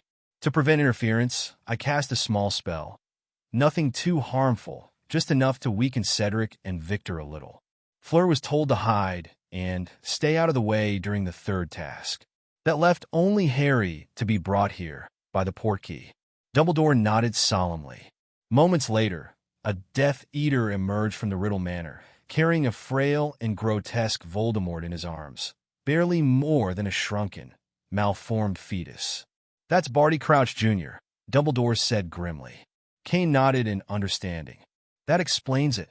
He didn't take Moody's place at Hogwarts because Voldemort had no one else to trust. He must have been tasked with brewing the resurrection potion. Let him bring him back to life, Dumbledore," Cain said calmly, sensing the old wizard's tension. "I can assure you Harry will be safe." Dumbledore gripped his wand tightly, his face showing hesitation. The thought of Voldemort's resurrection unsettled him deeply. He was older, and Voldemort, being younger, could potentially outlive him. And despite Cain's assurances, Dumbledore had never seen the full extent of his abilities, leaving a seed of doubt. Still, under Cain's steady gaze and firm hand on his shoulder, Dumbledore relented. He chose caution, stepping back as Barty Crouch Jr. began the ritual. They watched as Crouch placed Voldemort's grotesque form into the large cauldron, adding ingredients for the resurrection: bone from his father, his own severed hand, and blood from Harry Potter. The potion hissed and bubbled ominously, completing the ceremony. As the transformation concluded, Voldemort emerged, fully restored to a more powerful and imposing form. Dumbledore's expression darkened as he observed the scene. "Tom's magic feels even stronger than before," Dumbledore said gravely. "Could it be related to that potion?" "It doesn't matter," Cain replied calmly. "I will handle it." Cain continued speaking to Dumbledore.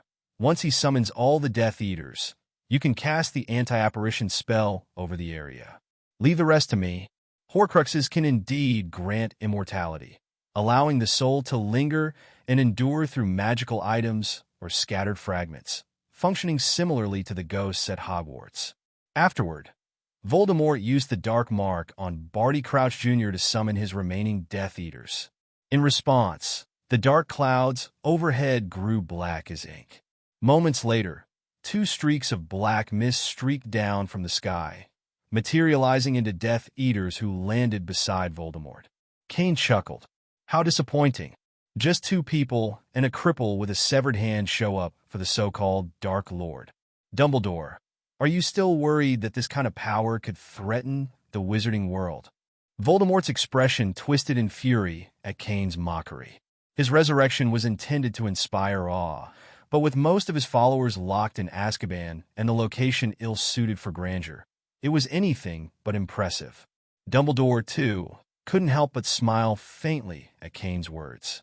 Without hesitation, he raised his wand and cast a large anti-apparition spell, anchoring it to cover the entire area surrounding the Riddle House. As the headmaster of Hogwarts, Dumbledore was well versed in this spell. With his magical strength, even Voldemort could not escape using apparition. Who's there? Voldemort's anger flared as he noticed the anti-apparition spell. His frustration grew. His few remaining followers were outnumbered, and now his enemies were encroaching on his territory. Tom, your resurrection ceremony took far too long. The headmaster and I have been waiting for ages, Cain said mockingly, using the flying charm to levitate directly in front of Voldemort. With a casual wave, he freed Harry from the stone statue that had bound him and sent the boy flying back toward Dumbledore. Tom, where are your manners? Shouldn't you salute your master? Oh wait, how old are you now? Do you remember the diary? That version of Tom was my servant. Harry, now safely behind Dumbledore, looked at him with wide eyes. Professor Dumbledore, it's Voldemort. He's back. He's been resurrected. It's all right, Harry. Trust Professor Pent, Dumbledore said reassuringly. He gently guided Harry farther back, keeping his wand trained on Voldemort and the two Death Eaters, ensuring they couldn't escape. Voldemort, however, ignored Harry. He gave a tense, almost manic laugh. Now, let me guess. The Dark Lord's been gone for so long that young wizards like you have forgotten his power and terror. As his laughter turned into a snarl, Voldemort's fury became palpable. Cain's words had stoked his rage. One of his Horcruxes had been destroyed, Harry Potter had been rescued right under his nose, and, worst of all, Dumbledore and Cain had been watching silently, waiting for his resurrection without intervening. Voldemort thrived on fear, ruling the wizarding world through terror. But without that fear, resistance would grow. Barty Crouch Jr., standing beside Voldemort, stepped forward. Master, that is Cain Pent. He imprisoned many of your loyal followers in Azkaban after the Quidditch World Cup. Barty Crouch Jr. endured the pain of his broken hand and told Voldemort that he had escaped the Quidditch field by sheer luck. More than 20 people had besieged him, but they were helpless against him. Barty Crouch Jr. even boldly compared Cain and Voldemort, feeling that their magical strength was nearly equal. Enough gossip, Tom. My time is limited. Thunder exploded. Cain stretched out his finger, and a dozen explosive curses appeared in the sky instantly, attacking Voldemort and the other three Death Eaters. Of the four, only Voldemort reacted, casting spells silently and wandlessly. Barty Crouch Jr. and the other Death Eaters didn't even know what spell Cain had used. Moreover, Cain's explosive spells were far more powerful than those of other wizards. The explosive spells detonated like 4 or 5 grenades going off at once. As for the Death Eaters and Voldemort, each had to face 4 or 5 explosive curses. Boom! Boom! Boom! The explosive fireworks instantly lifted the map on the ground, the noise sounding like thunder in a rainstorm. Harry, from a distance, immediately covered his ears in pain. In just the first round of spells, Barty Crouch Jr. and the other two Death Eaters were killed immediately. Voldemort, too, was left somewhat embarrassed. His body was covered in mud and scorched black from the blasts. Cough, cough, cough. Voldemort couldn't help but cough twice, but before he could say anything harsh, Cain spoke. Don't relax, Tom. The explosive spells in the second round are 10 times more powerful than the first. Upon hearing this, Voldemort looked up at the sky and suddenly noticed that the sky above him was densely packed with red curses, countless as stars. Voldemort's pupils dilated, and he quickly cast the Iron Armor Curse and the countering curse to block this round of explosive curses. From a distance, Dumbledore stood beside Harry, his expression serious. He used the Iron Armor charm to protect both of them. In the next second, hundreds of blasting spells rained down like a storm, detonating with the force of intercontinental missiles and setting off fireworks that reached tens of meters high. The powerful impact was like a hurricane passing through, lifting an entire layer of soil, while tombstones and stone statues were shattered by the force of the explosions. It took about a minute for the explosions to subside, but the surrounding area remained shrouded in smoke and fireworks. Dumbledore slowly got to his feet, using his wand to disperse the smoke around him. However, it was difficult to clear it all at once. Harry Potter, his heart racing, sat there gasping for breath. First, Voldemort was resurrected. Then came the terrifying explosion. He felt as though all the dangers of his life had been condensed into this one day. Not long after, the smoke was blown away by a gust of wind, and the surrounding environment cleared. Dumbledore and Harry saw Cain walking toward them, holding a scorched and severely injured man in his hand. The only thing recognizable was the half of the wand in the man's grip, most likely Voldemort's. It's resolved. The next step is to communicate with Azkaban, Professor Dumbledore. Fudge should step down. Dumbledore adjusted his glasses, took a closer look at the battered Tom Riddle, and nodded. I see. I'll go back and visit some old friends next. For the first time, he felt that the explosive curse was more devastating than Avada Kedavra, like a curse that had swallowed up everything. Cain tossed Harry a camera and said, Harry, do me a favor and take a picture of what's going on. What? Willing to serve you, Professor. After coming to his senses, Harry immediately grabbed the camera, stood up, and spoke excitedly. Voldemort, who had been a nightmare for the wizarding world, was going to be taken care of so easily today. He never dared to dream it could happen so simply. Take a picture of what's next. After Cain finished speaking, he used the transfiguration spell on Tom, turning him into a black, skinny cat. He then took out a cage he had prepared in advance and tossed Tom into it. But after turning Tom into a cat, Cain remembered the black cat that often came to him. Thinking back on it, there had been too many strange things about that cat. Could it be a Nimigus? Cool, Professor, it's already taken. Do you need more pictures?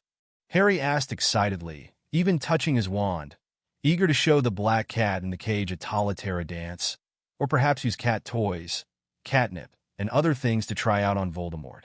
That's enough. Professor Dumbledore, this is a unique alchemy item. If you don't use a key to open it, the explosive power will be a little less than before. After Cain finished speaking, he handed Dumbledore a special key, one that should be kept by him. With it, Dumbledore could live for at least 10 years without being attacked by black magic. Thank you, Professor Pent. The wizarding world should thank you. Dumbledore sincerely expressed his gratitude. Without Cain Pent, it seemed no one would have been able to deal with Voldemort, who had several Horcruxes. He, too, would have been at risk of being assassinated by Voldemort's Horcruxes. Let's go back. This kind of thing should be shared with everyone. Voldemort, or rather, Tom the Cat, was defeated again. Dumbledore smiled easily, his mind now at ease. He and Harry put their hands on Cain's shoulders and, in the next second, operated back to Hogwarts. Voldemort is back. Voldemort is captured. Voldemort was turned into a cat and put in a cage. These shocking news spread quickly from Hogwarts to the British wizarding world and slowly across the European magical community, as the Triwizard Tournament was being held at the time. After Dumbledore left the scene, Moody, McGonagall, and Sirius worked together to subdue the Death Eaters impersonating Goyle and Gibbon. The two Death Eaters present at Voldemort's resurrection were also captured, alongside Barty Crouch Jr. With so many Death Eaters dead or detained, the remaining sympathizers, particularly the purebloods who had supported them, were now too terrified to show any allegiance. Many even scrambled to distance themselves from their dark pasts. Cornelius Fudge, upon hearing Dumbledore announce Voldemort's capture at the Triwizard Tournament venue, erupted in anger. He accused Dumbledore of orchestrating a power grab, believing the headmaster was trying to undermine his authority and win public trust and prestige.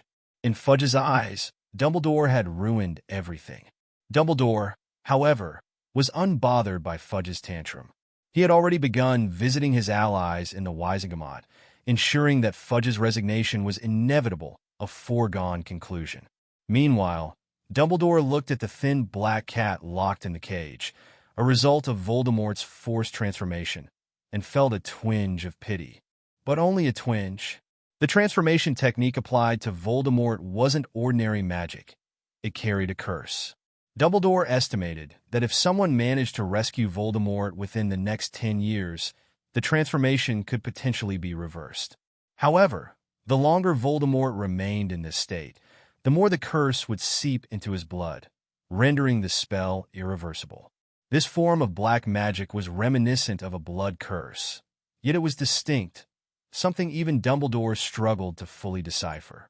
It was clear to him that Professor Pent, the creator of the spell, had surpassed him in the realm of dark magic. The impact of Voldemort's downfall reverberated throughout the British wizarding world. Even the Triwizard Tournament, an event meant to foster international unity, was overshadowed by these events. Students from Durmstrang and Beauxbatons would undoubtedly spread the news when they returned to their countries. For Cain, however, this chaos barely registered. After returning to Hogwarts, Cain accompanied Dumbledore to the Wizengamot twice, where the Ministry of Magic and prominent wizards gathered to address Voldemort's capture. To confirm his identity, they used Cain's transformation technique on Voldemort. The once-feared Dark Lord, powerless and without a wand, could only hiss helplessly from his cage. When Cain reverted Voldemort into his Black Cat form in front of the Wizengamot, a few wizards expressed doubts and criticized the act. But Cain ignored their complaints. These same people, who had been powerless against Voldemort, now dared to question him, a blatant display of hypocrisy. In response, Cain unleashed a surge of his magical power, drawing upon the vortex of magic within him.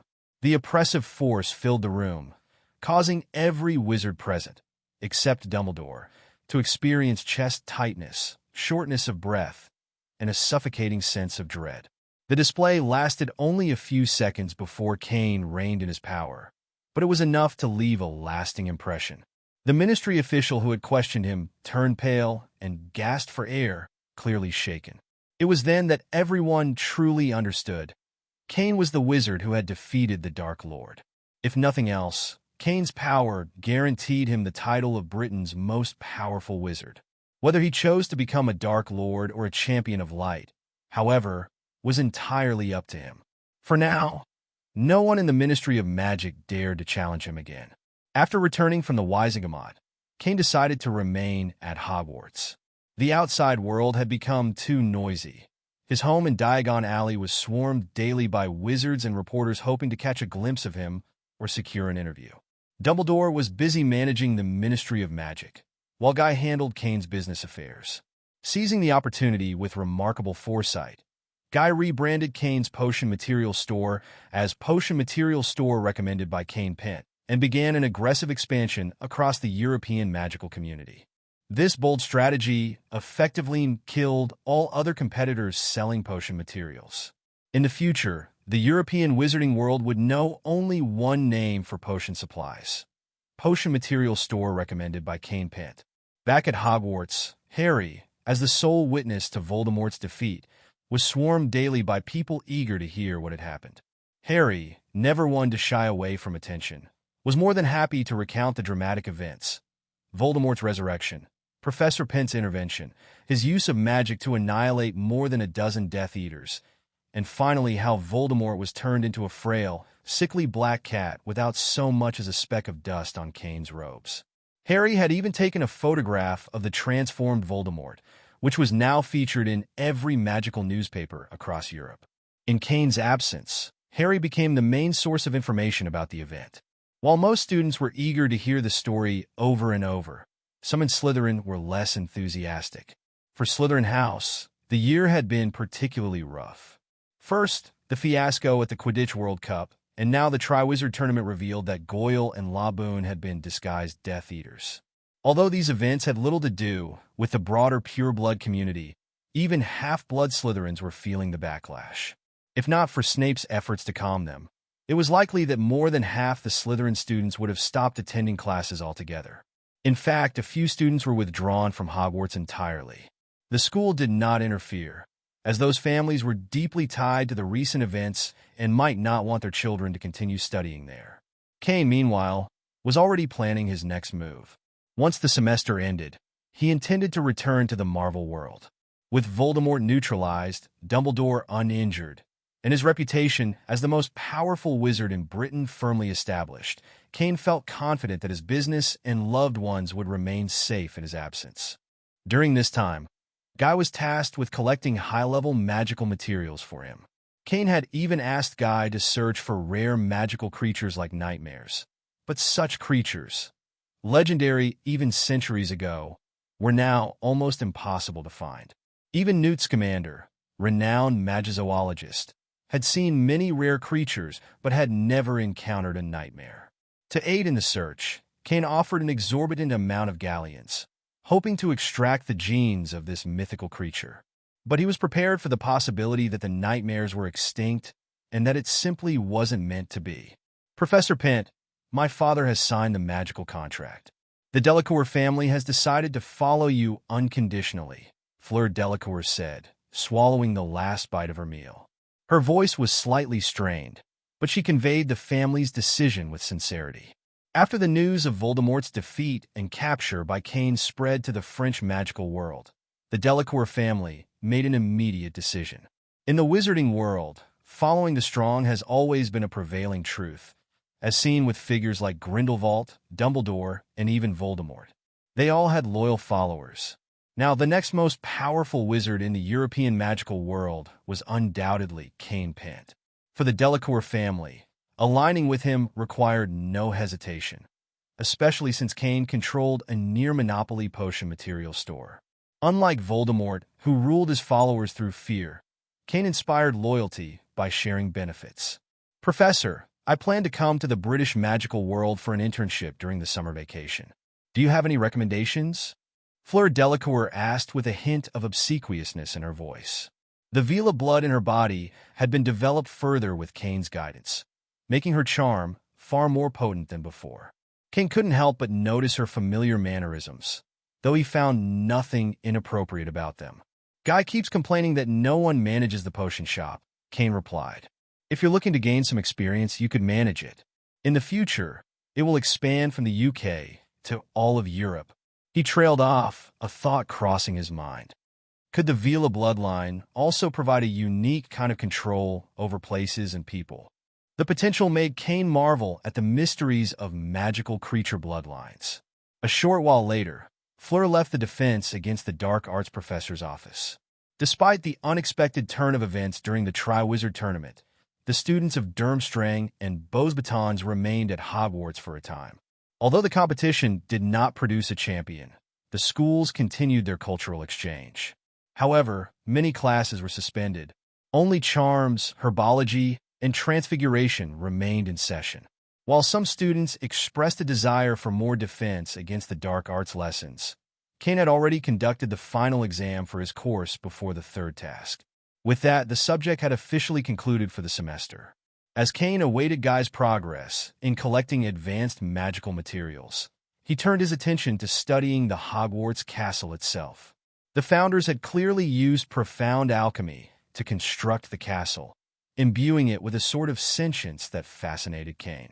Inspired, Cain began envisioning similar transformations for his Marvel World home. He had already purchased nearly half the beachfront in a wealthy area, and the original villa was slated for demolition and reconstruction. No matter how well-designed a Muggle home might be, it couldn't compare to an alchemical castle. Though ancient-style castles might stand out too much, Cain planned to create a modern-style structure infused with magical enhancements. The undetectable extension charm was particularly challenging to maintain over long periods without proper foundational work, but Cain believed he could incorporate it into his new home's design. By the end of the semester, Cain had thoroughly explored Hogwarts from top to bottom, memorizing its internal structures and alchemical formulas. Secret passageways, the undetectable extension charm, and other alchemical constructs provided him with invaluable inspiration. Returning to his office one afternoon, Cain was surprised to see a familiar black cat he hadn't encountered in some time. He had previously suspected it was an animagus and had discreetly asked a few students to confirm his guess. Picking up the black cat and bringing it into his office, Cain set it down and spoke calmly. "Hermione, let's change back."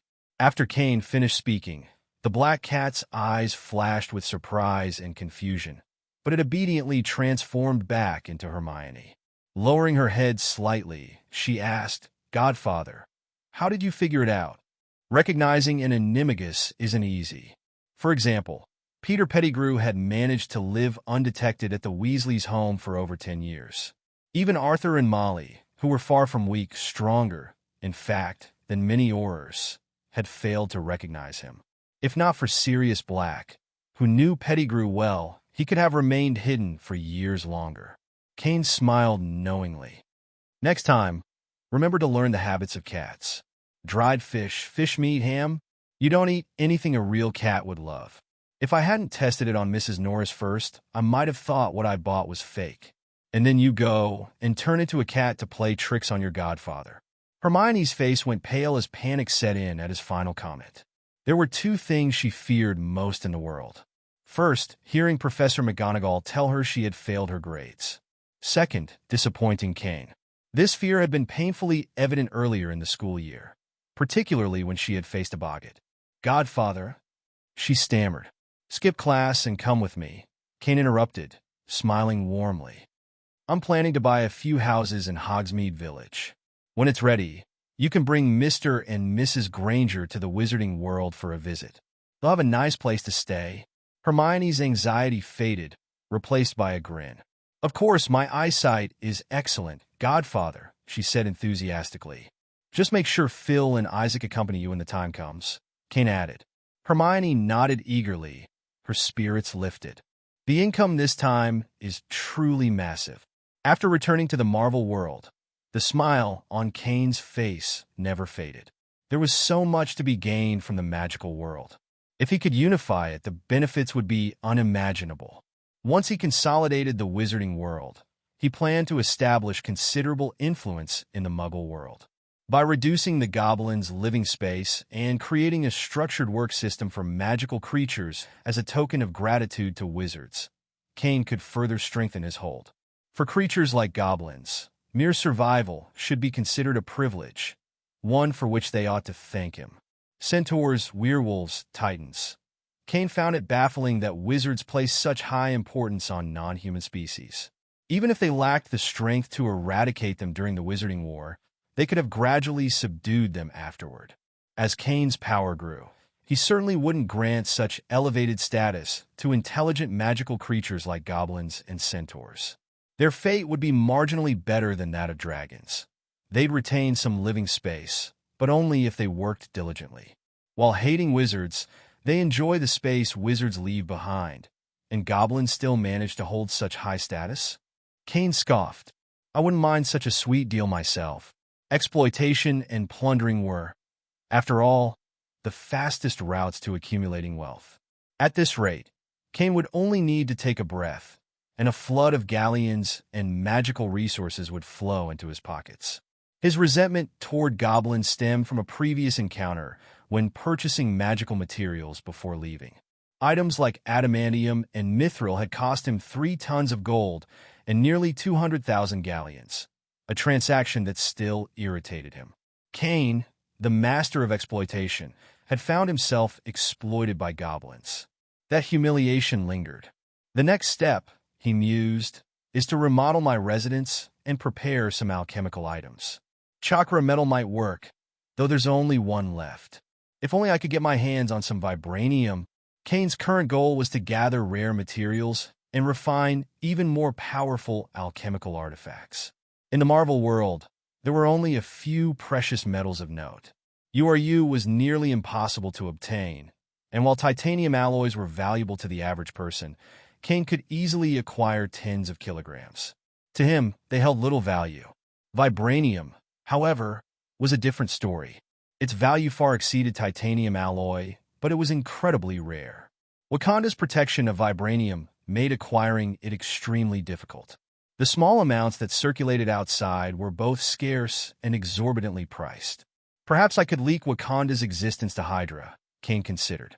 Let them test the waters. Or better yet, let every nation on Earth turn their attention to Wakanda. The idea intrigued him, but he knew it wasn't the right time. His current influence wasn't strong enough. If the United States were to take on Wakanda and succeed, Cain doubted he'd gain much from the fallout. I need to accelerate my expansion. Within 3 to 5 years, Umbrella and Pent Group must become forces capable of influencing U.S. decision-making. Now that the Pent Group has fully absorbed the Osborn Group, its expansion is picking up speed. It won't be long before the biopharmaceutical and new energy sectors fall under the Pent Group's control. Meanwhile, Umbrella operates as Cain's public armed organization, having grown to over 600 members. Since Cain had a relationship with Betty, she had taken a vested interest in Umbrella's affairs. General Ross, due to his daughter's involvement and his collaboration with Cain, introduced a steady stream of veterans to Umbrella. A temporary team was even formed to assist Betty in her oversight. Umbrella didn't limit its recruitment to military veterans. It also brought in mercenaries from Mexico, Asia, and Europe, taking advantage of regions with higher numbers of experienced individuals. Compared to most organizations, Umbrella offered much better financial incentives. For Cain, the current US dollar held little value. If he couldn't leverage it to enhance his power, then it was no better than a pile of waste paper. Later, Cain used a shadow clone to monitor the villa's recent developments while he picked up his phone to call Betty. "Betty, are you busy? Can you help me schedule a meeting with Senator Stern? If he's free soon, I'd like to invite him to dinner." Meanwhile, Anton Vanko was introducing a new project to Cain. "Boss, this is the arc reactor energy battlesuit we designed. It's powered by the third-generation arc reactor and can output 6 gigajoules of energy per second. I've extended the battery life. Using only the pulse cannon for bombardment, it can last over 24 hours. The suit, designed by Anton and his son Ivan, incorporated advanced new energy technology. While the weapon systems weren't fully developed, the suit boasted high-altitude flight capabilities and simple but effective energy-based weapons. It can reach a flying speed of over 2,400 kilometers per hour, which is nearly the top speed of an F-22, Anton continued. We tested this data in the US, though it was nearly detected by military satellites. Cain, however, was dissatisfied. "I don't like suits like Iron Man's," Cain said inwardly, shaking his head. The remote-controlled war machines designed by Ivan in Iron Man 2 were far better. This battlesuit requires too much manual operation. If someone has to wear it, then they also need assistance in operating the suit. That defeats the purpose. He added, "It would be more efficient to focus on developing remote-controlled war machines powered by new energy. Replace all the human-carrying systems with additional munitions and weapons." Ivan Vanko, who had been standing nearby, nodded in agreement. That idea aligned with his vision as well. However, he interjected to address a critical issue. "But boss, relying entirely on remote control carries significant risks," Ivan explained. "If the operational authority is compromised, we'd lose complete control of the new energy battle suits or war machines in one fell swoop. There are too many vulnerabilities, network hackers, or even physical breaches by enemies. On the other hand, if it's a piloted suit, even if the control system is hacked, the driver can manually sever the remote connection and take over. That makes it much safer." Ivan elaborated further. "Tony Stark uses advanced AI for his company. That AI functions like a top-tier hacker, capable of bypassing most systems. Unless we create an entirely independent network, remote control would be too dangerous." "What you said makes sense. Let's develop new energy battle suits and new energy war machine guards simultaneously. However, these won't be ready for several years. In the meantime, don't neglect the development of civilian new energy technologies. After all, our goal is to profit while advancing weapons development. Leave this to Ivan." Cain then added, "The Pent Group's weapons division is also a top priority. Not only must it fulfill military orders, but Umbrella's weapons and equipment should also be replaced with those produced by the Pent Group." Patting Ivan Vanko on the shoulder, Cain said, "I have a new idea, and I may need your help, Anton, to improve the Pent Group building. New energy could be integrated into the building's power supply. Additionally, underground passages would be excavated to form a honeycomb-like network connecting key locations such as the Pent Group headquarters, Cain's home, and Umbrella's facilities.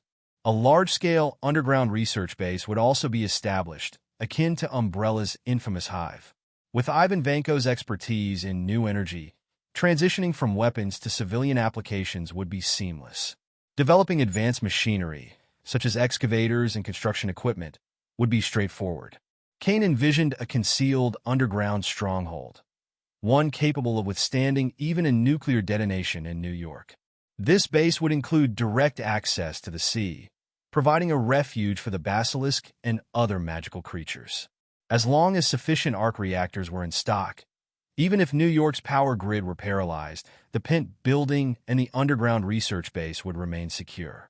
Cain fully trusted Ivan and Anton Vanko, confident they could handle this massive project. However, he knew it would take several years and likely cost billions or even tens of billions of dollars. But to Cain, money was merely a number. Such expenses would be incremental, not immediate. In the meantime, Cain planned to negotiate with Hydra on launching new pharmaceutical products, ventures that already generated billions in net profits annually and continued to grow year after year. Anton's earlier concerns about the risks of the new energy war machine lingered in Cain's mind. Until these security vulnerabilities were addressed, Cain decided he wouldn't reveal the new energy war machine to the public. After meeting with Senator Stern, Cain and Betty departed in a car. They planned to stay in Washington for a few days, as they were invited to a banquet, a birthday celebration hosted by Director Malik for his daughter. The event would provide an opportunity to discuss cooperation details with Gideon Malik. Gideon Malik, a current member of the International Security Council overseeing S.H.I.E.L.D., wielded greater influence in the United States than Senator Stern. As a core Hydra member, Malik had remained unexposed even after Alexander Pierce's arrest. Perhaps Pierce had never even known about him. Cain, are we planning to win over Mr. Malik? I heard Dad mention him. He's seeking to climb higher, even competing with Dad and others for the position of Secretary of State, Betty asked after getting in the car. She unbuttoned her collar slightly. The dress she'd chosen for the evening was too form-fitting, making her feel stifled. However, Cain misread her discomfort as a subtle hint. The slim dress paired with black stockings suggested that tonight might turn into another passionate evening. Cain clarified, winning him over isn't possible unless we can fully control him, but that's risky. Both Malik and Stern belong to the same organization, and there's a lot of power backing them. Their decisions are driven by profit. Whoever offers more benefits gets their loyalty. The thought of Hydra's power left Cain contemplative. Their influence was so vast that they could casually make decisions like launching a nuclear strike on New York. Yet, Cain found it baffling how the Avengers managed to systematically dismantle such an enormous organization. Is Hydra really that disorganized? When Pierce was implementing Project Insight, why didn't he coordinate with a few more Hydra executives? Cain muttered to himself. Betty, meanwhile, had moved on. Well, I still have 2 days to pick out a gift, so it's not too late, she said. Cain shook his head. It doesn't matter much. The chips we hold are strong enough. Malik's daughter isn't naive. Just give her an expensive gift. He added, even if you gifted a pen, as long as there are mutual interests, cooperation can happen. Stern, on the other hand, is just a typical politician. He doesn't fully grasp the value of vibranium. Cain paused before continuing to think. If we want Hydra to turn its attention to Wakanda, Malik is the one to talk to. After a brief silence, Cain looked at Betty and said, by the way, you should get yourself a private jet. Once Malik's daughter's banquet is over, arrange to order 2. Since acquiring the Osborne Group, the Pent Group had amassed assets worth tens of billions. With several pharmaceutical products nearing launch, the company was on the verge of reshaping the entire industry. Buying plane tickets for every trip no longer seemed appropriate. Though touched by the suggestion, Betty hesitated. Let's prioritize the company's development. Umbrella still needs capital injections, she said. Despite not managing the Pent Group directly, she had a decent understanding of its financial situation. The company's profit margins were currently limited, while its expenditures were staggering. Without Cain's continued funding, the group's rapid expansion would have been unsustainable. Cain dismissed her concerns with a wave of his hand. Don't worry about the money. You need this more. Malik wasn't easy to deceive, especially he was as cunning as an old fox. He had escaped capture when the Insight plan collapsed and still maintained significant influence over S.H.I.E.L.D., with the authority to take direct control during crises. Malik couldn't believe Cain's claims about Wakanda. He would need concrete evidence before accepting the existence of a nation more technologically advanced than any in the Western world, and one composed entirely of black people. If it had been anyone else making such a claim, Malik would have dismissed it as a joke. However, he had heard whispers about vibranium's origins. Still, with Nick Fury now the director of S.H.I.E.L.D., much of the organization's classified information was segmented by access levels, making it difficult for Malik to investigate without a legitimate reason. Nevertheless, Malik would undoubtedly look into Wakanda. He wasn't about to ignore Cain's secrets, especially the emergence of a super soldier squad.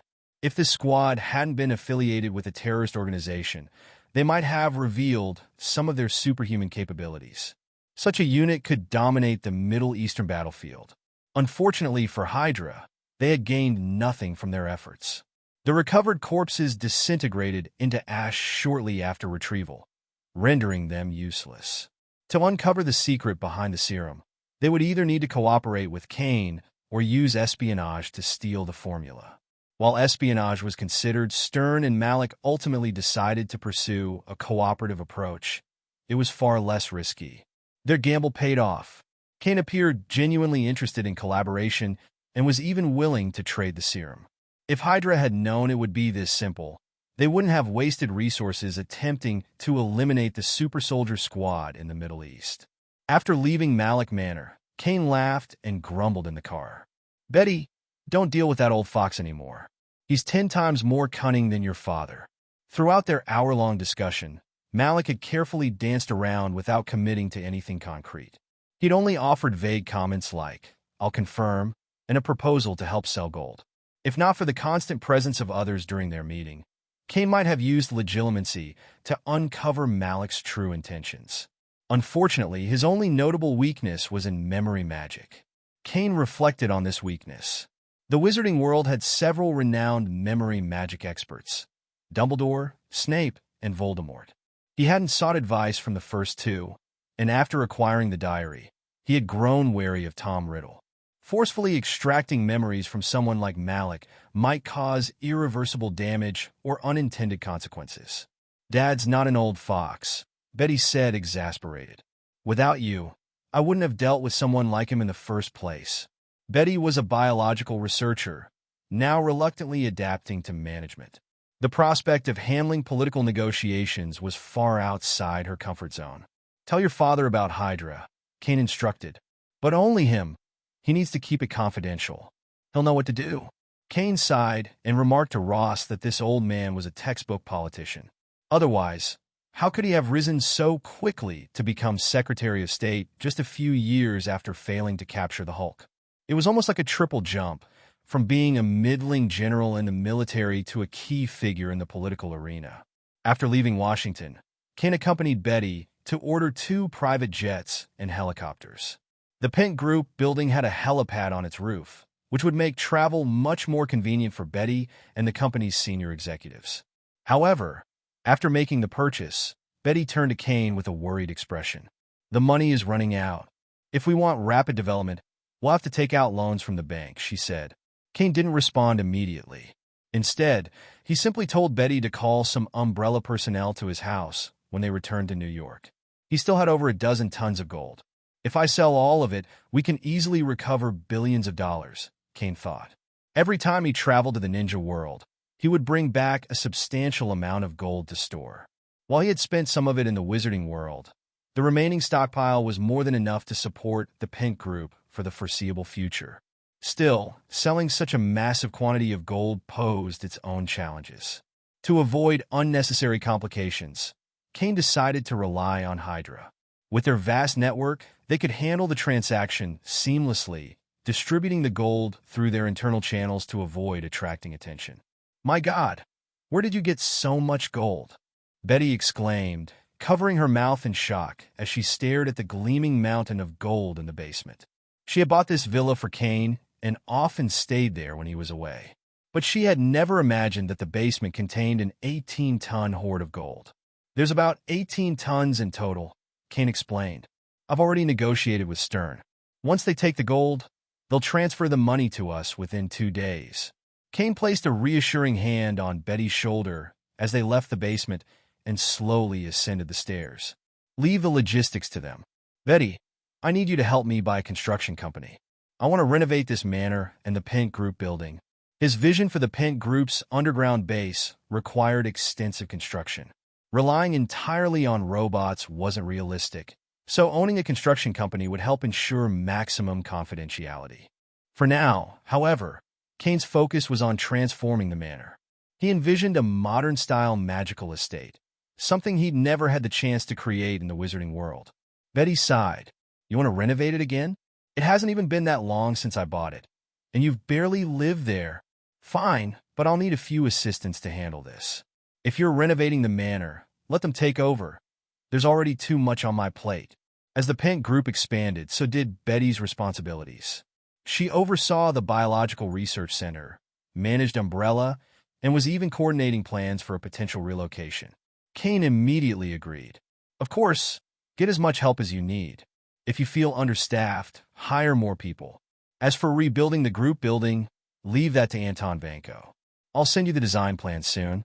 In fact, it wasn't exactly an architectural design drawing. Certain elements of the structure needed to be integrated with magical materials. Without them, the building wouldn't possess a life of its own, like Hogwarts Castle. Once the construction was complete, Cain cast a muggle-repelling charm over the area. Unless someone was wearing an alchemical item specifically designed to bypass the charm, no ordinary person would ever notice the building. These alchemical items were simple for Cain to craft. Without adding protective enchantments, he could produce more than 10 of them in a single session. "There's also the matter of Sokovia," Betty said, continuing her report as Umbrella soldiers moved the gold. "Our people have gone there under the guise of a charity mission. It may take some time to gather information on the Maximoff twins. Do they have any special traits we should look out for?" If the goal was to locate the Maximoff siblings quickly, contacting local authorities and police stations would be the most efficient approach. However, Cain didn't want to risk alerting Hydra, so he chose to operate discreetly. After all, 2 superpowered individuals would be enough to provoke Hydra into escalating the situation. Cain shook his head. "Take your time. If they can't be found, it likely means Hydra got to them first. In that case, we'll need to employ a different approach." Wanda and Pietro Maximoff, better known as Quicksilver, posed unique challenges. Pietro's speed was manageable, albeit troublesome, but Wanda's abilities were far more formidable. Chaos magic, once fully developed, could tap into the multiverse. Even in its undeveloped state, it was powerful enough to destroy the Mind Stone. It was worth noting that even Thanos, after destroying the 6 Infinity Stones, had struggled with the consequences. Wanda's abilities, if left unchecked, could make her a catastrophic threat. Wanda's powers are incredibly dangerous, Cain thought. She could become the most terrifying of enemies, especially given her emotional instability.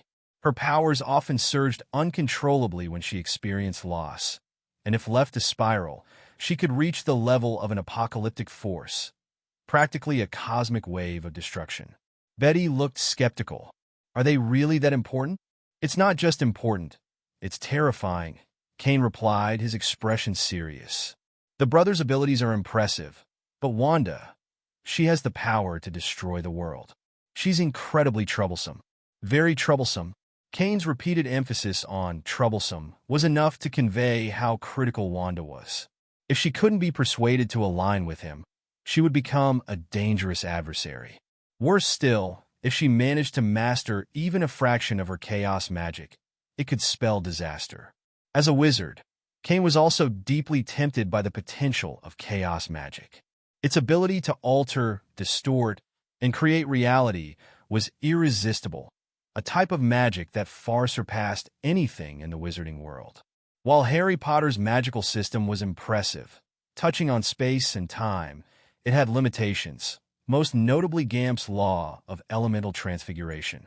Chaos magic, however, shattered such boundaries effortlessly. Then there was Agatha Harkness. If Cain could find her and exchange magical knowledge, it would be a mutually beneficial arrangement. However, her whereabouts remained a mystery, leaving Cain unsure of how to track her down.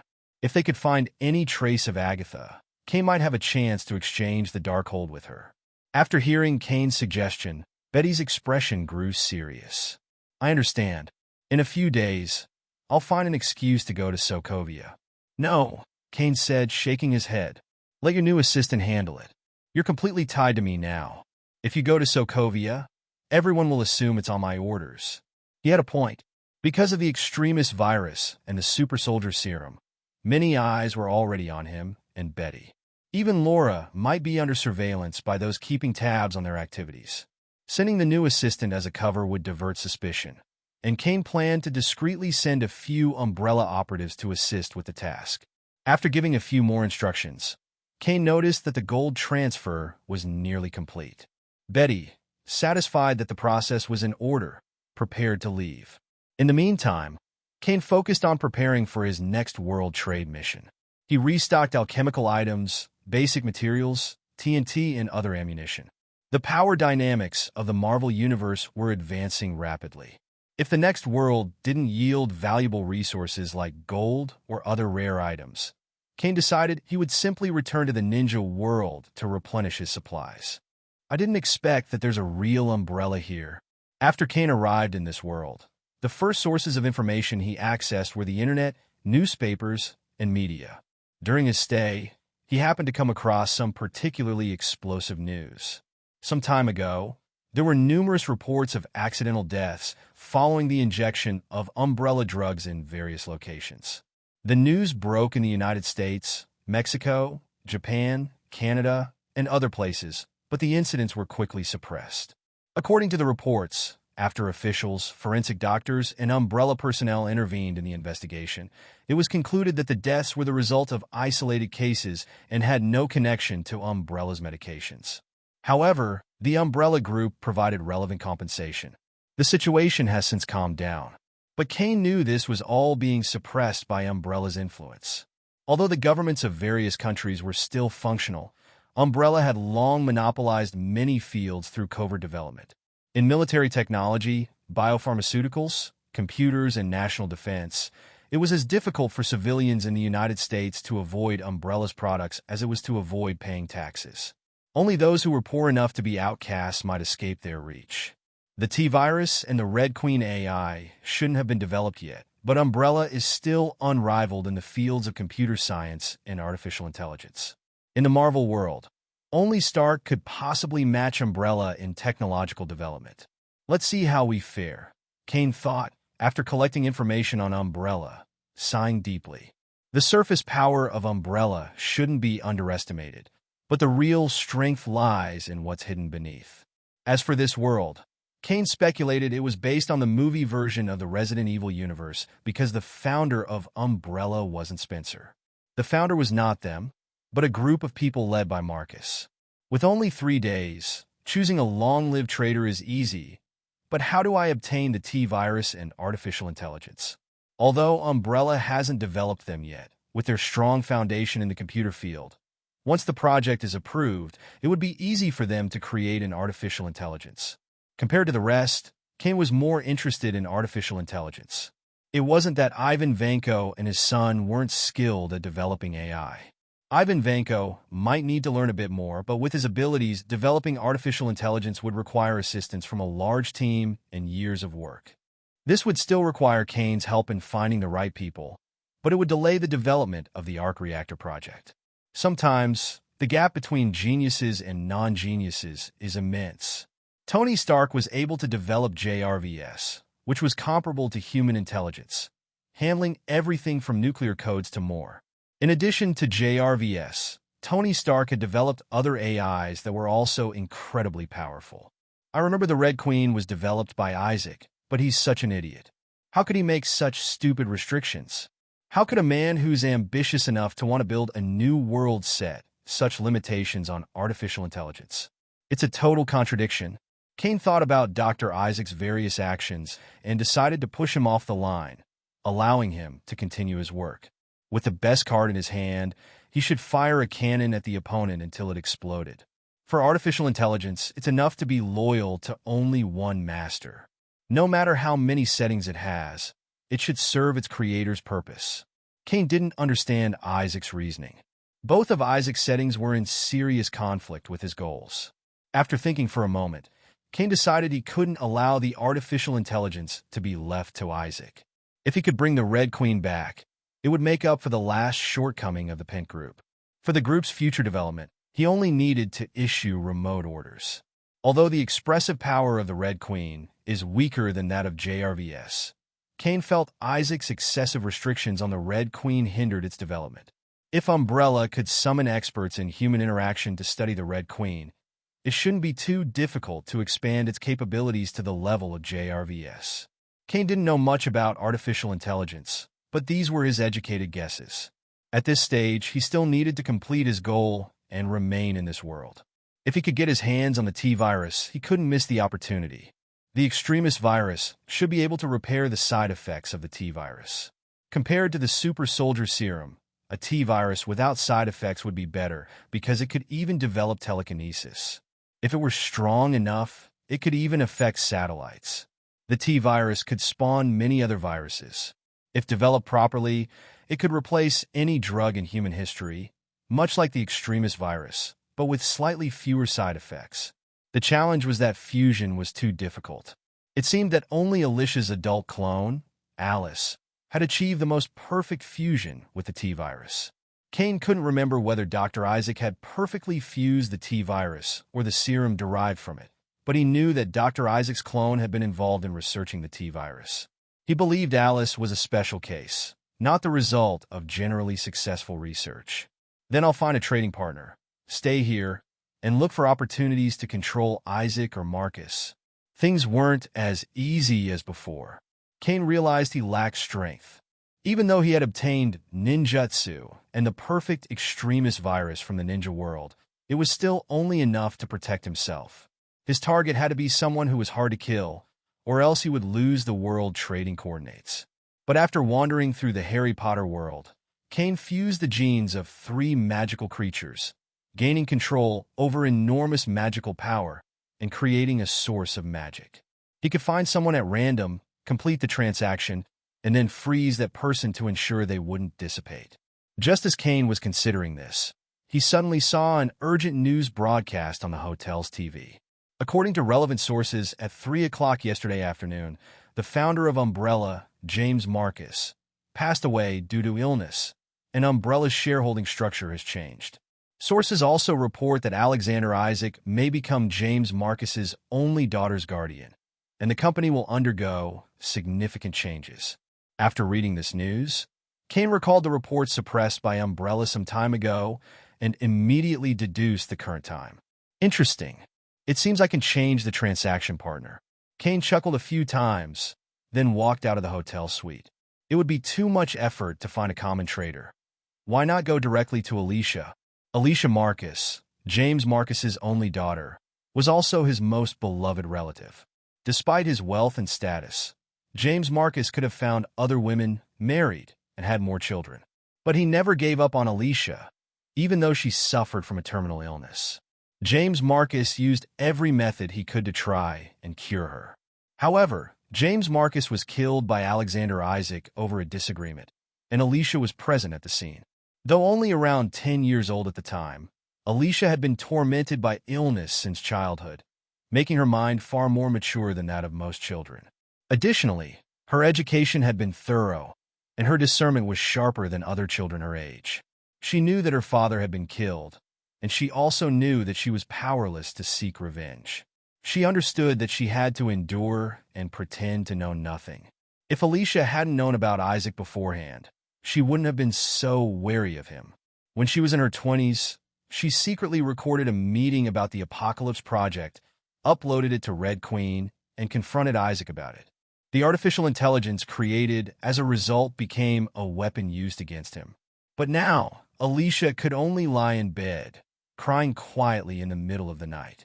Normally, her father would come to comfort her with stories and help her sleep. But that comfort was gone. In her vast villa, apart from the 10-year-old child, only a team of Umbrella Company guards remained. The leader of the team, Isaac's subordinate Weskier, had the task of ensuring Alicia's safety and making sure that before Isaac took full control of the company, there would be no disruptions. "Dad!" Alicia lay in bed, covering her head with the quilt, feeling weak and helpless. She cried softly, lacking the courage to go downstairs. She could only silently recall the fact that she hadn't seen her father, James, for more than a day. Suddenly, Alicia heard footsteps approaching. The light in the bedroom turned on, and someone slowly walked toward her. Alicia didn't know who it was, and instinctively, she felt fear. From the time she could remember, she had spent most of her life in hospital beds, subjected to experiments and treatments every day. Even at just 10 years old, Alicia understood the instinctive fear of death. The quilt covering Alicia was lifted abruptly. This sudden action startled her, and she instinctively hugged her head, shouting, "Ah!" But in the next second, Alicia realized she couldn't make a sound. She opened her eyes wide and tried to shout, but no matter how hard she tried, no sound came from her mouth. "Calm down, Alicia." Alicia suddenly heard a very gentle voice, which brought a natural sense of intimacy, helping to ease some of the fear that had been lingering in her heart. Slowly, Alicia moved her hands away from her head and turned to look at the person standing by the window. The man was dressed in black, and Alicia felt an immediate comfort upon seeing him. He appeared mystical for Alicia to fully understand, but Alicia could sense a certain aura from him, almost like the presence of a unicorn, naturally captivating and attention-grabbing for women. "Who are you?"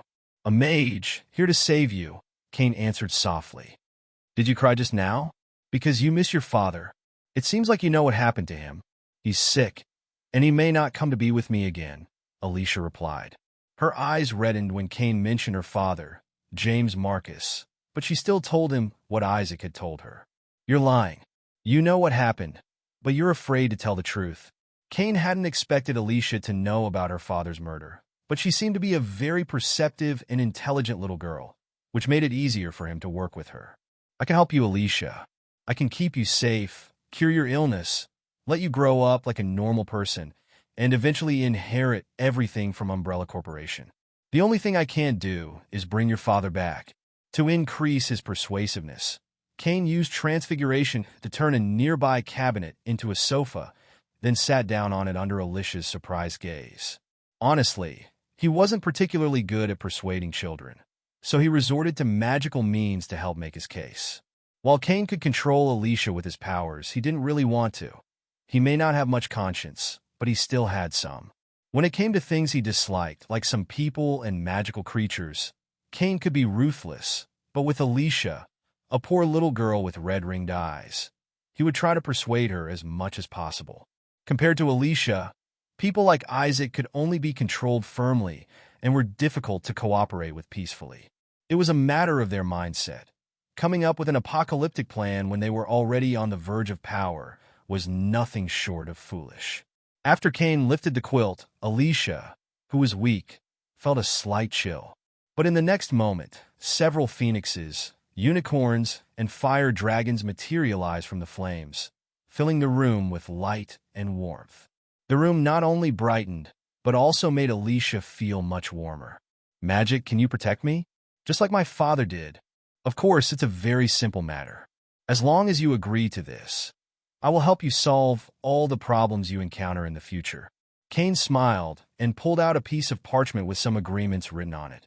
It floated through the air and landed in front of Alicia.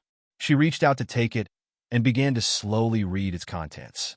"Beginning today, Alicia Marcus will purchase a protection agreement from Cain Pent for $1.